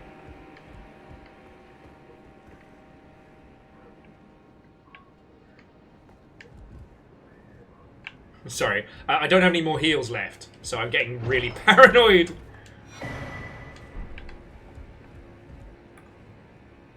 Fuck. I don't know if I can beat that guy without magic. Ice Crits says no heal spell, but what would I need to cast a heal spell? I'd need magic. Magic. All right, let's check the old inventory.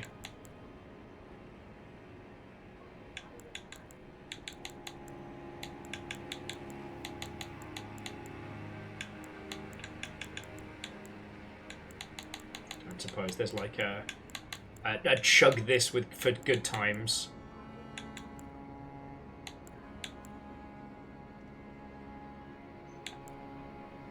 I haven't even got any magic to use these. Oh! Sorry, I just... the Ancient Dragon's Blessing that we got earlier, I didn't even check it. So this, you use magic to make yourself invincible for, I guess, a little bit?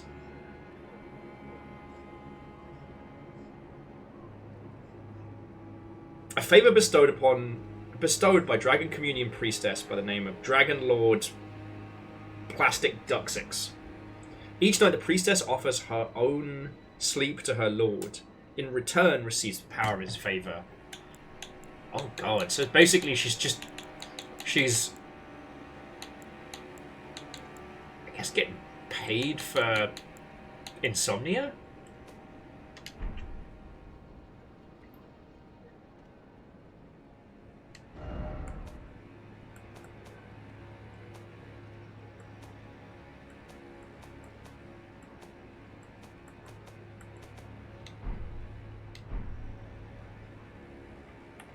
Alright, I've just got to be not shit at Elden Ring. That's all I got to do to beat this guy.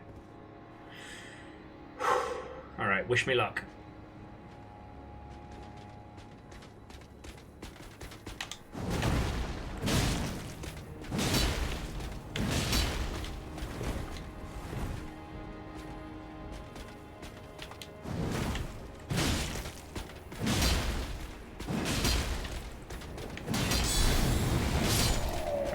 Your counter wasn't fast enough!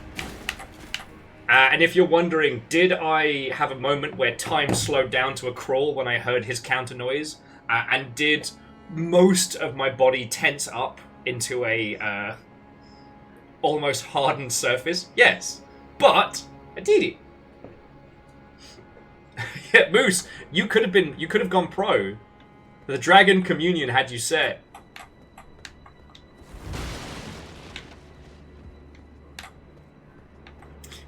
Everybody clenched for a second there. I was like, I hit actual bullet time. No! No! Alright, well, there's a bonfire here, you fucking terror. MDH says, sound like you need to stretch. Thanks, pal, friend, buddy. Chum raid. Oh, cool, they got the silly face. I got that. I'm not gonna wear it, because it's all about my horns. Okay. Fucking terrors. Grapple, grapple, grapple, grapple, grapple, grapple, grapple. You're welcome.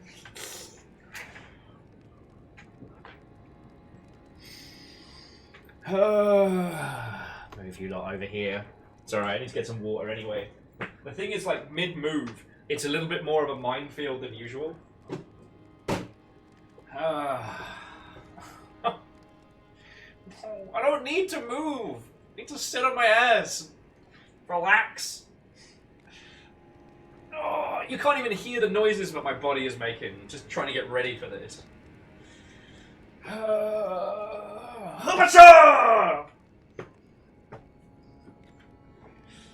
Okay, you feckin' terrors.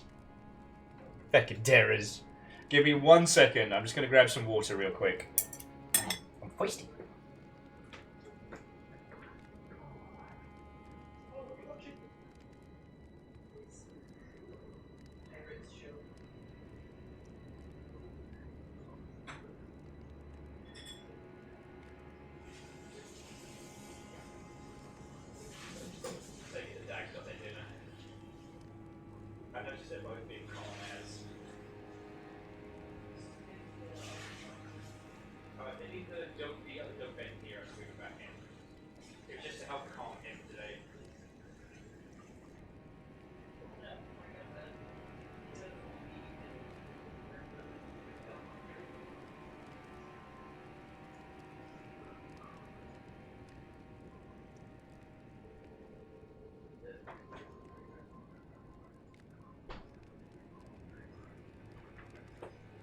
Okay. Okay.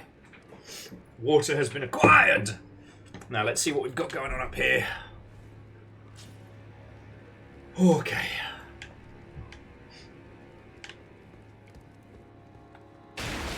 Oh. That table? Not sturdy.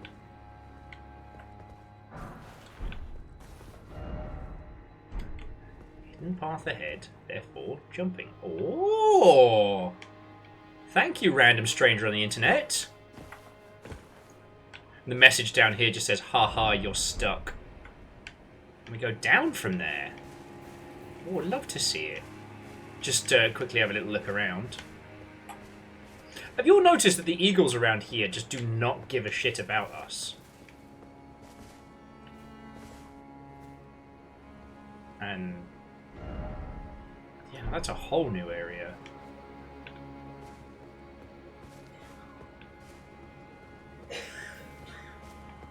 Parkour! Parkour! Okay.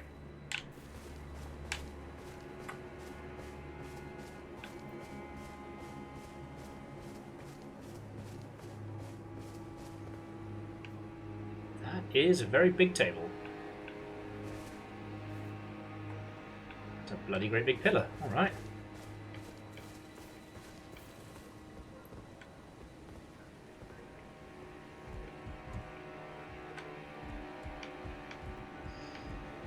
But yeah, sorry, so to those of you who have come in late, how... sorry, I was going to say, how are you all holding up? Again, the answer, I know there's that, and the answer is bad for us all. So, to be less asinine in my question, tumbleweed, away! So what are you all watching at the moment? And to that extent, what are you playing? Because like I said, I had two choices last night, which was get shit-housed drunk, or distract myself with something like Factorio, and that's what I ended up doing. I'm not good at Factorio, though I enjoy it. And I made it about as far as needing to start crafting the green, or automating the construction of green research material. Fearless is also playing Elden Ring. Love it! And Cold Ankles, good to see you. I was talking about you earlier in your construction of a good korma. Prolo and I were just... well, I was talking about, like, British foods that I miss now I'm based out here. But I did punctuate it with just the sheer amount of fucking great food I can get elsewhere. Ooh. A wing stance. Oh, okay, so the wing stance combined... Puka. So the wing stance combined with the other thing is what gets us... Puka. That is a big fucking green lobster down there, isn't it? That's what gets us the bonus from the talisman. Okay. I'm learning. And yeah, you know what? We can take the shortcut. We don't have to fact about. Isaac Grid, the only way we'll know is if we get close enough to hear him.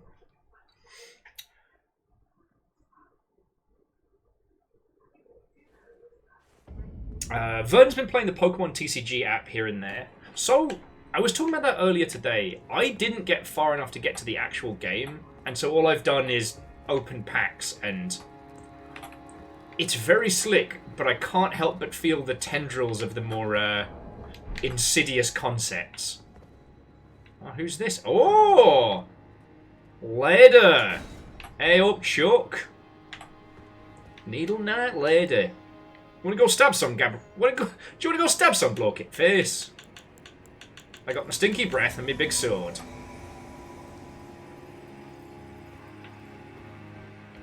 Let's fucking go. Wellity, wellity, wellity. Well, aren't you spicy? Stinky breather! Dance your way out of that, you bastard! Stinky breath too!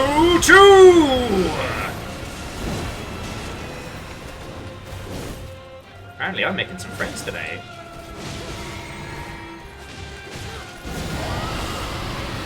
Stinky breath is not as strong against this knight as I was hoping. Oh! You know what? I fucking deserved that.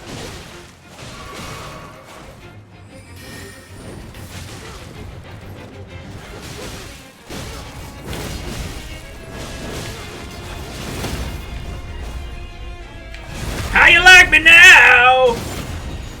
Oh, she's tough. Alright.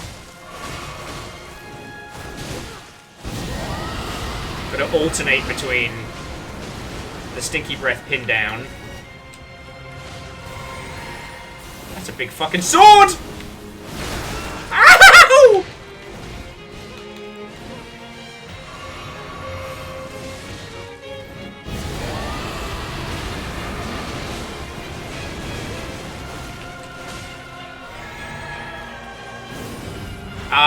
piss!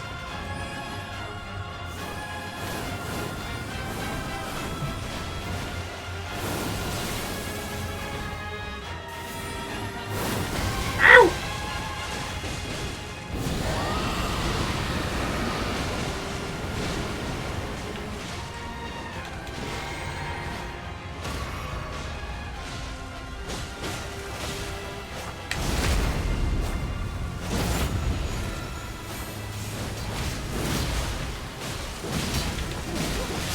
Fuck. Alright, not bad for first try. We are no longer elite. Jumping back in. Rebels has been on Dredge. Lovely. I haven't tried the oil rig DLC yet. And Geek's been on Elden Ring, just finished OG Gundam. About to start Zeta. Let me know what you think. Like, honestly, love it or loathe it, the early Gundam stuff is always worth going through just to kind of understand, you know, the history, you know, the where we've come from and the where we're going. And I know we talked about this so much yesterday because we were literally building Gundams. But there's a lot of series that I quite enjoy that a lot of people didn't gel with and vice versa.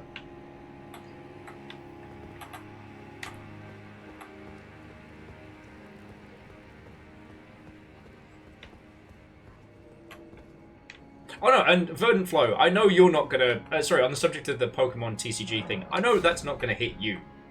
It's just the UI design around how you select and open packets adds so much variability as to create this idea that if you do certain things, other things will happen. Very similar to how, like, slot machines will make you feel like using certain techniques will result in certain things, even though it's random-ish stacked against you.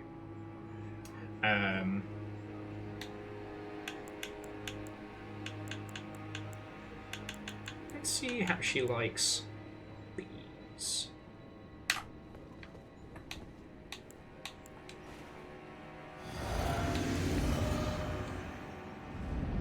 Yeah, holding B to increase the chance of catching Pokemon.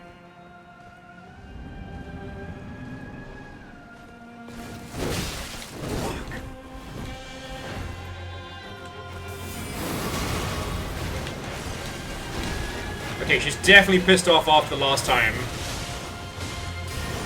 Bees? Bees? Bees?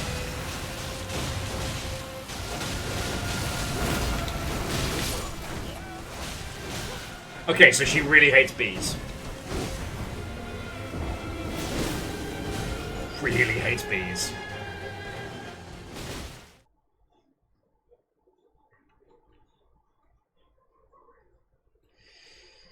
I could try the Ghost Fire. I forget what Ghost Fire does when it procs. That could be fun. Let's try that next. Experiment.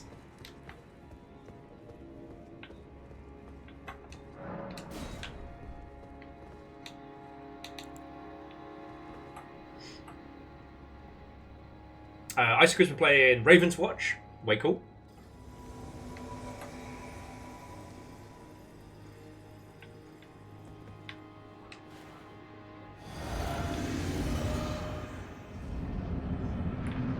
I know that,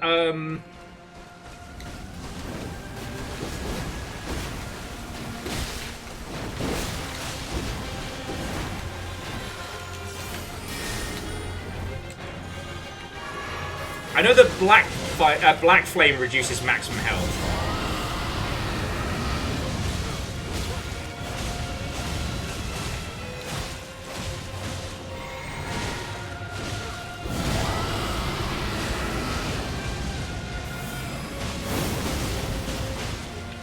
Okay, ow, my face.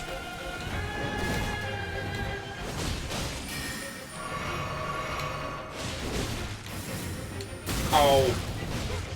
I was looking at the lights. Oh, good one.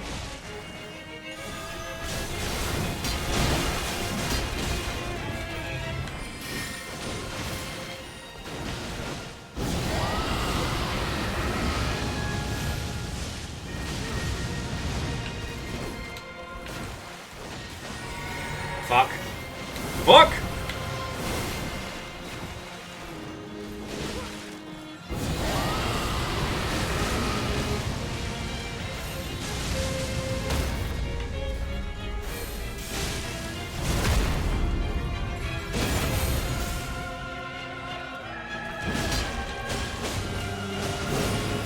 Okay, so now she's pissed. Can't say I blame her.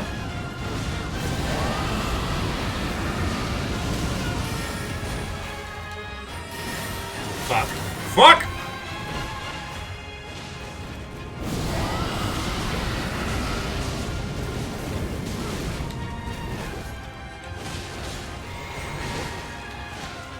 Alright, I think we've got to do this the old-fashioned way from here.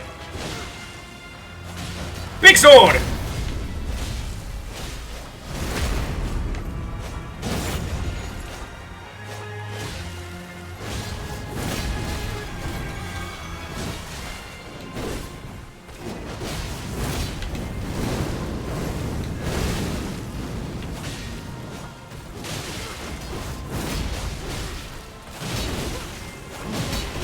Fuck!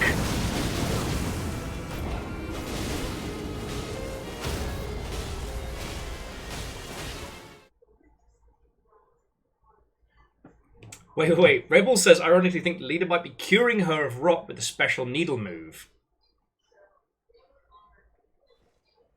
And Ghost Flame deals both magic and frost. Okay.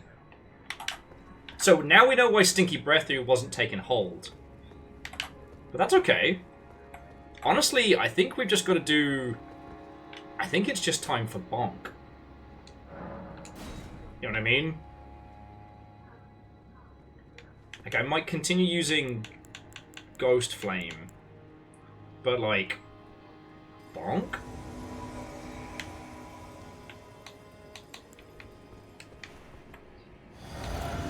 Like, I guess I'm overcomplicating this.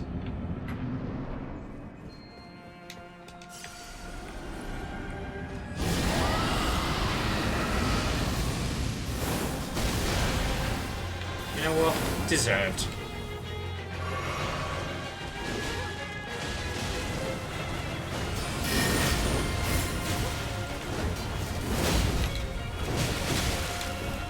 Don't get me with your weird timings. I know your fucking trick.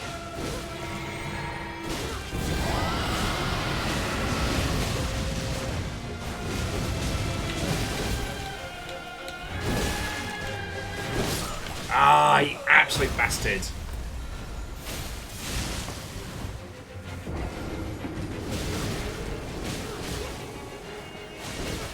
Looks like we got ourselves a good boss fight on our hands.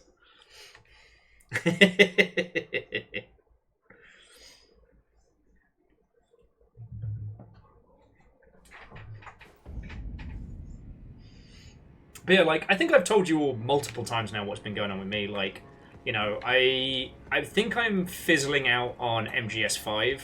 I was seriously considering going for, like, finishing the Chivo's run, but I don't know. If you've never played through MGS5, it was clearly supposed to be a 3-act story. And the game kind of ends... Like, it loses momentum at the end of Act 1, because Act 1 was done. And there was clearly supposed to be an Act 2 and then 3, and it... Because of the way development went, 2 and 3 were never fully finished. And you start to feel the story lose its focus, lose its momentum. And I guess I'd forgotten how that felt to play.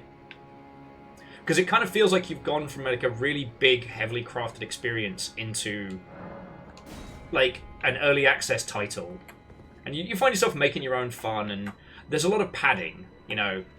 Do all the missions you've already done again, but now you have to do them without any equipment. You have to scavenge it all in the field and stuff like that. And it's fine.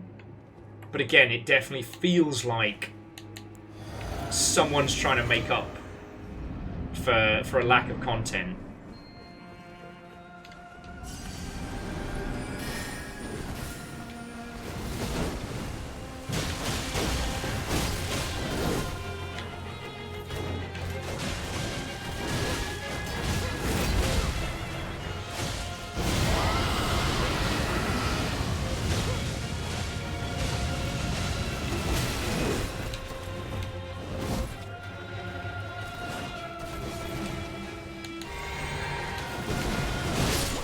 Fucking hell.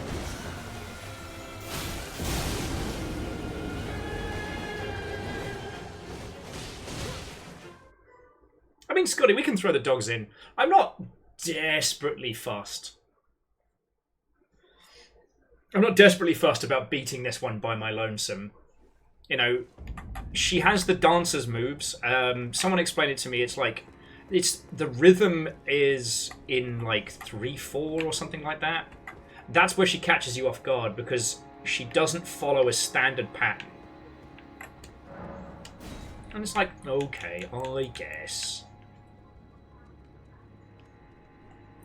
I mean, hell, we could throw in Stunt Will as well if we really wanna.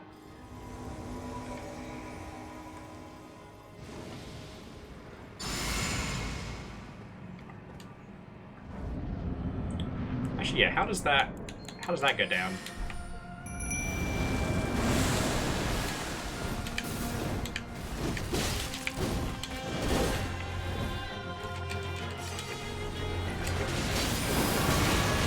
Oh wow. Even with 3 targets together, she still hates me more than anyone else.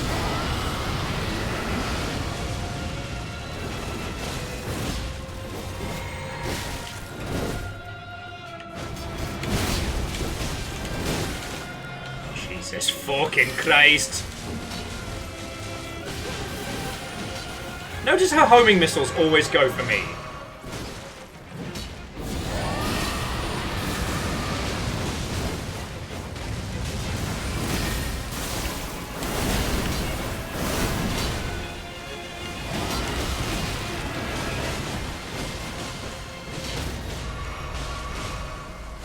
Get the hit. Nope.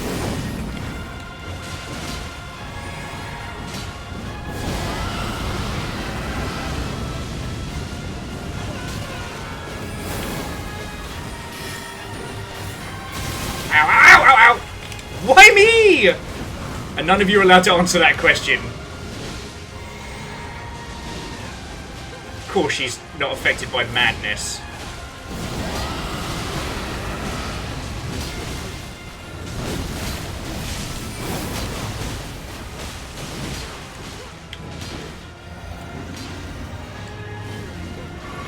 Alright, well I guess we're doing this stuff. Oh, what the fuck? What the bullshit was that? Excuse me, can I get a fucking referee? What the fuck? What the fuck? Alright, I'm tired of dealing with this ginger, this other ginger, and this lass. 1 moon, 2 moon, fuck you, let's go. Yeah, I definitely counted more than 2 moons. Fuck. Everybody think they Animu bullshit until that rocks into the club. Bloody hell. Now I don't feel so bad about using 2 wills. I'll allow it. Ah! Referee, what are you doing? Thank you for the bits. Okay.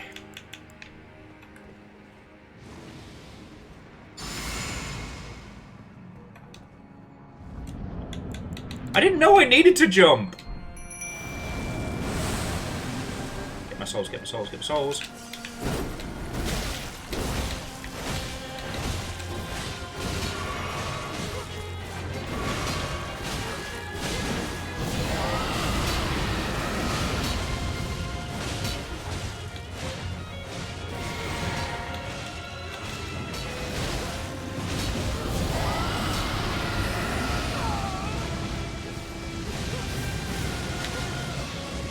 Yo! Okay, maybe sometimes other me gets it right.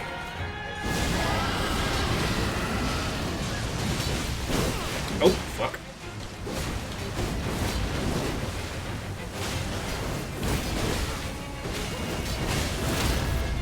There we go!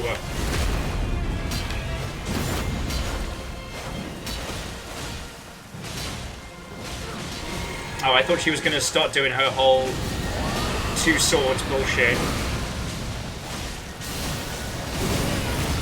Like that! That was what I was expecting.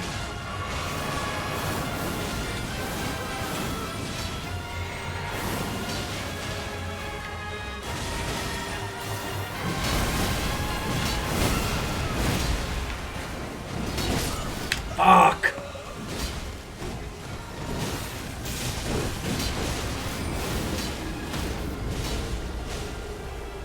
Man!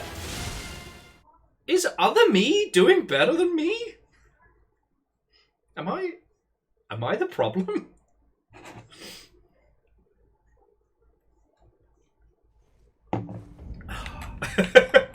I love how anytime we get into a major boss fight, Fred shifts gear from mild mockery to Lister's confidence from Red Dwarf. So, first we summon, then we chug the potion.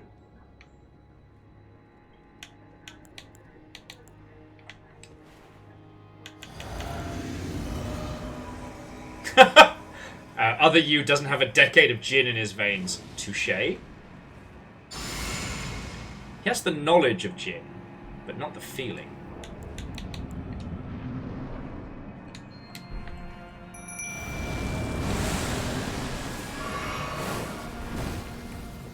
Alright, I get it. You want to test me?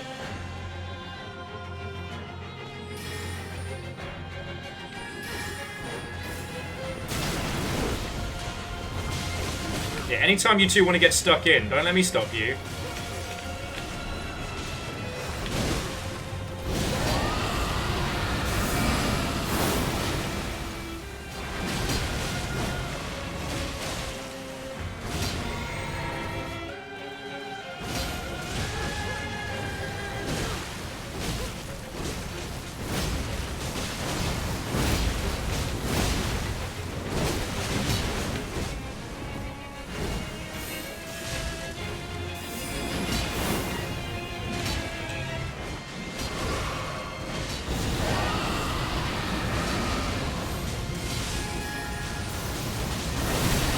Oh! Yep, I definitely pissed her off that time.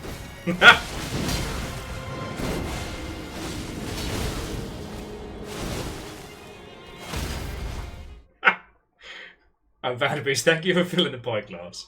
Isocrit, thank you for grabbing the clip. And Evil Geek, thank you for reminding me of one of the best clips from Dragon Ball Abridged with the... Is that me?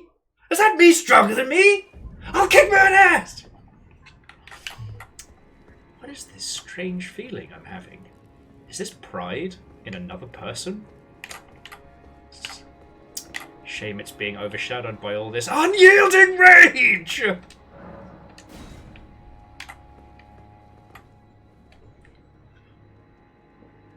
The one I keep listening to on loop the last few days has been... What is it? If you get knocked off that horse... You dust yourself, you get back up, you dust yourself off, and you eat that horse. Come eat that horse with me, Vegeta.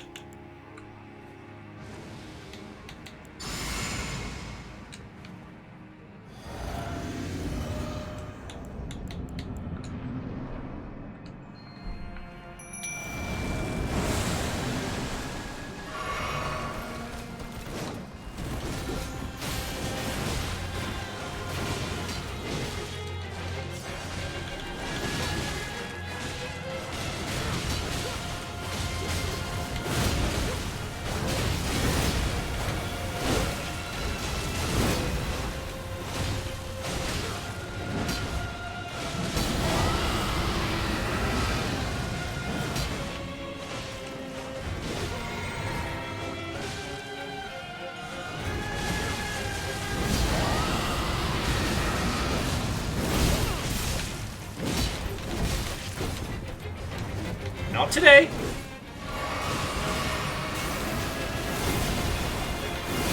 Oh, fuck! Everyone just learned a very valuable... Oh! Me?!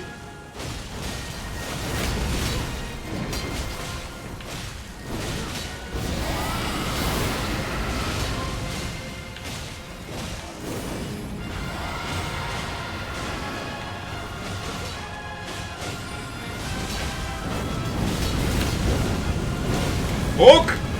Fucking hell!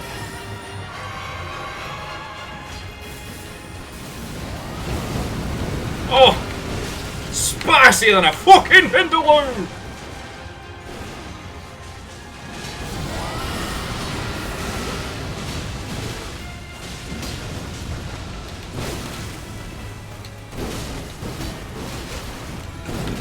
Please. I can dodge the water dart. Ah, no! Yahoo!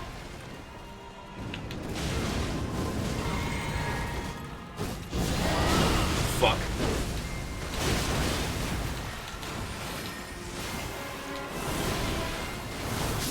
No! Mi torta!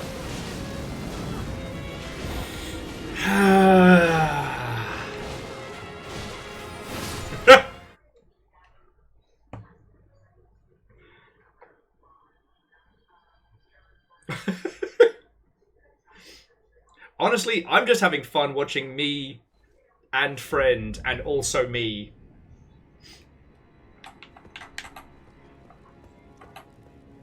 I mean, Scotty, is there a potion of even more anime bullshit? Because that's the only thing I can think that we can bring to the table.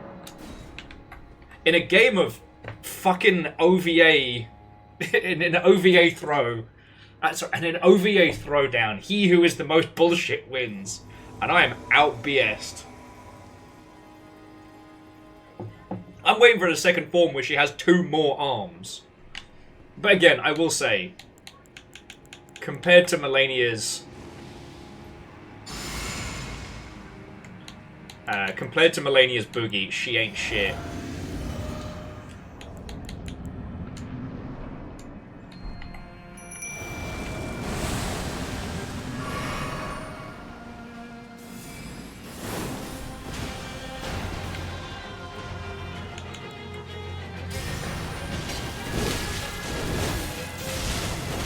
You know what?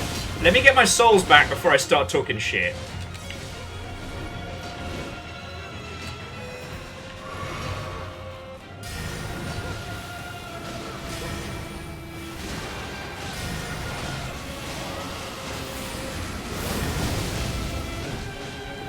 Oh, she did not like that bleed.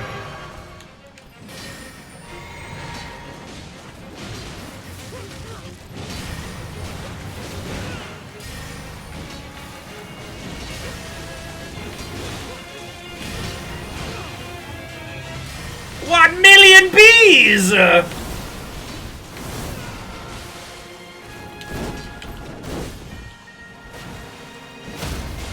was my mistake. I should have been using the... No! Fuck.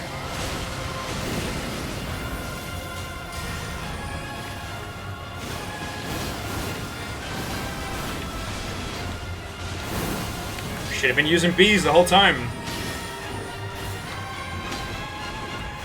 Call me Jason Statham, because this summer, I'm the fucking beekeeper!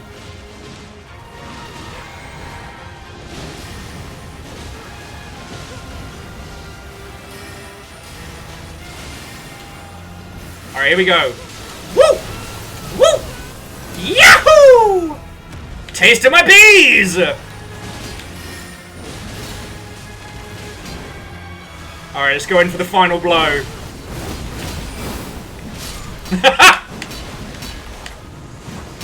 If anybody asks, we won using honorable combat and not 27,000 bees.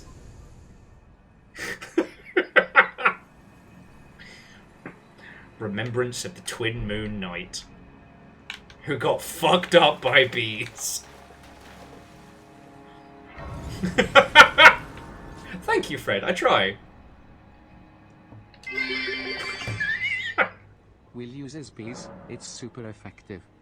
Those were in fact 27,000 honourable bees. No, the idea that we've been dueling and fighting and like maybe this battle has gone on for unknown amounts of time. You know, maybe we've been fighting this person for days, maybe even weeks, and suddenly we're like, what if shit tons of bees?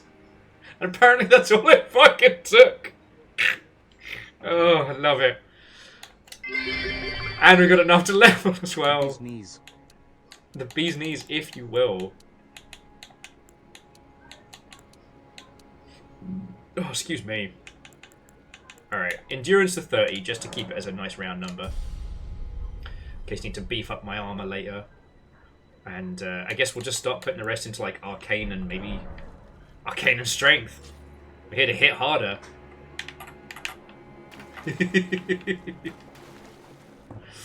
I'm just saying, if it's stupid and it works, it isn't stupid. If your opponent is a master duelist, how the fuck are they going to duel 27,000 bees? Melania would have handled it. Twin Moon here ain't shit. And no amount of Mario Brothers jumping puzzle Yahoo Moon bullshit is going to stop me.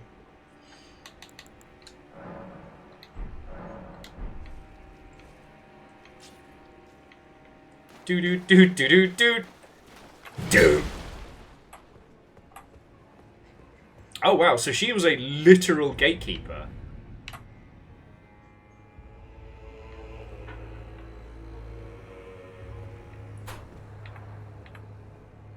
How's that for a fucking how's that for a shot? That's good on the thumbnail. Okay, well Fred, if we see you later, excellent. If not, have a lovely rest of your night, mate. It's always good to hang out with you. If you are a fucking terror.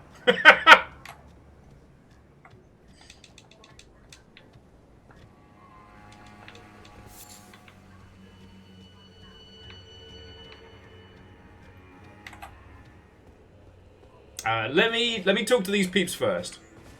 So we got. Hello again. Good to see you. Meet my compatriots. They're quite the congregation, from places as far and wide as you can imagine. Doubtless they'd have all come to blows at first glance, were it not for the charm kindly Miquella put upon us. This is what allows us to serve together, the work of a living god. Ask about the horn scent. Wondering about the horn scent, are you? True enough. In any other circumstance, he'd be at our throats. Long ago, Queen Marika commanded Sir Messmer to purge the Tower folk.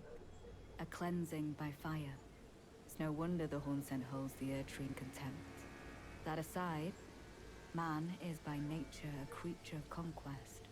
And in this regard, the Tower folk are no different. They were never saints. They just happened to be on the losing side of a war, but it's still a wretched shame. Wondering about the horns, true enough. Long ago, cleanse is no wonder that aside, and in this regard, they were never saying they just happened to be, but it's still a wretched. Okay. Abandon here my heart. Oh, got a fragment. Oh, got a fragment. Grab this. The monk's missive. May beast within. What's the fucking monk's missive? Finding all kinds of cool shit. A letter bearing a terse message and an illustration of a monk, his hands held together.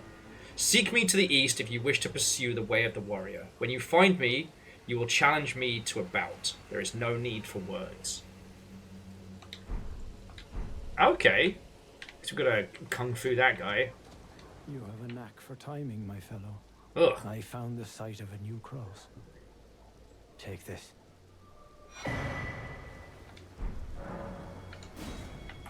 Okay. Miquella has said as much himself. He wishes now to throw it all away. He says the act, though undoubtedly painful, will sear clean the Earth Tree's wanton sin. The truth of his claim can be found at each cross. It is evidence enough to earn my belief.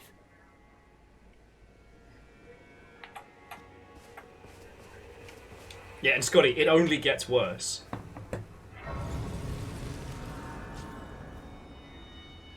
Like, trying to follow House of Dragon nearly melted my brain for the amount of R names. Oh. Yes, I'm even beefier!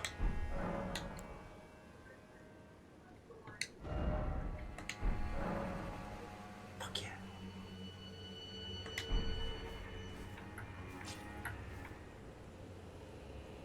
And there's another big fiery lad. I guess at some point we're going to have to start taking those bastards on. What do you give me? Okay. Okay, so those are all of the crosses so far. Yeah, and the thing is, Evil Geek... sorry, Scotty, all the ones that Evil Geek is listing, actually their names. Not a bit.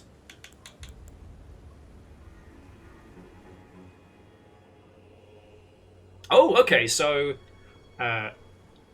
R'hllana, the Twin Moon Knight, once a Kerian princess. She disavowed her birthright and chose to stand at Mesmer's side instead, knowing full well that not even the brilliance of the moon could grant him succor? Before long, she became known as the Sword of Mesmer. She wasn't bad. Like, I think if I'd had to take her on before facing Melania, it might have been a little more of a oh. But like, not to be a chode about it, but love, once you've stared down the fucking... Once you've stared down... Okay, it's down there on the road past that guy. I'll duel him.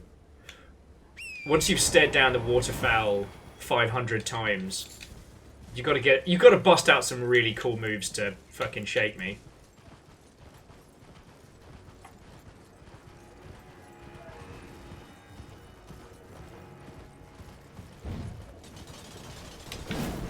Ah, fuck. Okay, so this is turning into not the coolest duel of all time, but the dumbest.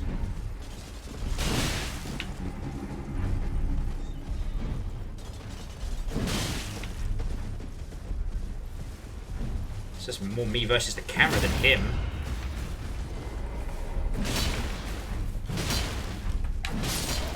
I win!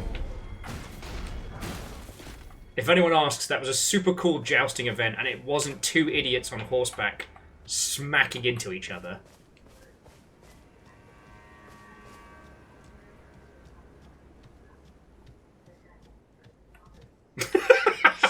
Vernon says, well, never apologise for being a chode.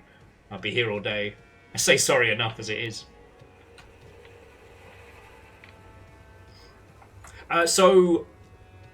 we're gonna go take the soul over to the Round Table Hold and see what it gives us. But now we've got a bit of an easier way of exploring this place. Got a big fucking church. Yeah, okay. So yeah, now we've got... Oh! Hey, the map just got a lot fucking bigger. Ah, I hate whatever the fuck this is. Devil's anus.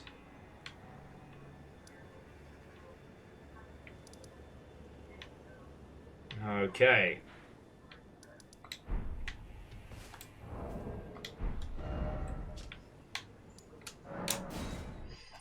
So yeah, we'll see what her boss soul grants us. I'm assuming 2 really fucking cool swords that require you to be all smart and hoity-toity before you're allowed to wield them. You know what I like about this sword? It's not complicated. It doesn't ask a lot of you. There's not a fucking manual. It's not a fucking fighter jet. It's just big honking death. Don't worry, my dear. I'll see it. Okay, so yeah. R'hllana's twin blades, those were kind of red. Or twin moons. Now, we're never going to be able to cast twin moons. But just to get the lore from them. So, 2 swords is a single armament. When two-handing, the straight sword engraved with the golden flame will be carried in the left. And here and here alone were the moon and fire ever together. So, okay. Assume the ready stance, sword imbued with magic. Follow up with a normal attack to cast glintstone light waves, or a strong attack to perform a spinning attack that bathes the area in flame. Light waves can have up to 2 follow-up casts with additional inputs. Fucking hell. See what I mean? Now, it only needs an int of 16, which isn't terrible, but... Ooh, but her armor is now kind of fucking rad. Fashioned from silver steel, adorned with lapis lazuli blue that is symbolic of Kyria, its radiance has yet to fade.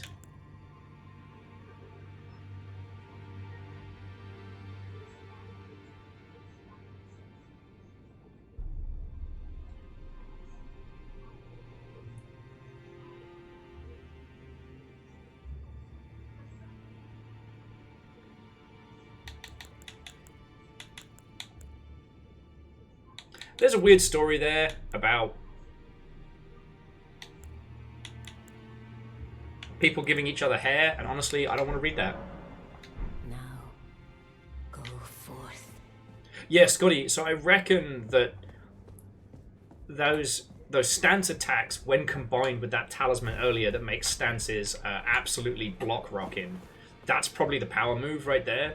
Like, combine those two and just become unfucking stoppable.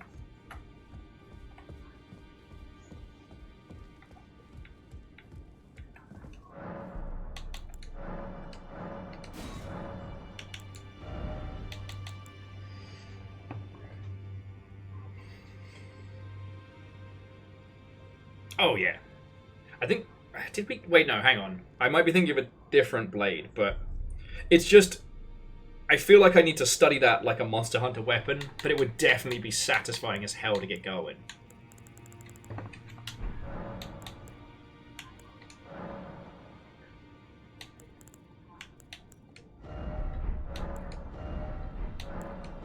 Yeah, I think we've got everything cool from all of these lot.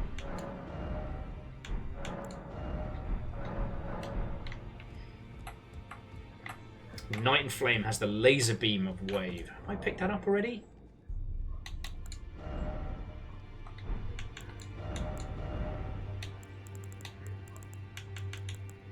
I have not. I don't think I've seen that one. So, no more deets.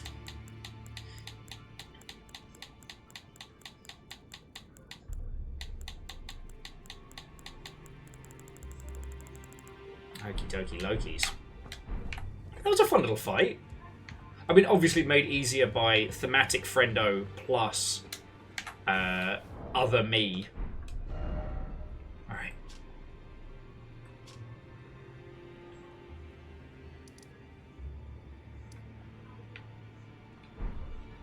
Oh, I'm so sorry. Brings up the map, loses train of thought.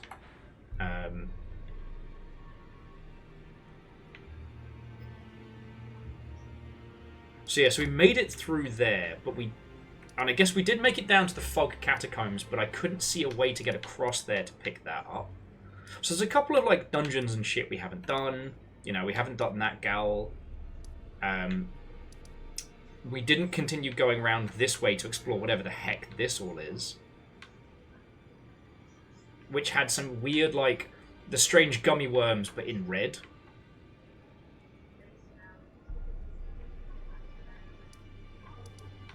Fascinated as to whatever the heck this is going to be.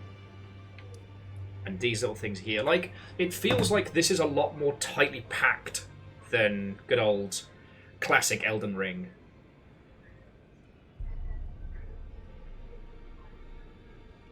Oh, okay. Wait, so Night and Flame is one I missed? Man, I'm getting sloppy in my old age. Getting lax. Oh shit, did I say goodnight to Rebels Without Applause? I must have been too deep in the Elden Ring zone.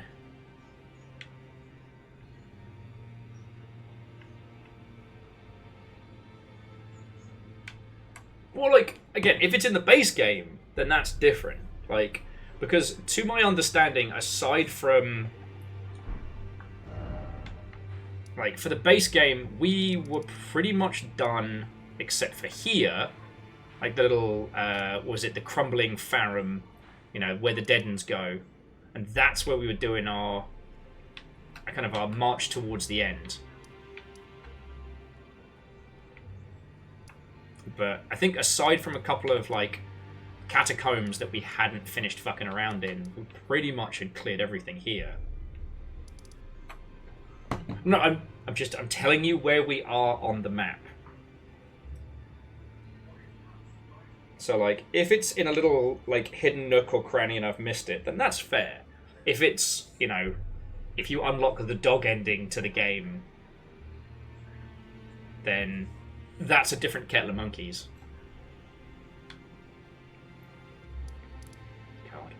The map looks so small from up here. So dinky, so neat.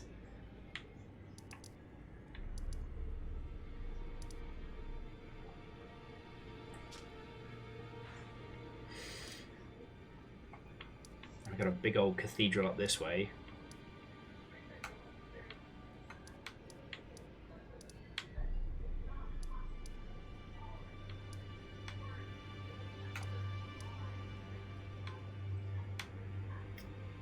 how do I get to that one?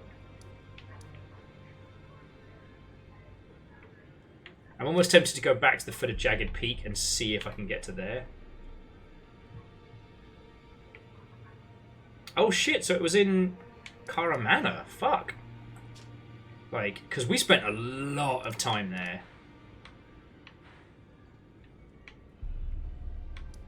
I wonder where it was hiding.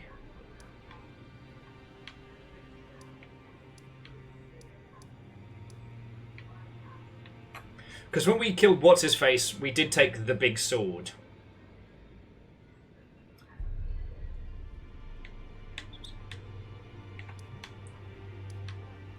Right of Inquiry, Audience Pathway, Volcano Manor, Blasphemy.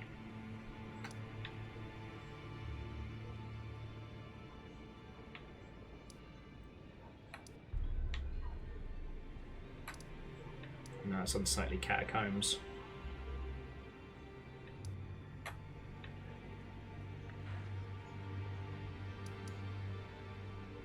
I'll level with you, friends. It has been months since we were last there, so I don't remember the Garden of the Hand Spiders. And also remember there is a 30-second delay.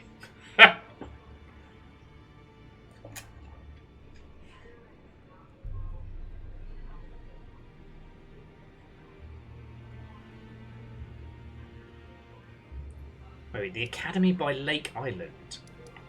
Wait, as in the Academy?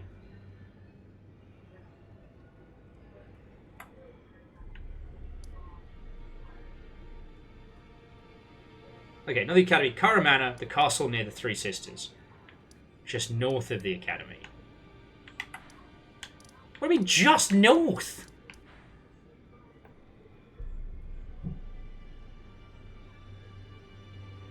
I don't... Alright, I'm not doing this. We're getting 4 people giving me contradicting information. You're not helping. Fucking hell. Let's go back to the Shadowlands. We've got cool shit to explore. I saw a cathedral up that way.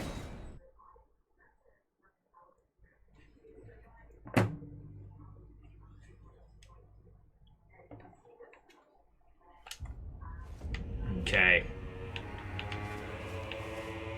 Have a quick chat to them. We are all utterly captivated by kindly Mikula. It is what binds us together. We're like homies. Like right good homies. Okay, so let's check out what's up there. Nothing bad ever comes out of a cathedral. And again, now we're in a whole new area. There's so much to explore. And I'm going to head up that way a little bit, but honestly, I might double back because I think there's some other areas prior that I didn't explore fully. It's like, I was just realizing that... Ooh. Was ist das? That's a gigantic headless troll, okay. That back in the base game, there was this one area which had like a stack of different teleporters and whatnot.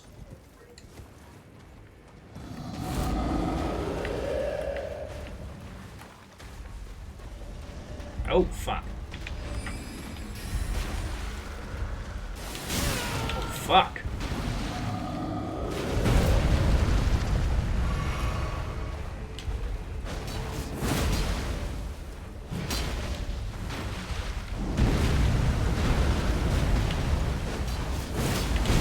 Fucking hell. Alright.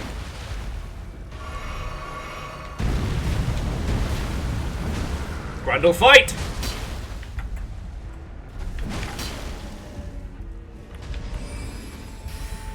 Alright, you got big swords. Oh, dick move. Alright, well, 2 can play that game then. Yeah, then.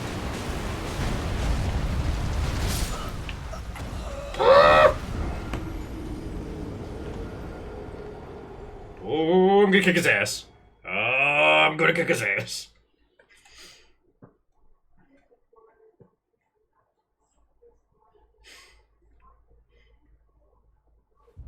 Okay, so jumping back. So Evil Geek was correct.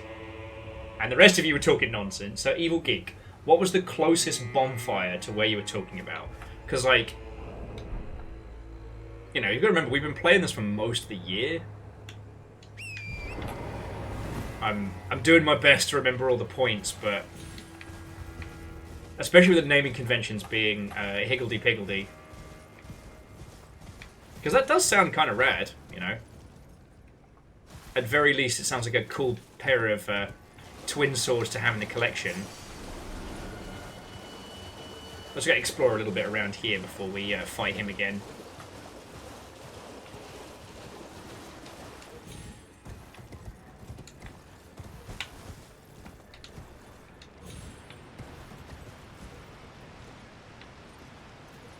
Interesting. Is this just a cheeky way onto the top of the battlements from where we just were? Fascinating.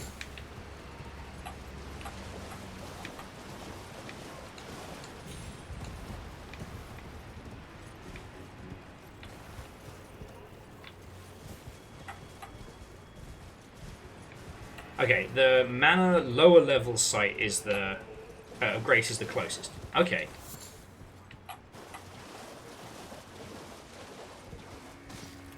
Maybe once I've given this bastard a taste of the old stinky breather, then we'll go and grab some fancy swords.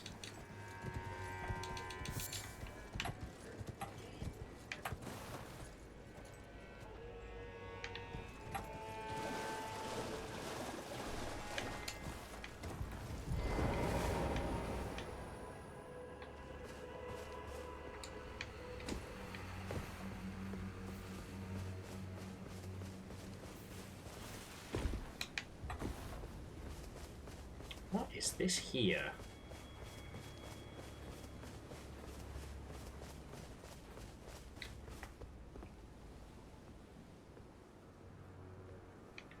Does it even say where it's going to go? We've only got one of the imbued? Oh, hang on a sec, friends. Oh.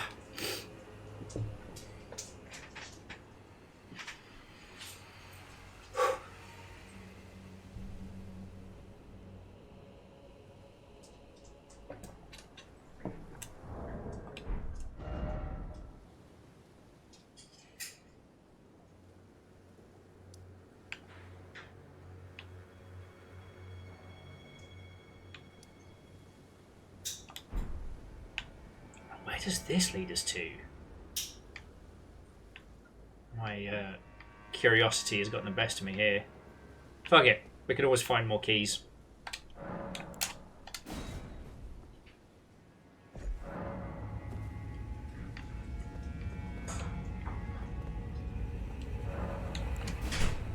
Fucking weed!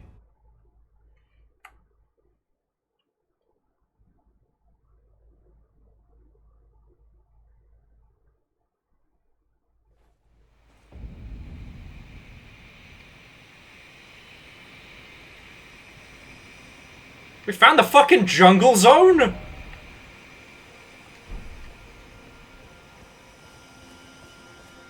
Oh, I may be way out of my league here. Kind of fucking cool, though. Not gonna lie.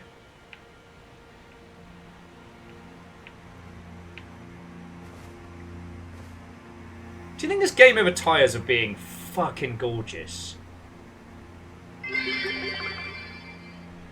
That way? Oh, now go that way. It takes you straight to that castle. Bacon, thank you. See, I am a lot more lax than I know a lot of people who stream in terms of, like, you know, give me info, let me know what's going on. Like, ultimately, when it comes to this, more of you know it than me, which is entirely fine. And in other titles, not missing stuff that we can show to people who didn't play it, I think is really important. But the only times I become frustrated is, one, something like Warframe, which I have hundreds of hours in, and someone's like, did you know if you push the B button, you can jump? Or something like that. And it's like, do you see my Excalibur Prime frame? Do you see this here? I got this from being one of the first people to play this. And the other is when multiple people say very different things. and gets very confusing very quickly. Anyway, this guy covered in gold looks like he's going to kick the shit out of me. Let's fight him. Didn't expect weak foe. I'm going to bring the dogs out anyway.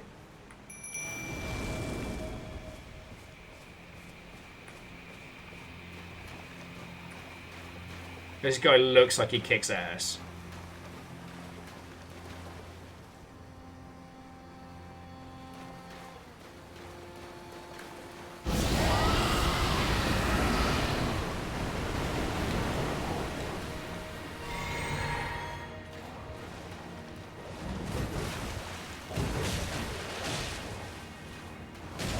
That was your first mistake. Oh yeah, no, he's not good. Jesus.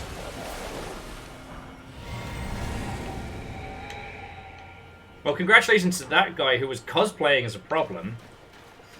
But underneath it all, he was a cheeky solution.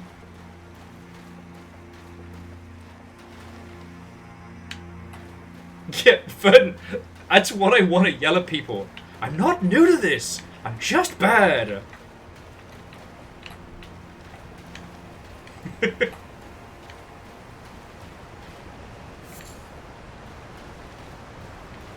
Yeah, seriously, the hunting dogs are still my favourite.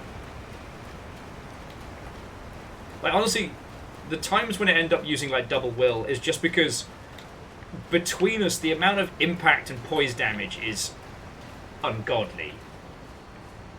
I fucking love it.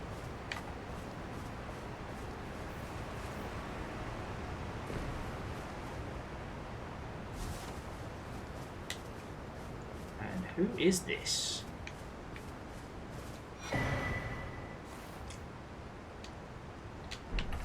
But I'm not even going to attempt that, whatever Latin combo that is. But a discus made of that thing, whose corroded metal is known for its heft, raises defense with higher equipment. A great weight makes for great strength. The strength to protect others. And the Divine Bird Gauntlets. Gaunt's Divine Bird Warriors, the very first of the all-horned warriors made from gold metal. The gold-hued Divine Birds are known to be cruel, never taking to human companionship. For those who invoked their divinity were far and few between. Oh.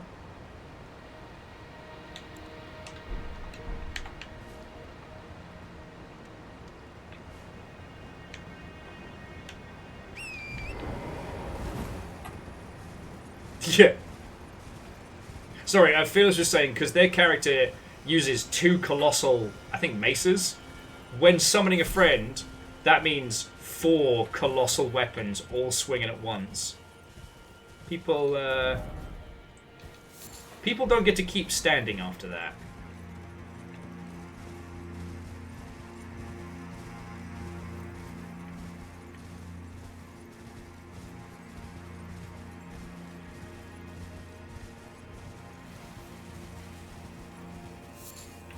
Look out!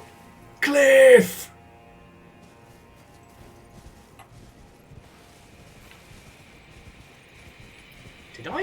Did I just teleport here to kick that guy's ass? That can't be it. Buddy, I used a magic key to come here. I thought you were going to be like a fucking super jewel or something.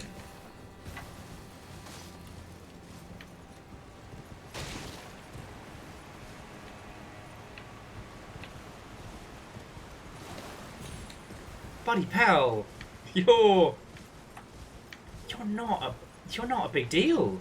Oh shit. That was dumb.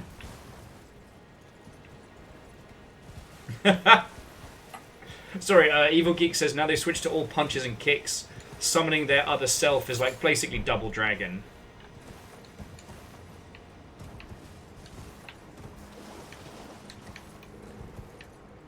Dude, were you it? I mean, great for a photo. This is the lushest, greenest nonsense I've seen in Elden Ring in a long time. You know? Still. Anoran, I haven't played Warframe for a good few years. Honestly, like, we've done some streams of it, but for the reasons I just described, streaming Warframe is really hard. Because the flow state of Warframe is great. It's not amazing for conversation, but not terrible. But I end up having to yell at people. Because, mate, the Warframe community is fucking great. They're enthusiastic. We have a lot of people here on the Longship who play. But I'll get people coming in and trying to explain to me how to do, like, slides and sword attacks.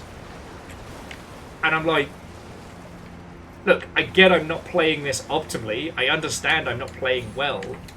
But I'm relearning how to play, and it's been several combat changes.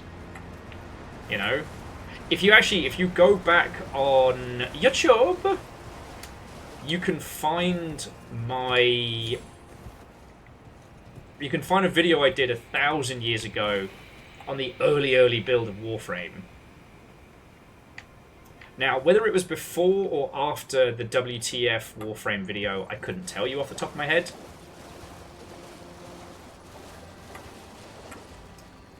Dice, can't we just play games for the fun of it? It's not... Again, it's... There are some games which bring in a community that is the fucking worst. And so I will avoid streaming them because I don't want those... I don't want those places to know who we are. For the most part, a lot of the games that those peeps support aren't very fucking good either, which makes it an easy choice, but... Like, the Warframe community is not bad. It's just... It's like they've never seen an Elder Ninja before. I don't know a better way to put it. You know? Back in my day, there was one map with multiple start points. There was only the Grun, whatever they're fucking called, to fight. And they were uphill both ways. There were 3 frames, and the Rhino was ridiculously OP.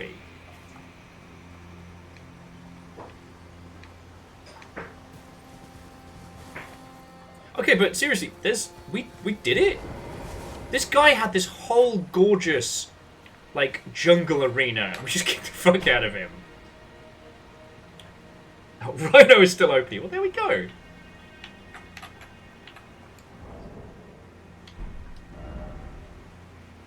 Animal Crossing, the knives out the video game communities.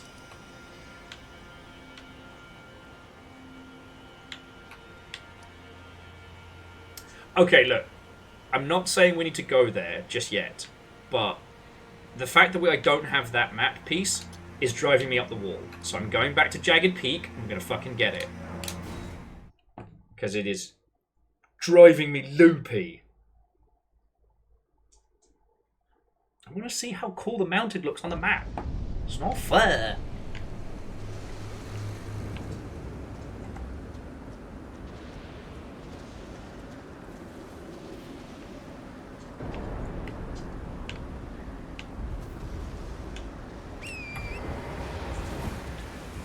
You can't get the map from Jagged Peak. Balls. Let me guess. I won't get it until much later, right? Okay. Well, then I'm going to explore that weird bit next to the Dragon Altar. You being a good boy? You being a good boy? You being a good baby boy?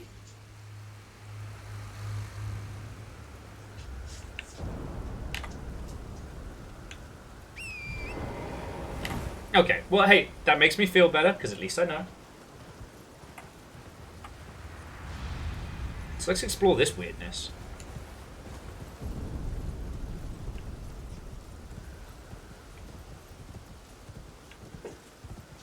Just riding around with this fucking gigantic dead dragon, you know, as you do.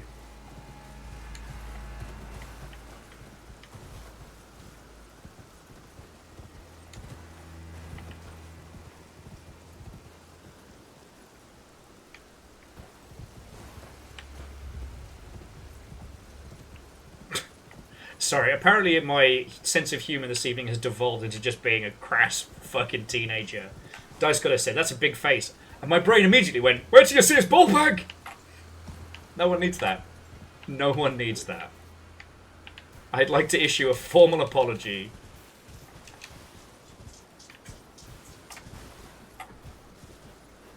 Oh, so Fearless, I got led there earlier because it turns out that from here, from the Dragon's Pit, I went up instead of going to the right. And that leads you to this, like, the Altar of Dragon Communion, which is where I was supposed to be told, like, hey, you really got to kill this ball guy. Curse you, Ball! So I'm just calling him Ball now. Charo's Hidden Grove. This seems fine, and not at all a problem. When has a field of red flowers ever been a bad idea? I've taken so many photos in this run.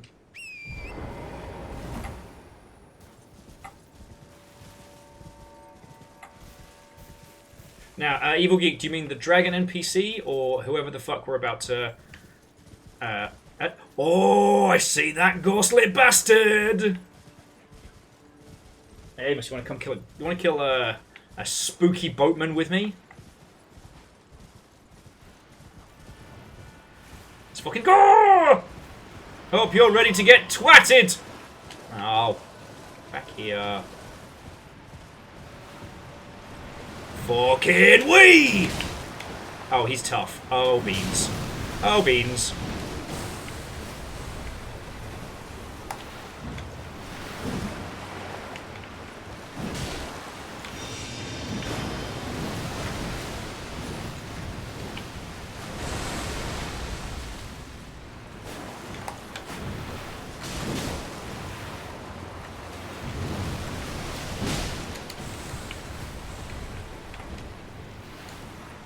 I tell you, if you can forgive the jank on the camera angle, horse is OP.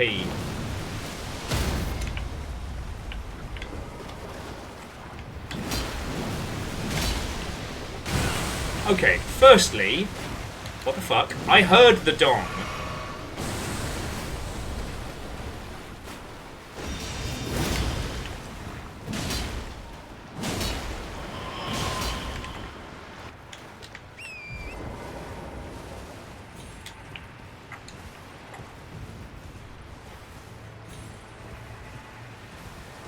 Secondly, fuck you, ghost!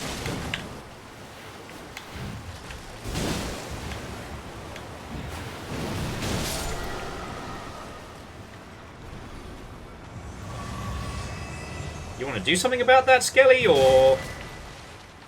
Ooh, Tibia's cookbook. You want to do something, ghost?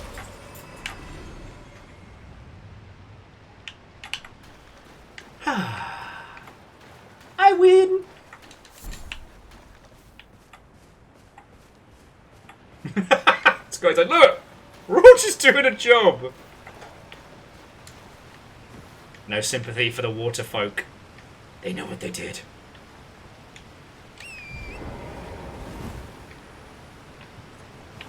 So I'm definitely seeing a lot of weird undead shit around here, so... Oh. Is that just a cute little grotto, or is there something down there? I'm really enjoying, like, exploring again.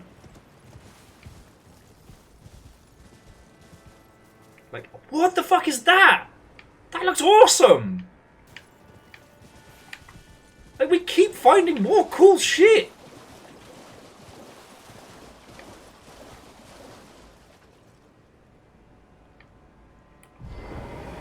And like, okay. The Gravekeeper's brain pan. I was like, that skull has been put there very specifically. Okay, skull of an old Gravekeeper. Material used for crafting, mainly found in the graves of Charo. Okay. And that makes the call of Tibia. It's a very specific bone to be calling, but right. Hey, an Evil Geek, that makes me feel happy. Like, if I'm getting to show you stuff you haven't seen in this, and I'm doing good. And, you know, this hour on a Thursday night is always quiet. Sorry, I'm not saying that to fish. I'm not challenging you all. I mean that, like, this is usually the hour when, like, Critical Role and other big players are on, so it tends to be pretty quiet longship-wise. And I'm fine with that. But it means that those of you that chose to hang out here, you get to see, like, cool special stuff. This is your reward. Being cool.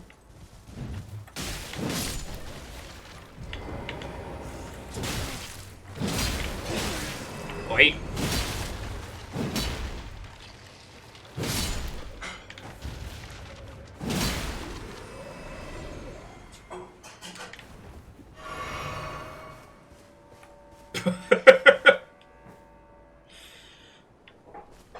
I'm not proud, Oran, of how many times I have yelled, "Get twatted!"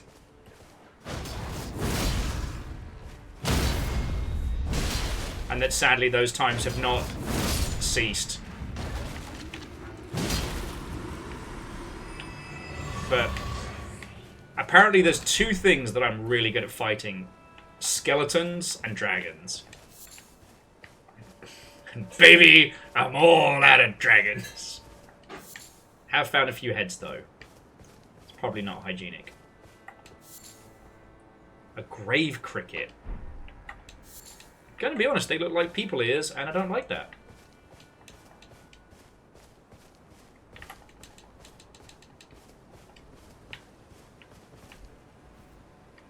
One of the things I do love about when we jump into games like this after, you know, they've had their big touchpan moment? Fuck me running. Their big touchstone moment is that we can kind of take our time with it. I feel bad for some of the big name streamy people, because when something like this drops, they literally have to blitz it as quick as possible, right? Like that's what their audience is expecting of them. You lot don't expect me to blitz through this quickly. I'm like an anti-speedrunner. I play this as slow as fucking possible.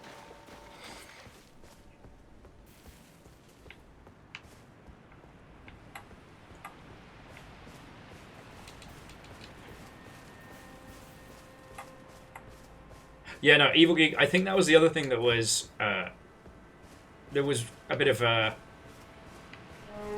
Hey! Come on in, friend, come on in. We're hanging out by the not at all sinister red flower field and waterfall. How are you doing? Kestrel! It's been a million years, what's going on? And to the Margin Walker, how was your stream? What are you up to? Tell me your tales. Reactor online. Sensors online. Weapons online. All systems nominal. Woohoo! What ho everyone. And a what ho to you, friend. Despite it all, kept it all going. That's over 6 years of subs, Kestrel. Fucking thank you. How are you doing? And to Vi Stuff, what ho and welcome. Coming in, coming in. Greetings, friends.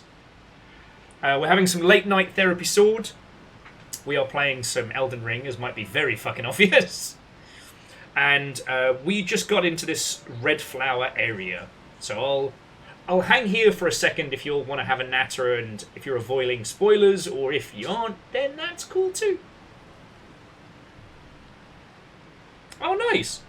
So Margin was playing the new Planet Coaster. Oh, lovely. And Castrol, this is the Shadows of the Erd Tree. So I'll keep both the banter and the environment generic for a sec. Because if you do want to pop off to avoid spoilers, I completely understand. I ain't gonna be mad. Like I said, it's I was just talking about this before you came on in. It's like, it's Thursday night. Most peeps are on, you know, crit roll or otherwise. Hey, you seen my box to this lettuce? One little There was a box that was around the kitchen. Hang on. Sorry. Bear with me a second, friends. Okay, so Kestrel, you're all good for spoilers.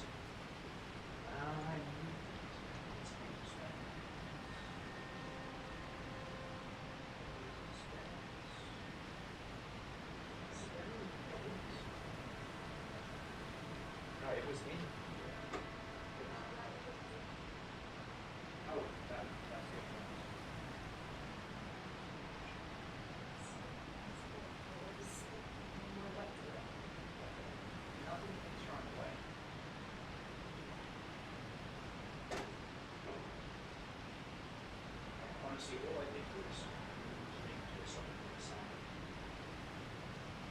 okay. Sorry about that, friends. We have a devil's lettuce mystery on our hands.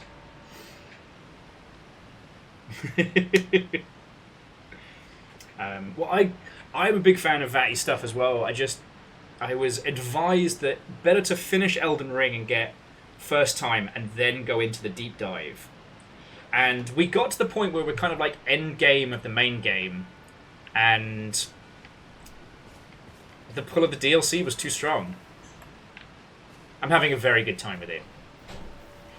But yeah, glad you're enjoying Planet Coaster. I haven't even played around in Planet Coaster for fucking ages. Last thing I did was good old not the version Open Coaster, or whatever it's called. I'm trying to remember the bloody name of it. So yeah, it's the open source roller coaster tycoon.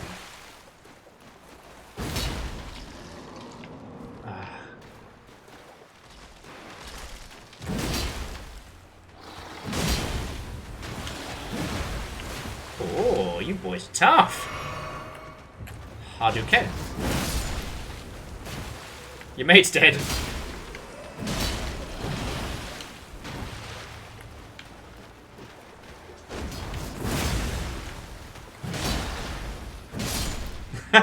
Sorry, I love these guys because sometimes when they swing, they're so big they end up swinging over your head.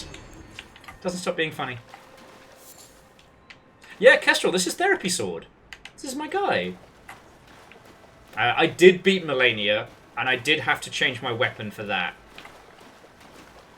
And let me tell you, that ended up being quite the fight.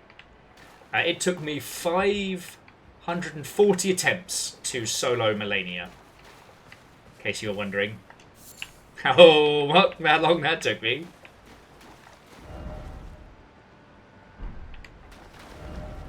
Okay. So for that one, I used... I think it's... Let me find the name of it.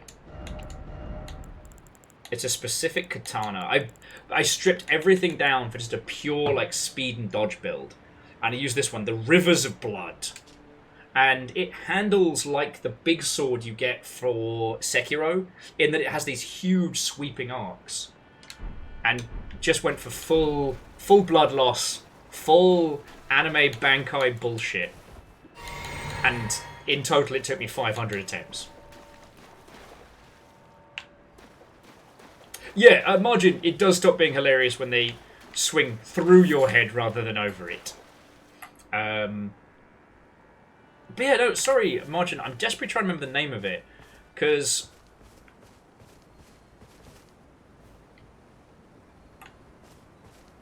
there's the open source Transport Tycoon game, and then there's an open source coaster game based on old, not Theme Park, but the other one. And I played a bunch of it back when I was at Rocketworks. Unfortunately, being unable to remember the specific name of this fucking kills my story. Oh...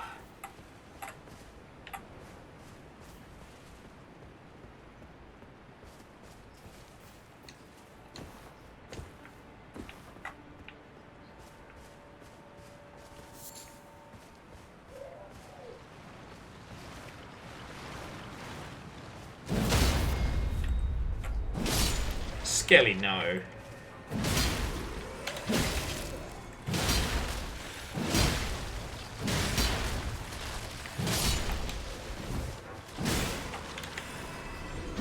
I have to be careful because these spear guys are not good, but they can ruin your day very quickly. They're the idiot savants of skeletons.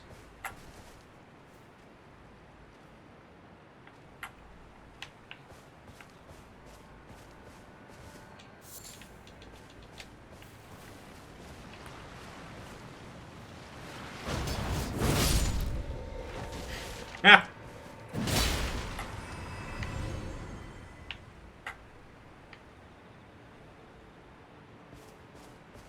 Okay, and things are clear. I assume by all the signs pointing me towards these blue flowers amongst the red flowers that they're important for some crafting thing or something later. No. No. Back in the ground with you. None of that. Oh, shit. Got one of the coals of tibia, which I guess we learned how to make. Okay. An ancient ceremonial tool uses a gravekeeper's skull. It's a catalyst, a craftable item. Use FP to summon one lost in death at the spot it is thrown. The creature spins and mows down foes in the vicinity 3 times before disappearing. That sounds fucking metal. So Kestrel, I don't know how much of this you've seen. But ugh, okay, I hate that. There's a new type of enemy around here. They're not a boss. They're just sometimes about, and they've got this like, it's not capoeira fighting style, and these 2 discus, and they ruin my day because they can just keep going ad infinitum with their combos, and eventually even my big sword tires. All right, you know I can see you lot wiggling, right? Bees.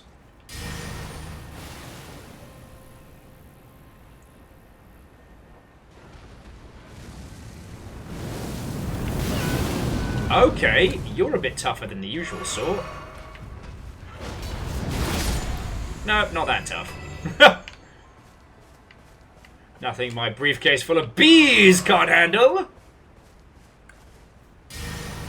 Bees. Oh, also, before you lot came in earlier today, I eviscerated one of the bosses with just 27,000 bees. I tried using Dragon Breath, I tried using Battle Magic and Combat. Ultimately, I won by fucking them up with bees.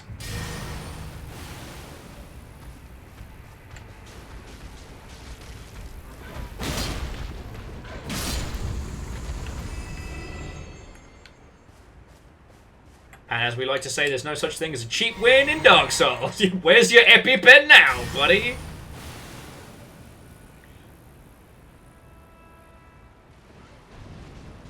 It is interesting, though, so Kestrel, you're not... Don't stop, believe it. Those stingers are going to kill Lydia now. I'm trying to think of additional lyrics that fit. Oh, hang on. Hang on. Come by. Come by.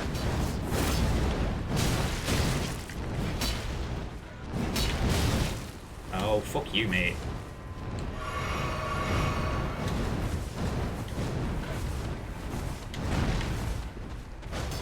Death! And Akira, thank you for the bids, friend. My brain's now whirring on "Don't stop believing."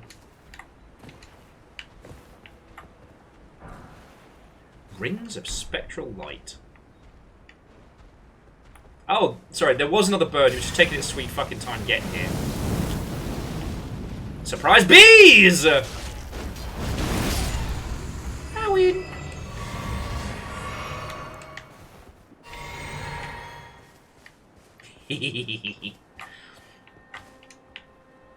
But again, there's no such thing as a cheap win in Dark Souls.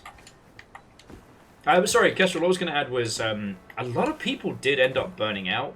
It's been really interesting that when we started playing Elden Ring, the amount of people who were like, this is the best, this is brilliant. And then as we got further and further in, you know, you start to realize like the drop-off rate gets pretty extreme. I'd say about once you start hitting... Once you get past the capital, like the drop-off rate is quite high, and I wasn't expecting that.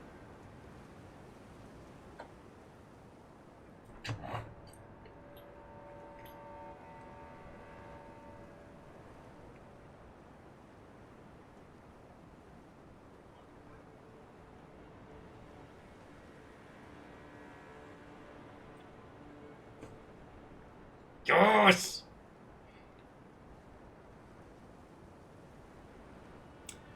Okay, so if you're wondering why I'm just going woo, I've I've been approved to audition for a sushi video game. I'm gonna be the grizzled old man. I mean, I don't think I'm gonna get it, because it was an open audition call, and there are a lot of huge people going for it, but still makes me feel good. I'm gonna have a little fun with the audition piece and see how it goes. Try and find that voice. Sorry, for those of you that are newer here, I've gotten to do VO in the past. I don't describe myself as a voice actor because I'm not professional VO quality, but I love doing it. So any chance that I have and it's something that I fit well, like, hey, this place is way bigger than I thought it was, and now I'm starting to regret. Oh, but there's a... Is that fall gonna kill me? Let's find out. Oh, me fucking knees! Not dead! It's very broken! Oh shit, it keeps going down? That's the blue fields? Okay, this place is fucking gorgeous. Yeah, Orion, it's worth a shot, but honestly, it's just fun getting the chance to play in the space. You know, what I should do is, you know, I should do more attempted readings. I should do some more readings for fun. It's just an hours in a day program.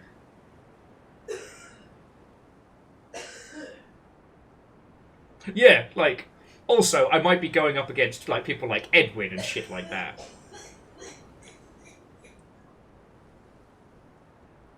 You okay, homie? Yeah, alright.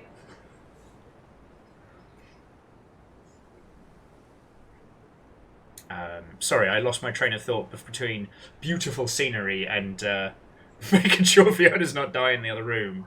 But, you know, I should do more just, you know, voicing exercises and stuff like that just for funsies. But, you know, hours in a day problem is real.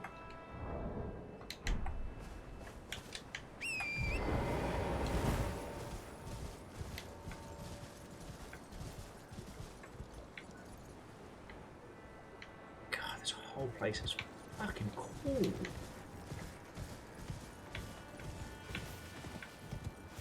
I guess I rushed over here to kick the ghost's ass and I didn't really explore.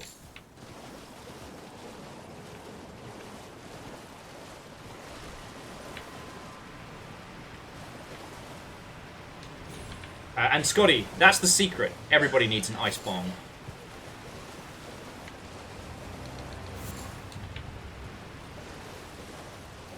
Excuse me, why are we doing the J.J. Abrams? Wow. There's nothing left.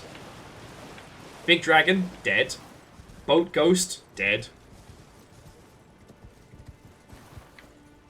Ooh, and I think that's our route down.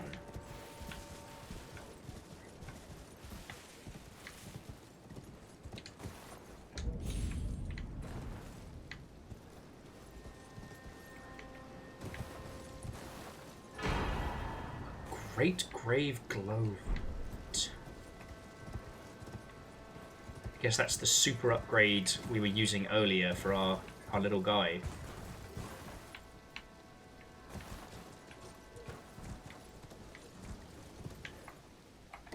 Okay, Kestrel, if this doesn't inspire you to dust off your character and come back, like, I don't know what's gonna. The problem from tonight's stream is going to be what to pick for the fucking thumbnail. Sorry, Edwin was saying that organising things like group reads and stuff is great for workouts. Edwin had one small one with some voice acting friends. And used to act out the IDW Transformers comics. Fuck yes.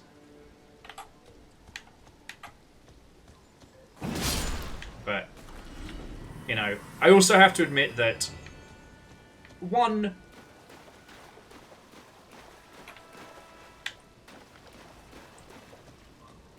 if voice acting professionally is a path I want to go down, I need to shift a lot of pieces around and focus on it a lot better. And also, ooh, a deep purple lily. That's fucking cool.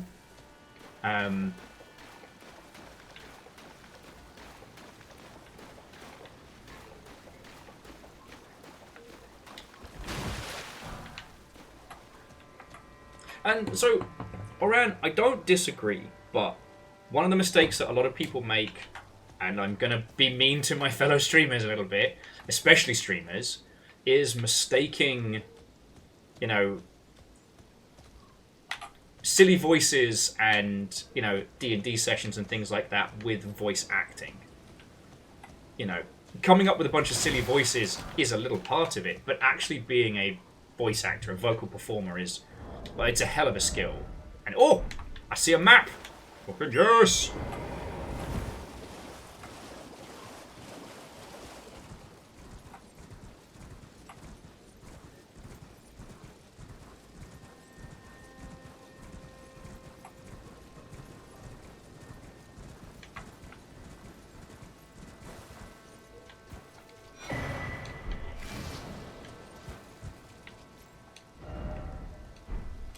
Alright, let's have a look. Yo! Look how fucking cool that is!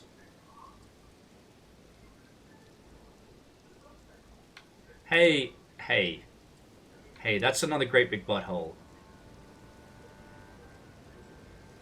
I don't like that. I don't like that. Why are there two buttholes?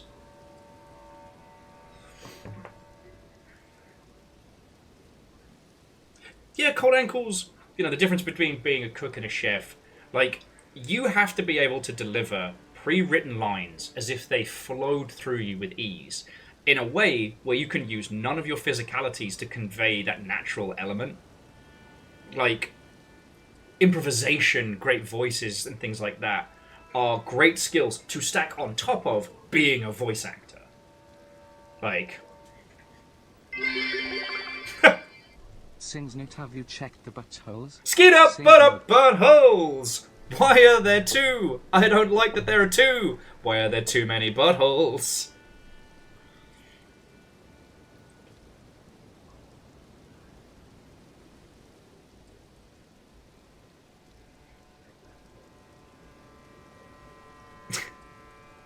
And yeah, sorry, I'm not saying this to Oran or anybody. It's just like, when I say I have a lot of respect for what people like Edwin and Alex and friendos do, it's because I know enough to know how far I am from that skill set. Like,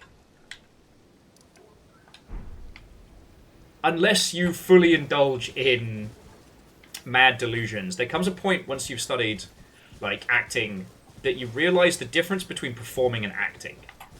I am a performer.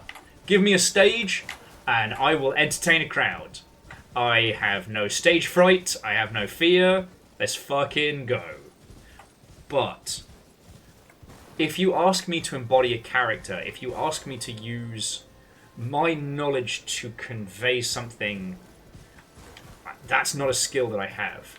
What I can bring you is Will being extra, or Will being less extra, or Will with a silly voice.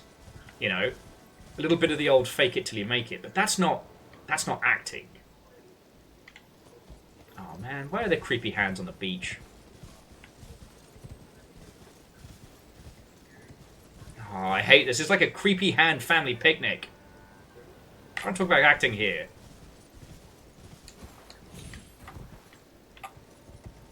Like, Tim Roth and Gary Oldman did Waiting for Godot. No, sorry, not Waiting for Godot. Rosencrantz and Guildenstern. And that is something I point to and go, that is superb acting, right? Like, those two together doing one of the most fucking meta ye olde plays that one can really... Like, I'm in awe of how they're able to convey so much. Or, like,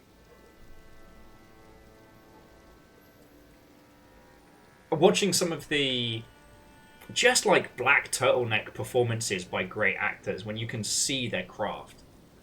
If you want something a little bit more easily digestible, I like to point to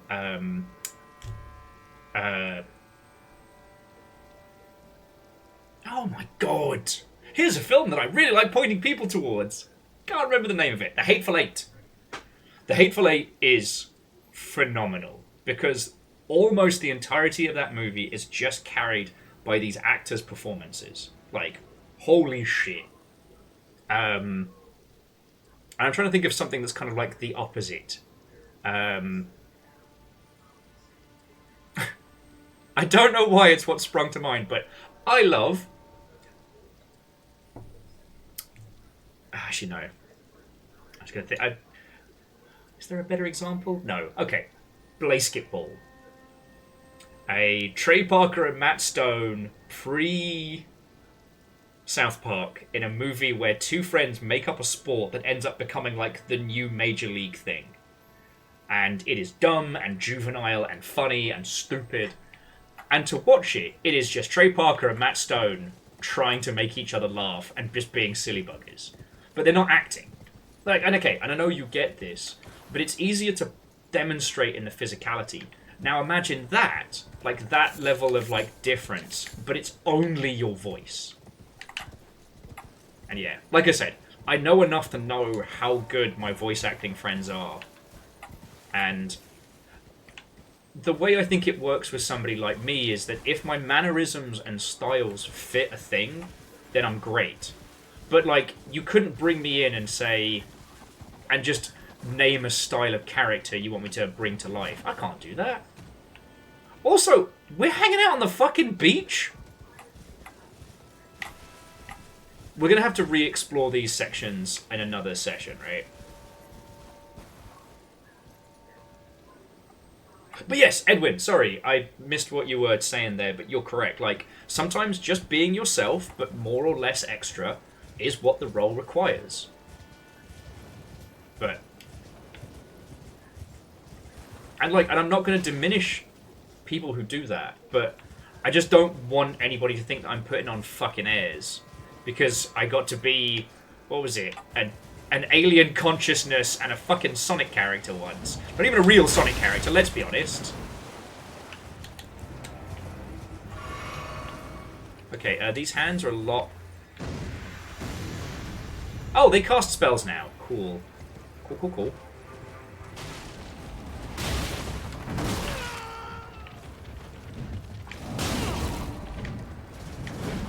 I didn't even see if that did him any fucking damage or not.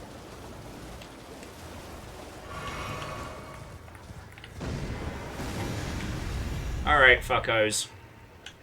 You wanna dance? I know what you're weak against.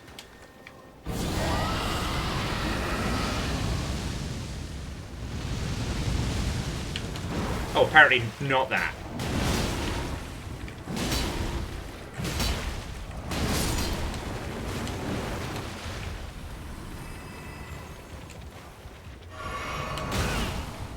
Okay, still creepy. Still creepy, and I still hate it. Okay, don't worry, we've got Madness Fire. It may not be a quadrille and code Sonic character, but it's still Oh, fucking wrong one! No! Mia torta!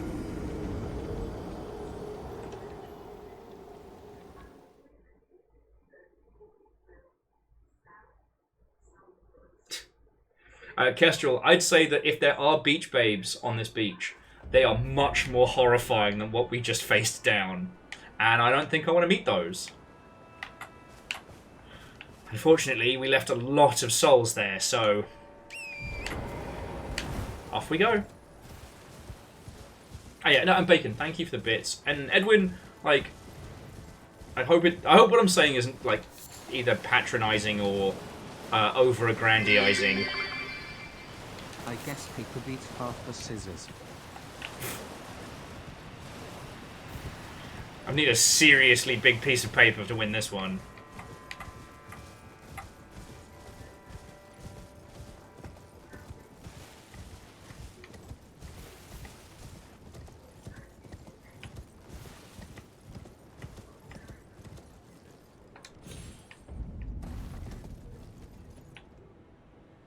I don't see another shrine or another bonfire or anything, so I'm just going to try and get our shit back and just continue exploring.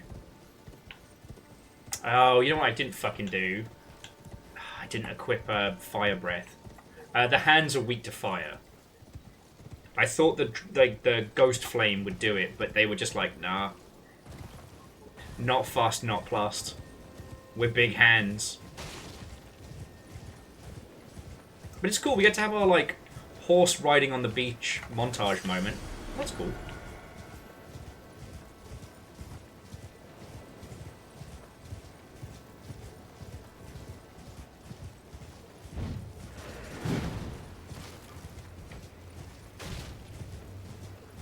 Okay, yeah, Edwin, then, yeah. As long as I'm doing your craft justice, then I'm happy.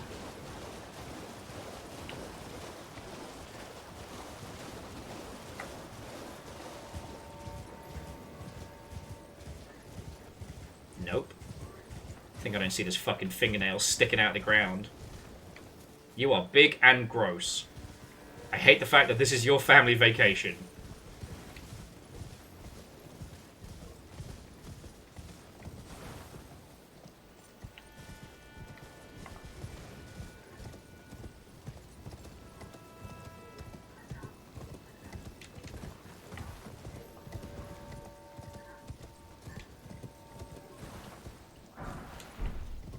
Okay.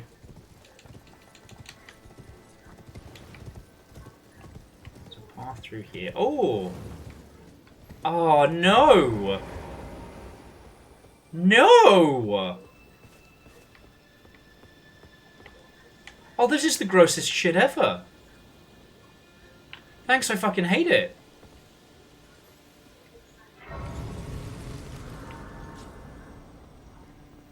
It gets worse! Alright, that's Dragon Peak up there. You see that little bridge? We climbed across that several days ago. We were above. Fucking disgusting. No. No. I'm not. No. No. No.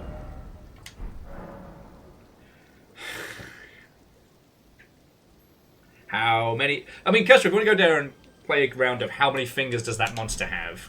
I'm sure we can. I don't wanna.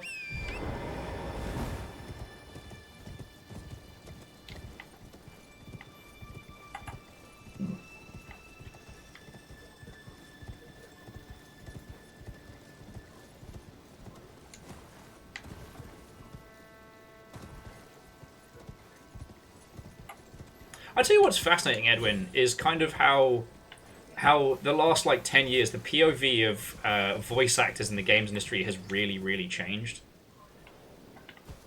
I still remember when, if a game had, like, a famous person on it, like, that was, like, a huge mark. I still find myself talking about fucking, was it Area 51? Not the arcade machine, but the shitey FPS, starring David... Go! Fuck me! Oh, he got me with the old finger but hole. Alright, alright.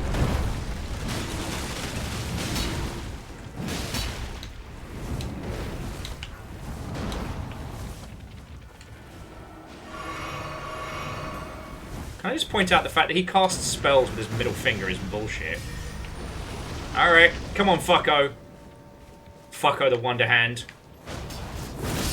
Guess who bought fire? It's me. Anyway, that made me fucking jump. Oh.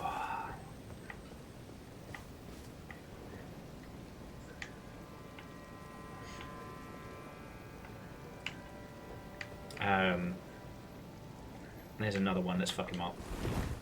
Now I've got a flaming sword, we might as well. I don't have my lava equipped, but...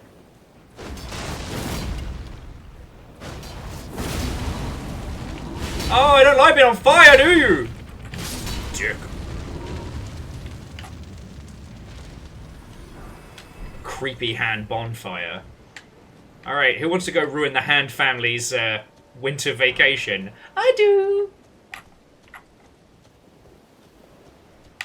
Oh yeah, no, Kestrel, it's so visceral when you get them and they start, like, writhing around in fiery pain. Actually, that's a good point. Do we have any pots left? Because I know I've made some.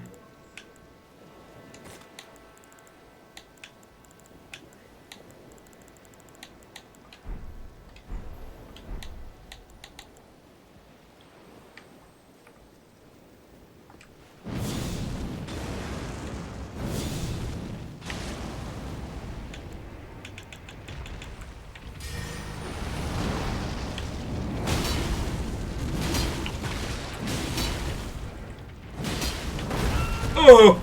They flicked me!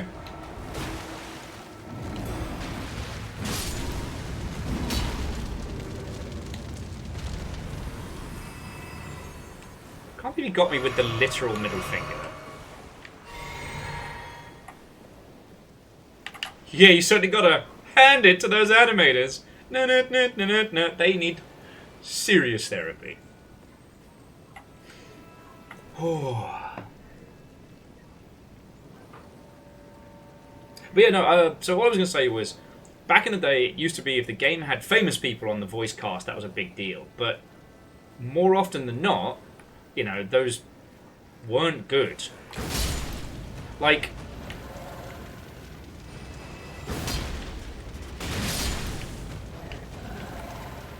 I keep rethinking, like, it's easy to forget, Ron Perlman wasn't always massive.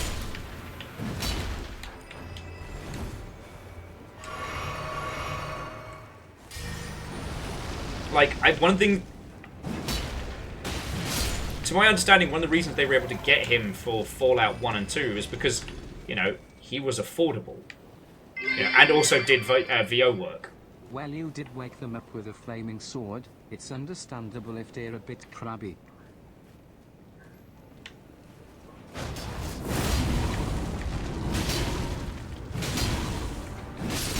In the words of Smaug the Dragon, they fucking started it.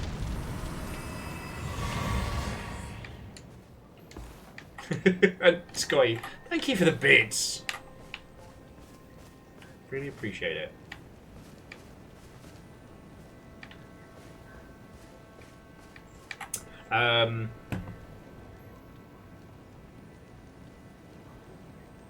Fred says that you folks have low pun tolerance. You just can't handle it. I know, Kestrel, Ron Perlman will always be massive in our hearts, but like, okay, you know what, Edwin? That's a really good example of like, you know, Mark Hamill in Full Throttle, because you know, oh, you bastard! I know you walked right into that one. Hello.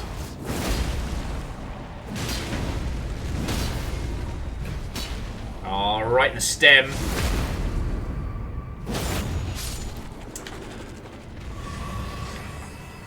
Because obviously, you know, LucasArts had access to, you know, Lucas talent.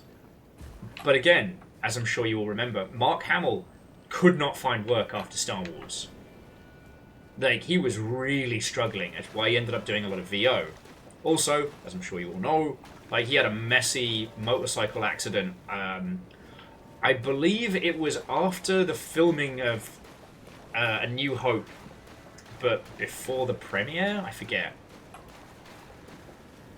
One of the reasons why they have a whole scene at the beginning of Empire Strikes Back is because he got mangled in a bike accident. And he went from being like the, you know, the golden age sci-fi, like, pulp hero looking boy to being someone with a beat up face. Now, like these days, he'd been fine. He would have been fucking celebrated. But it was a different time. And so, old Marky Mark, actually, no, Marky Mark's different. Old Mr. the Hamill definitely struggled to find work, did VO, and then ended up doing stuff like Full Throttle, and we, as the lucky fans, got to benefit. That was fucking great.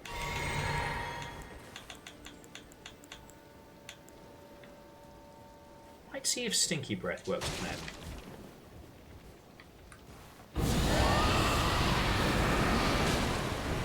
Of course it works. Say Stinky Breath works on everything.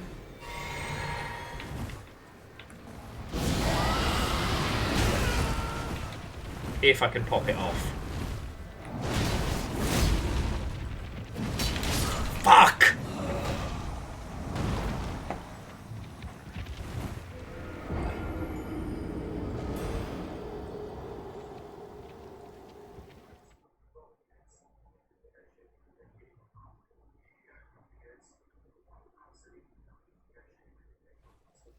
Jesus, Bacon says it was during the time of the holiday special, which is why he looked half dead. Fuck. Because if I remember rightly, that was after he was on the Muppets. Fuck it. The timelines get wibbly-wobbly. But it was more to the point of, like, yes, Mark was somebody who was in, you know, voice acting stuff and things like that, but one of the reasons why he ended up doing, you know, the Joker and things like that was just to get work. You know, he was young and fresh-faced. He hadn't negotiated a contract similar to old Harrison Ford and Alec Guinness. So, like, him and Carrie Fisher didn't get stupid rich off of Star Wars like a lot of other people. Sorry, I'm telling you shit you already know. Anyway, I am leading us well off the point. The point being, the fascinating thing was that there have always been shit tons of incredible voice actors working in video games. But they never really got, like, proper recognition. Bastard's giving me the finger.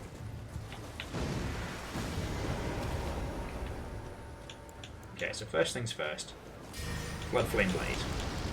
Second things second. Stinky Breathu. Alright. Fuck.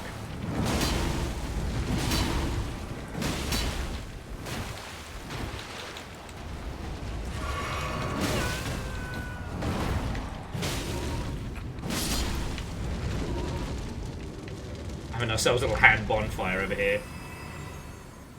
Oh, well, Kestrel, there you go. Well, here's a bunch of Star Wars knowledge from the old days. And one thing that has become abundantly apparent with age is that while there are some people who are known as Hollywood talent who are also good voice actors, for the most part, they suck. And I keep thinking about Area 51 and how heavily it was advertised that it had David Duchovny and Marilyn fucking Manson in it, who is also a piece of shit. And how they were terrible in it. Like, whereas so many incredible voice actors who just weren't known or recognized as talent because they were just voice actors or just worked in video games, I feel like in the last 10 years have really gotten their mark. You know, Femshep was not Jennifer Hale's first rodeo. It may not even have been in the top 10 original rodeos. But, you know, that did, as a title, that did so much to get her the respect her abilities deserved, you know?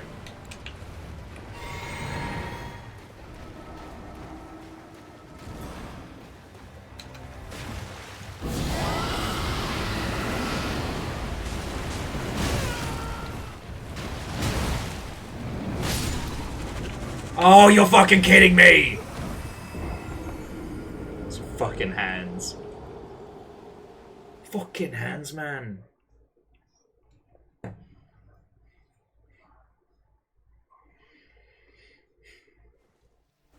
Because Edward, I don't know if you were around for the conversation yesterday. We were talking about Erika Hishi and how they've gotten the lead for the new Ghosts of Cool Samurai shit. I forget what the new subtitle is. And that's fucking cool, but like, to my knowledge, Erika's been doing this shit for years. You know? And let me tell you, and I apologize that I keep making every fucking conversation about Metal Gear Solid 5, but I'm playing it in my downtime and what have you. But Kiefer Sutherland is fucking useless in that. He is the proverbial chocolate teapot. He is a fart in a spacesuit. And I don't know how much he got paid to do that. Far too much. But he is fucking useless. And I don't just mean like he doesn't do a good job as Solid Snake. He's fucking terrible.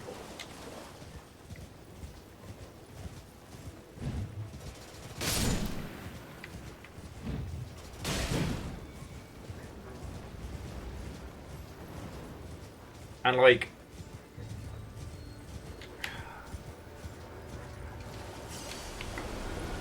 I guess David Hayter was another of those, like, he was doing a million different things all at once, so it's not like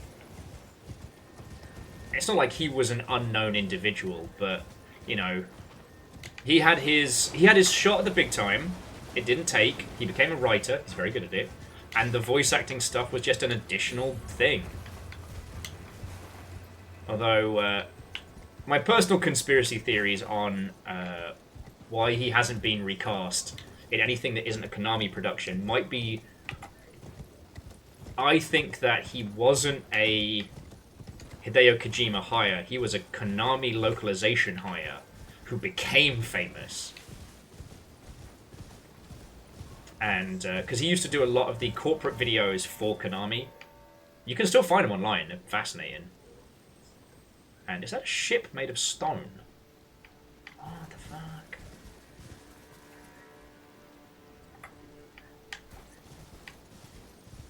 Oh, Edwin, his stuff in Armitage 3 is fucking dog shit. And look, I get it. Like, it was the manga entertainment years. You know, anime dubbing was basically a thing you banged out in an afternoon on the cheap. He was probably, you know, it was pre-24, so he was, you know, needing some quick cash, whatever. But, you know, Venomous Snake was a role he got post-24. And, like, we gave Peter Dinklage so much shit for that wizard came from the moon. And that's... inspired cheat. Oh, this guy looks tough.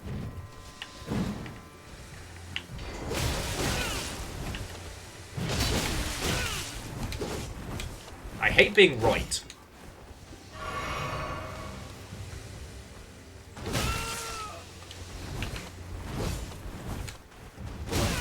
Fucking hell! Somebody gave Baphomet Shadow Step.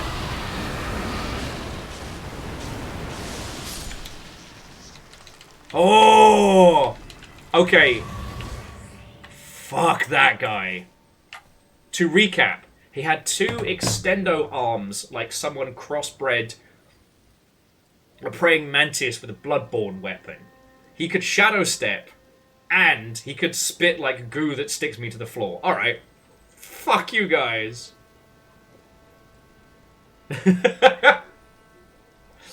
Fearless says, I have a That Wizard Came from the Moon shirt at the Bungie Company store. Look, I didn't mind Dinklebot, and I think he should have gotten another crack at it. But also, he was probably super expensive considering Game of Thrones stuff. To the Web of Chaos, Watto and welcome. No, didn't you know? This is the Gundam Seed OVA. This isn't even actually a stream. You've just kept the video rolling, and it's just the next playlist. It just really well predicts what people are going to say.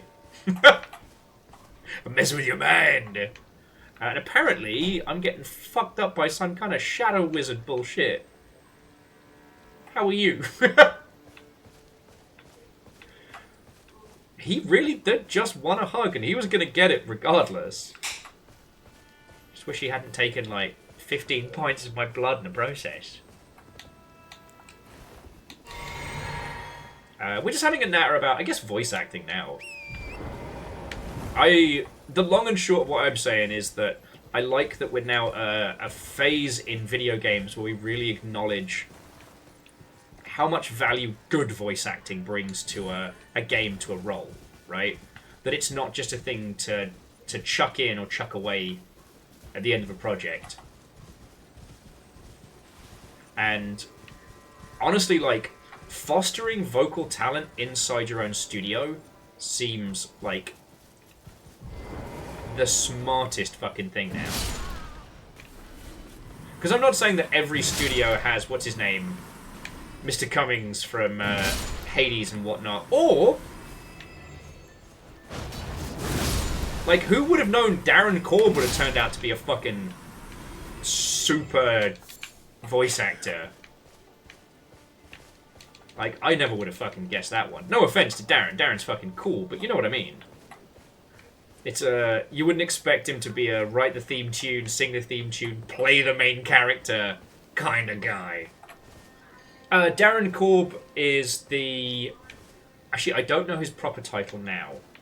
But he is the music and voice guy for Hades. In the originals, he was the one that did all the music and all the recording famously, he built a little mini recording studio out of his wardrobe and a big old bed frame, a big old duvet, which I love. And I didn't even realize he played Zagreus. And also Skelly.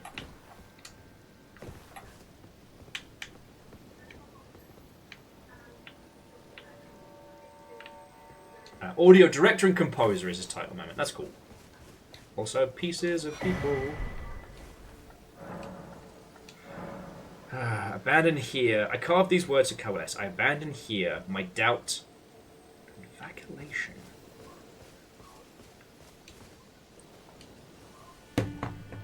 So Edwin says that, honestly, Critical Role launching voice actors into the public-facing frame helped a lot with the increasing the reputation as a very cool, awesome people who deserve maybe more money and, or at least a complete script. Worth a shot. The power of Critical Role cannot be understated, but you don't need me to fucking tell you that. Ooh. Nectar Blood Blurgin.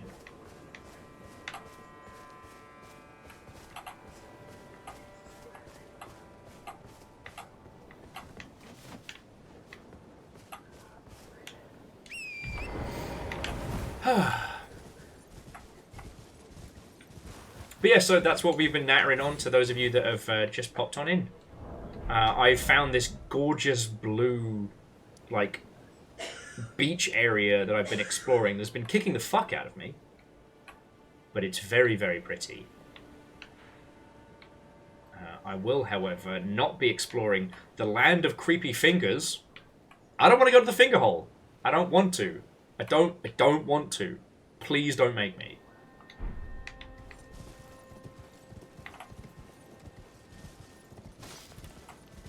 But yeah. It was one of those things that, in retrospect, really drove me up the wall. Was especially at CA, there were so many people on staff who were incredibly talented.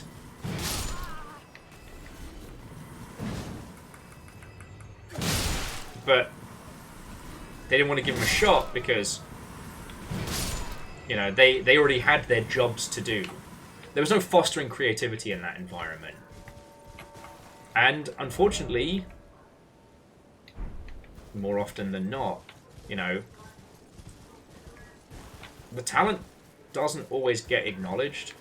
I'd love to know what happened between David Eddings, who played Claptrap, and Gearbox. Because he was, you know, his performance of Claptrap was one of the big driving forces in that game. Like, you had both... You had him, you had Handsome Jack, and boy howdy if they didn't bring that franchise together. And then between 2 and 3, he was...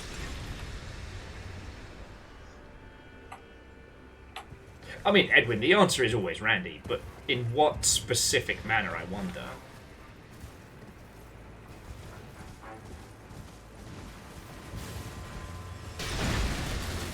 Remember, friends, if they're glowing red, that means they want you dead.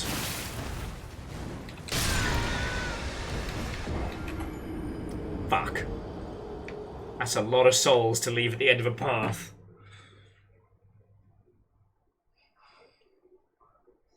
Oh. Boop. No, so... I would bet cash money dollars Randy was involved, but like, what did he do? What did you do, Randy? What did you fucking do? Yeah, at least now I can actually see what's coming.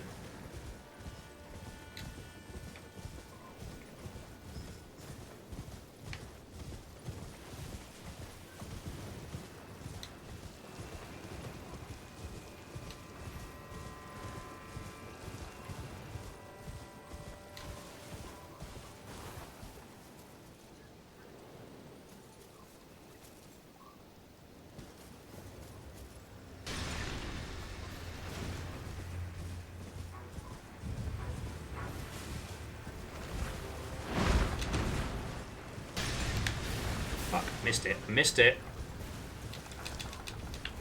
Fuck. Ow. Please don't kill my horse. Please don't kill my horse.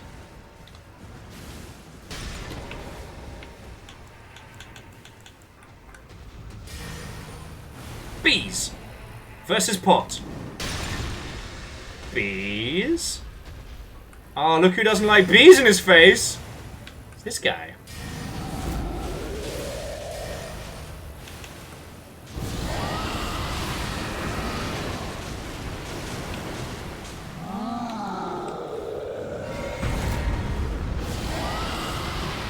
Or Stinky Breathy, for that matter.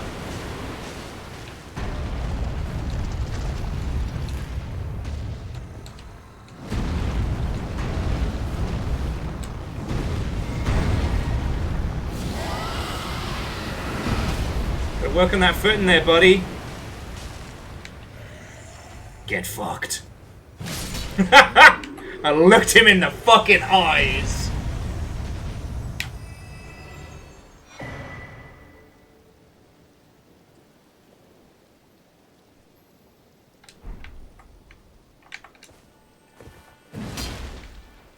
Ah, well, so Edwin, if that was something that went down news-wise, then it completely dropped out of my noggin, because like, I wouldn't claim to know David, but we've had drinks together, we've talked. When he was over at Rooster Teeth Games, when that was still a thing, we natted a lot at GDCs and whatnot. It was real cool.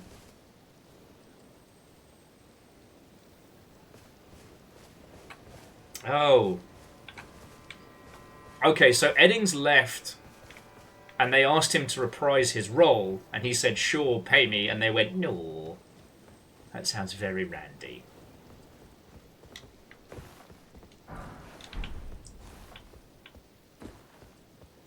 Fuck you, pay me! No. I'm Randy Pitchford. I don't pay people. I don't pay people. There's a lot of cute birds here. I'm gonna move away before I accidentally end up murdering them and then being branded as a penguin murderer forever. Okay, this area has been so open. This is either going to be a dragon nightmare, or it's going to be fine, and I don't know which. You know what I mean? Oh, they're weird little blob people, okay. Sturdy little blobmen. And what's this great big hole in the ground filled with blob people? Aside from being fucking gross. Too late, vile penguin slayer. Damn it.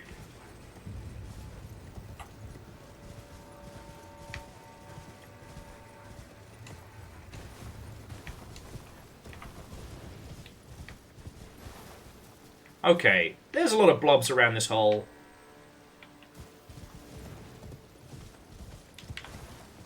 And you know what? We know FromSoft doesn't do anything by accident. So, how are we supposed to interpret the text here, FromSoft? And Vanderbeest, thank you for the bits. Even if it is a reminder. And Tobias told me, man, these penguins are invincible. No, they weren't, Tobias. Set me up. Made me the trigger man in a penguin murder. Ooh, but we got a new cookbook. Oh, I always did that. Eternal sleep grease. Drawstring sleep grease. Okay. I'm gonna find out what works on these fuckers. Stinky breath?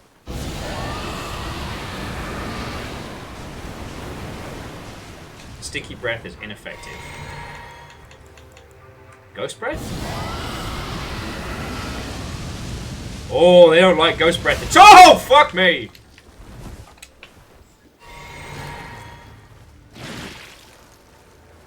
There's a lot more blobs than I thought. It's alright, we know how to handle you.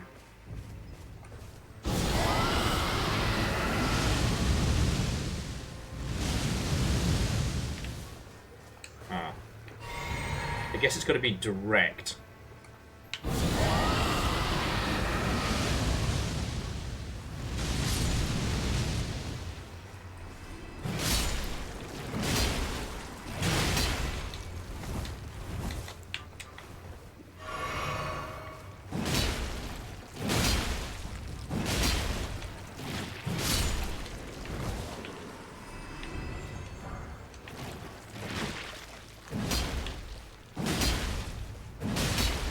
Anytime you have to deal with a large number of blobs in a FromSoft game, it usually means, like, something horrible or some wizard shit has gone down, right? Like...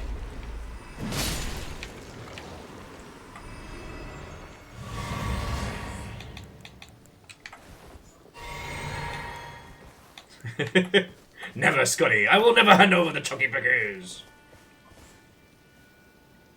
Oh, sorry, cold ankles. Apologies. The jump scare there caught me off guard. But it's lovely chatting with you. I don't know if I'll still be here when you get back, but if I am, yay, and if not, have a lovely rest of your evening, friend. Alright, we got to see where this fucking path takes us.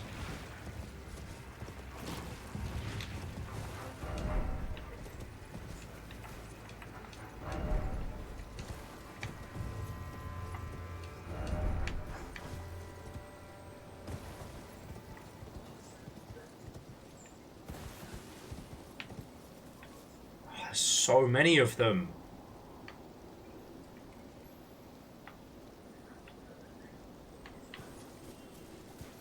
No, you know what? You know what? I'm not doing this tonight. I'm not going down this great big bottomless butthole filled with heinous blobs. Alright? I'm just not. I'm just not.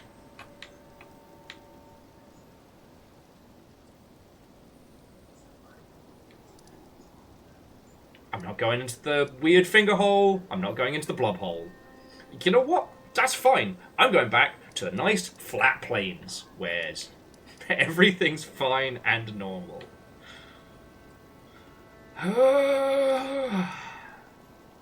We barely even touched this area. I was like, oh, I'll just hop on past this dragon. I barely explored all of this area.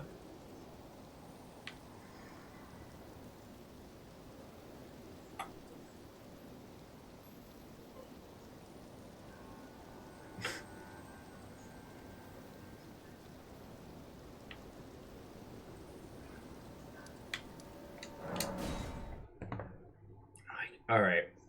You know what, friendos? It has hit 10 PM here. And we've done a good 7 hours. I think we'll bring this to a close.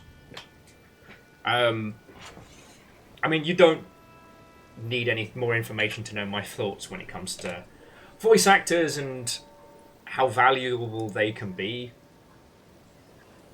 I'm still definitely anti-expensive Hollywood talent, but like on nights like tonight, on days like today where fucking hell. Yeah, no. I gotta pass you lovely Mother Hubbards over because I am losing the ability to banter.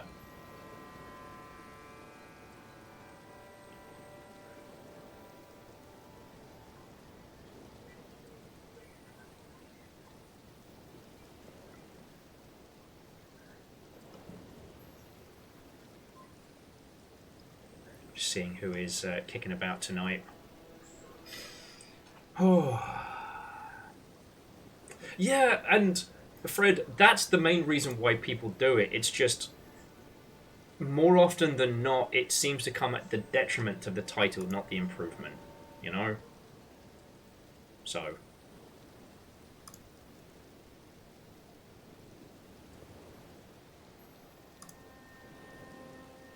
Okay. So, friends. I have 3 places that we can head to after this. So I'd like you all to have a thought and a ponder as to where you'd like to take this adventure. I've got roguelikes, I've got animu dogs, and I've got big swords. I've got roguelikes, animu dogs, or big swords.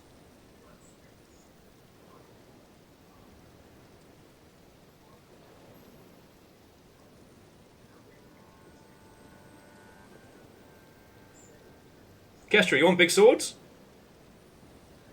Evil Geek, you want big swords? Okay. So, if you all stick around, friends, Sage is continuing their quest to master the world of Monster Hunter. And what they are currently doing to the flashbang the flashbang Velociraptor in the coral wastes is fucking hilarious. As let me tell you, Bugglade doesn't stop being funny. So I'm gonna do credits, but please don't go anywhere because we'll go say hi to Sage. Jesus, what to say about today? I'm sorry, we're living in fucking shite times. I hope that they helped. They have certainly fucking helped me. All right. I really appreciate you all being patient with me today. I know there was a lot of breaks and a lot of interruptions, but on the flip side, we wrecked some bosses. We had some fun duels. Conversation was popping. Like this was a really good stream, and I can say with absolute sincerity that this made my day wonderful. So thank you. All right. Now I'm gonna roll credits in a second, but yeah, you know, I'm still here sitting in this chair because you lot throw in bits and donations and gift things and the ilk, and I really fucking hope, especially right now, I'm doing enough. Okay. So thank you. Seriously. And to that end, I would like to thank the following people specifically for being cool kids. I was looking at the wrong screen to see where the crits were.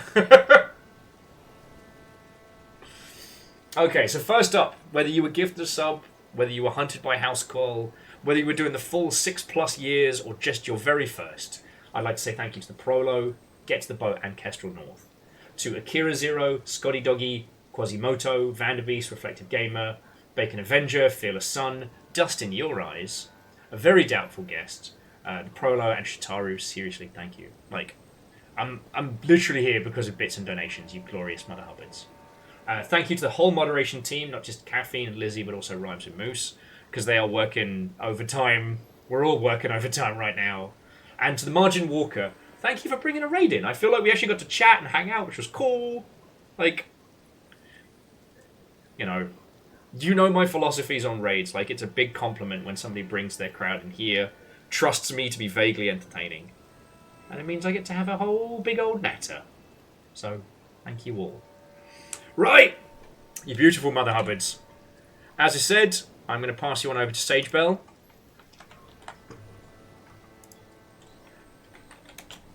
And you can do whatever chaotic nonsense you want over there. I'm not your dad. I'm not your keeper. You can get into whatever mischief you want.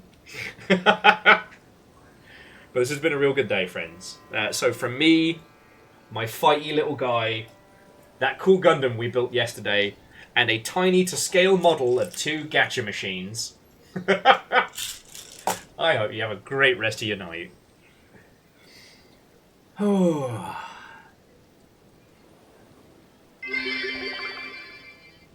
You are not our dad, but you may or may not be our cult leader. Firstly, the raid has already started, so don't you dare be throwing bits. Secondly, it's not a cult. Thirdly, thank you. Alright? Thank you.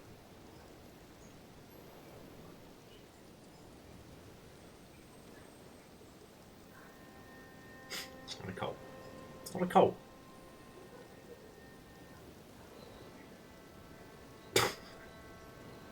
Chaos, you just got here! Can't stop calling it cult. Oh my word. What am I going to do with you lot, eh? What am I going to do with you lot? God, I need to trim me sides. Alright. I don't know what tomorrow's going to be like, friends. But there will be a stream. Okay? So. Book out. I don't know. Fucking yo.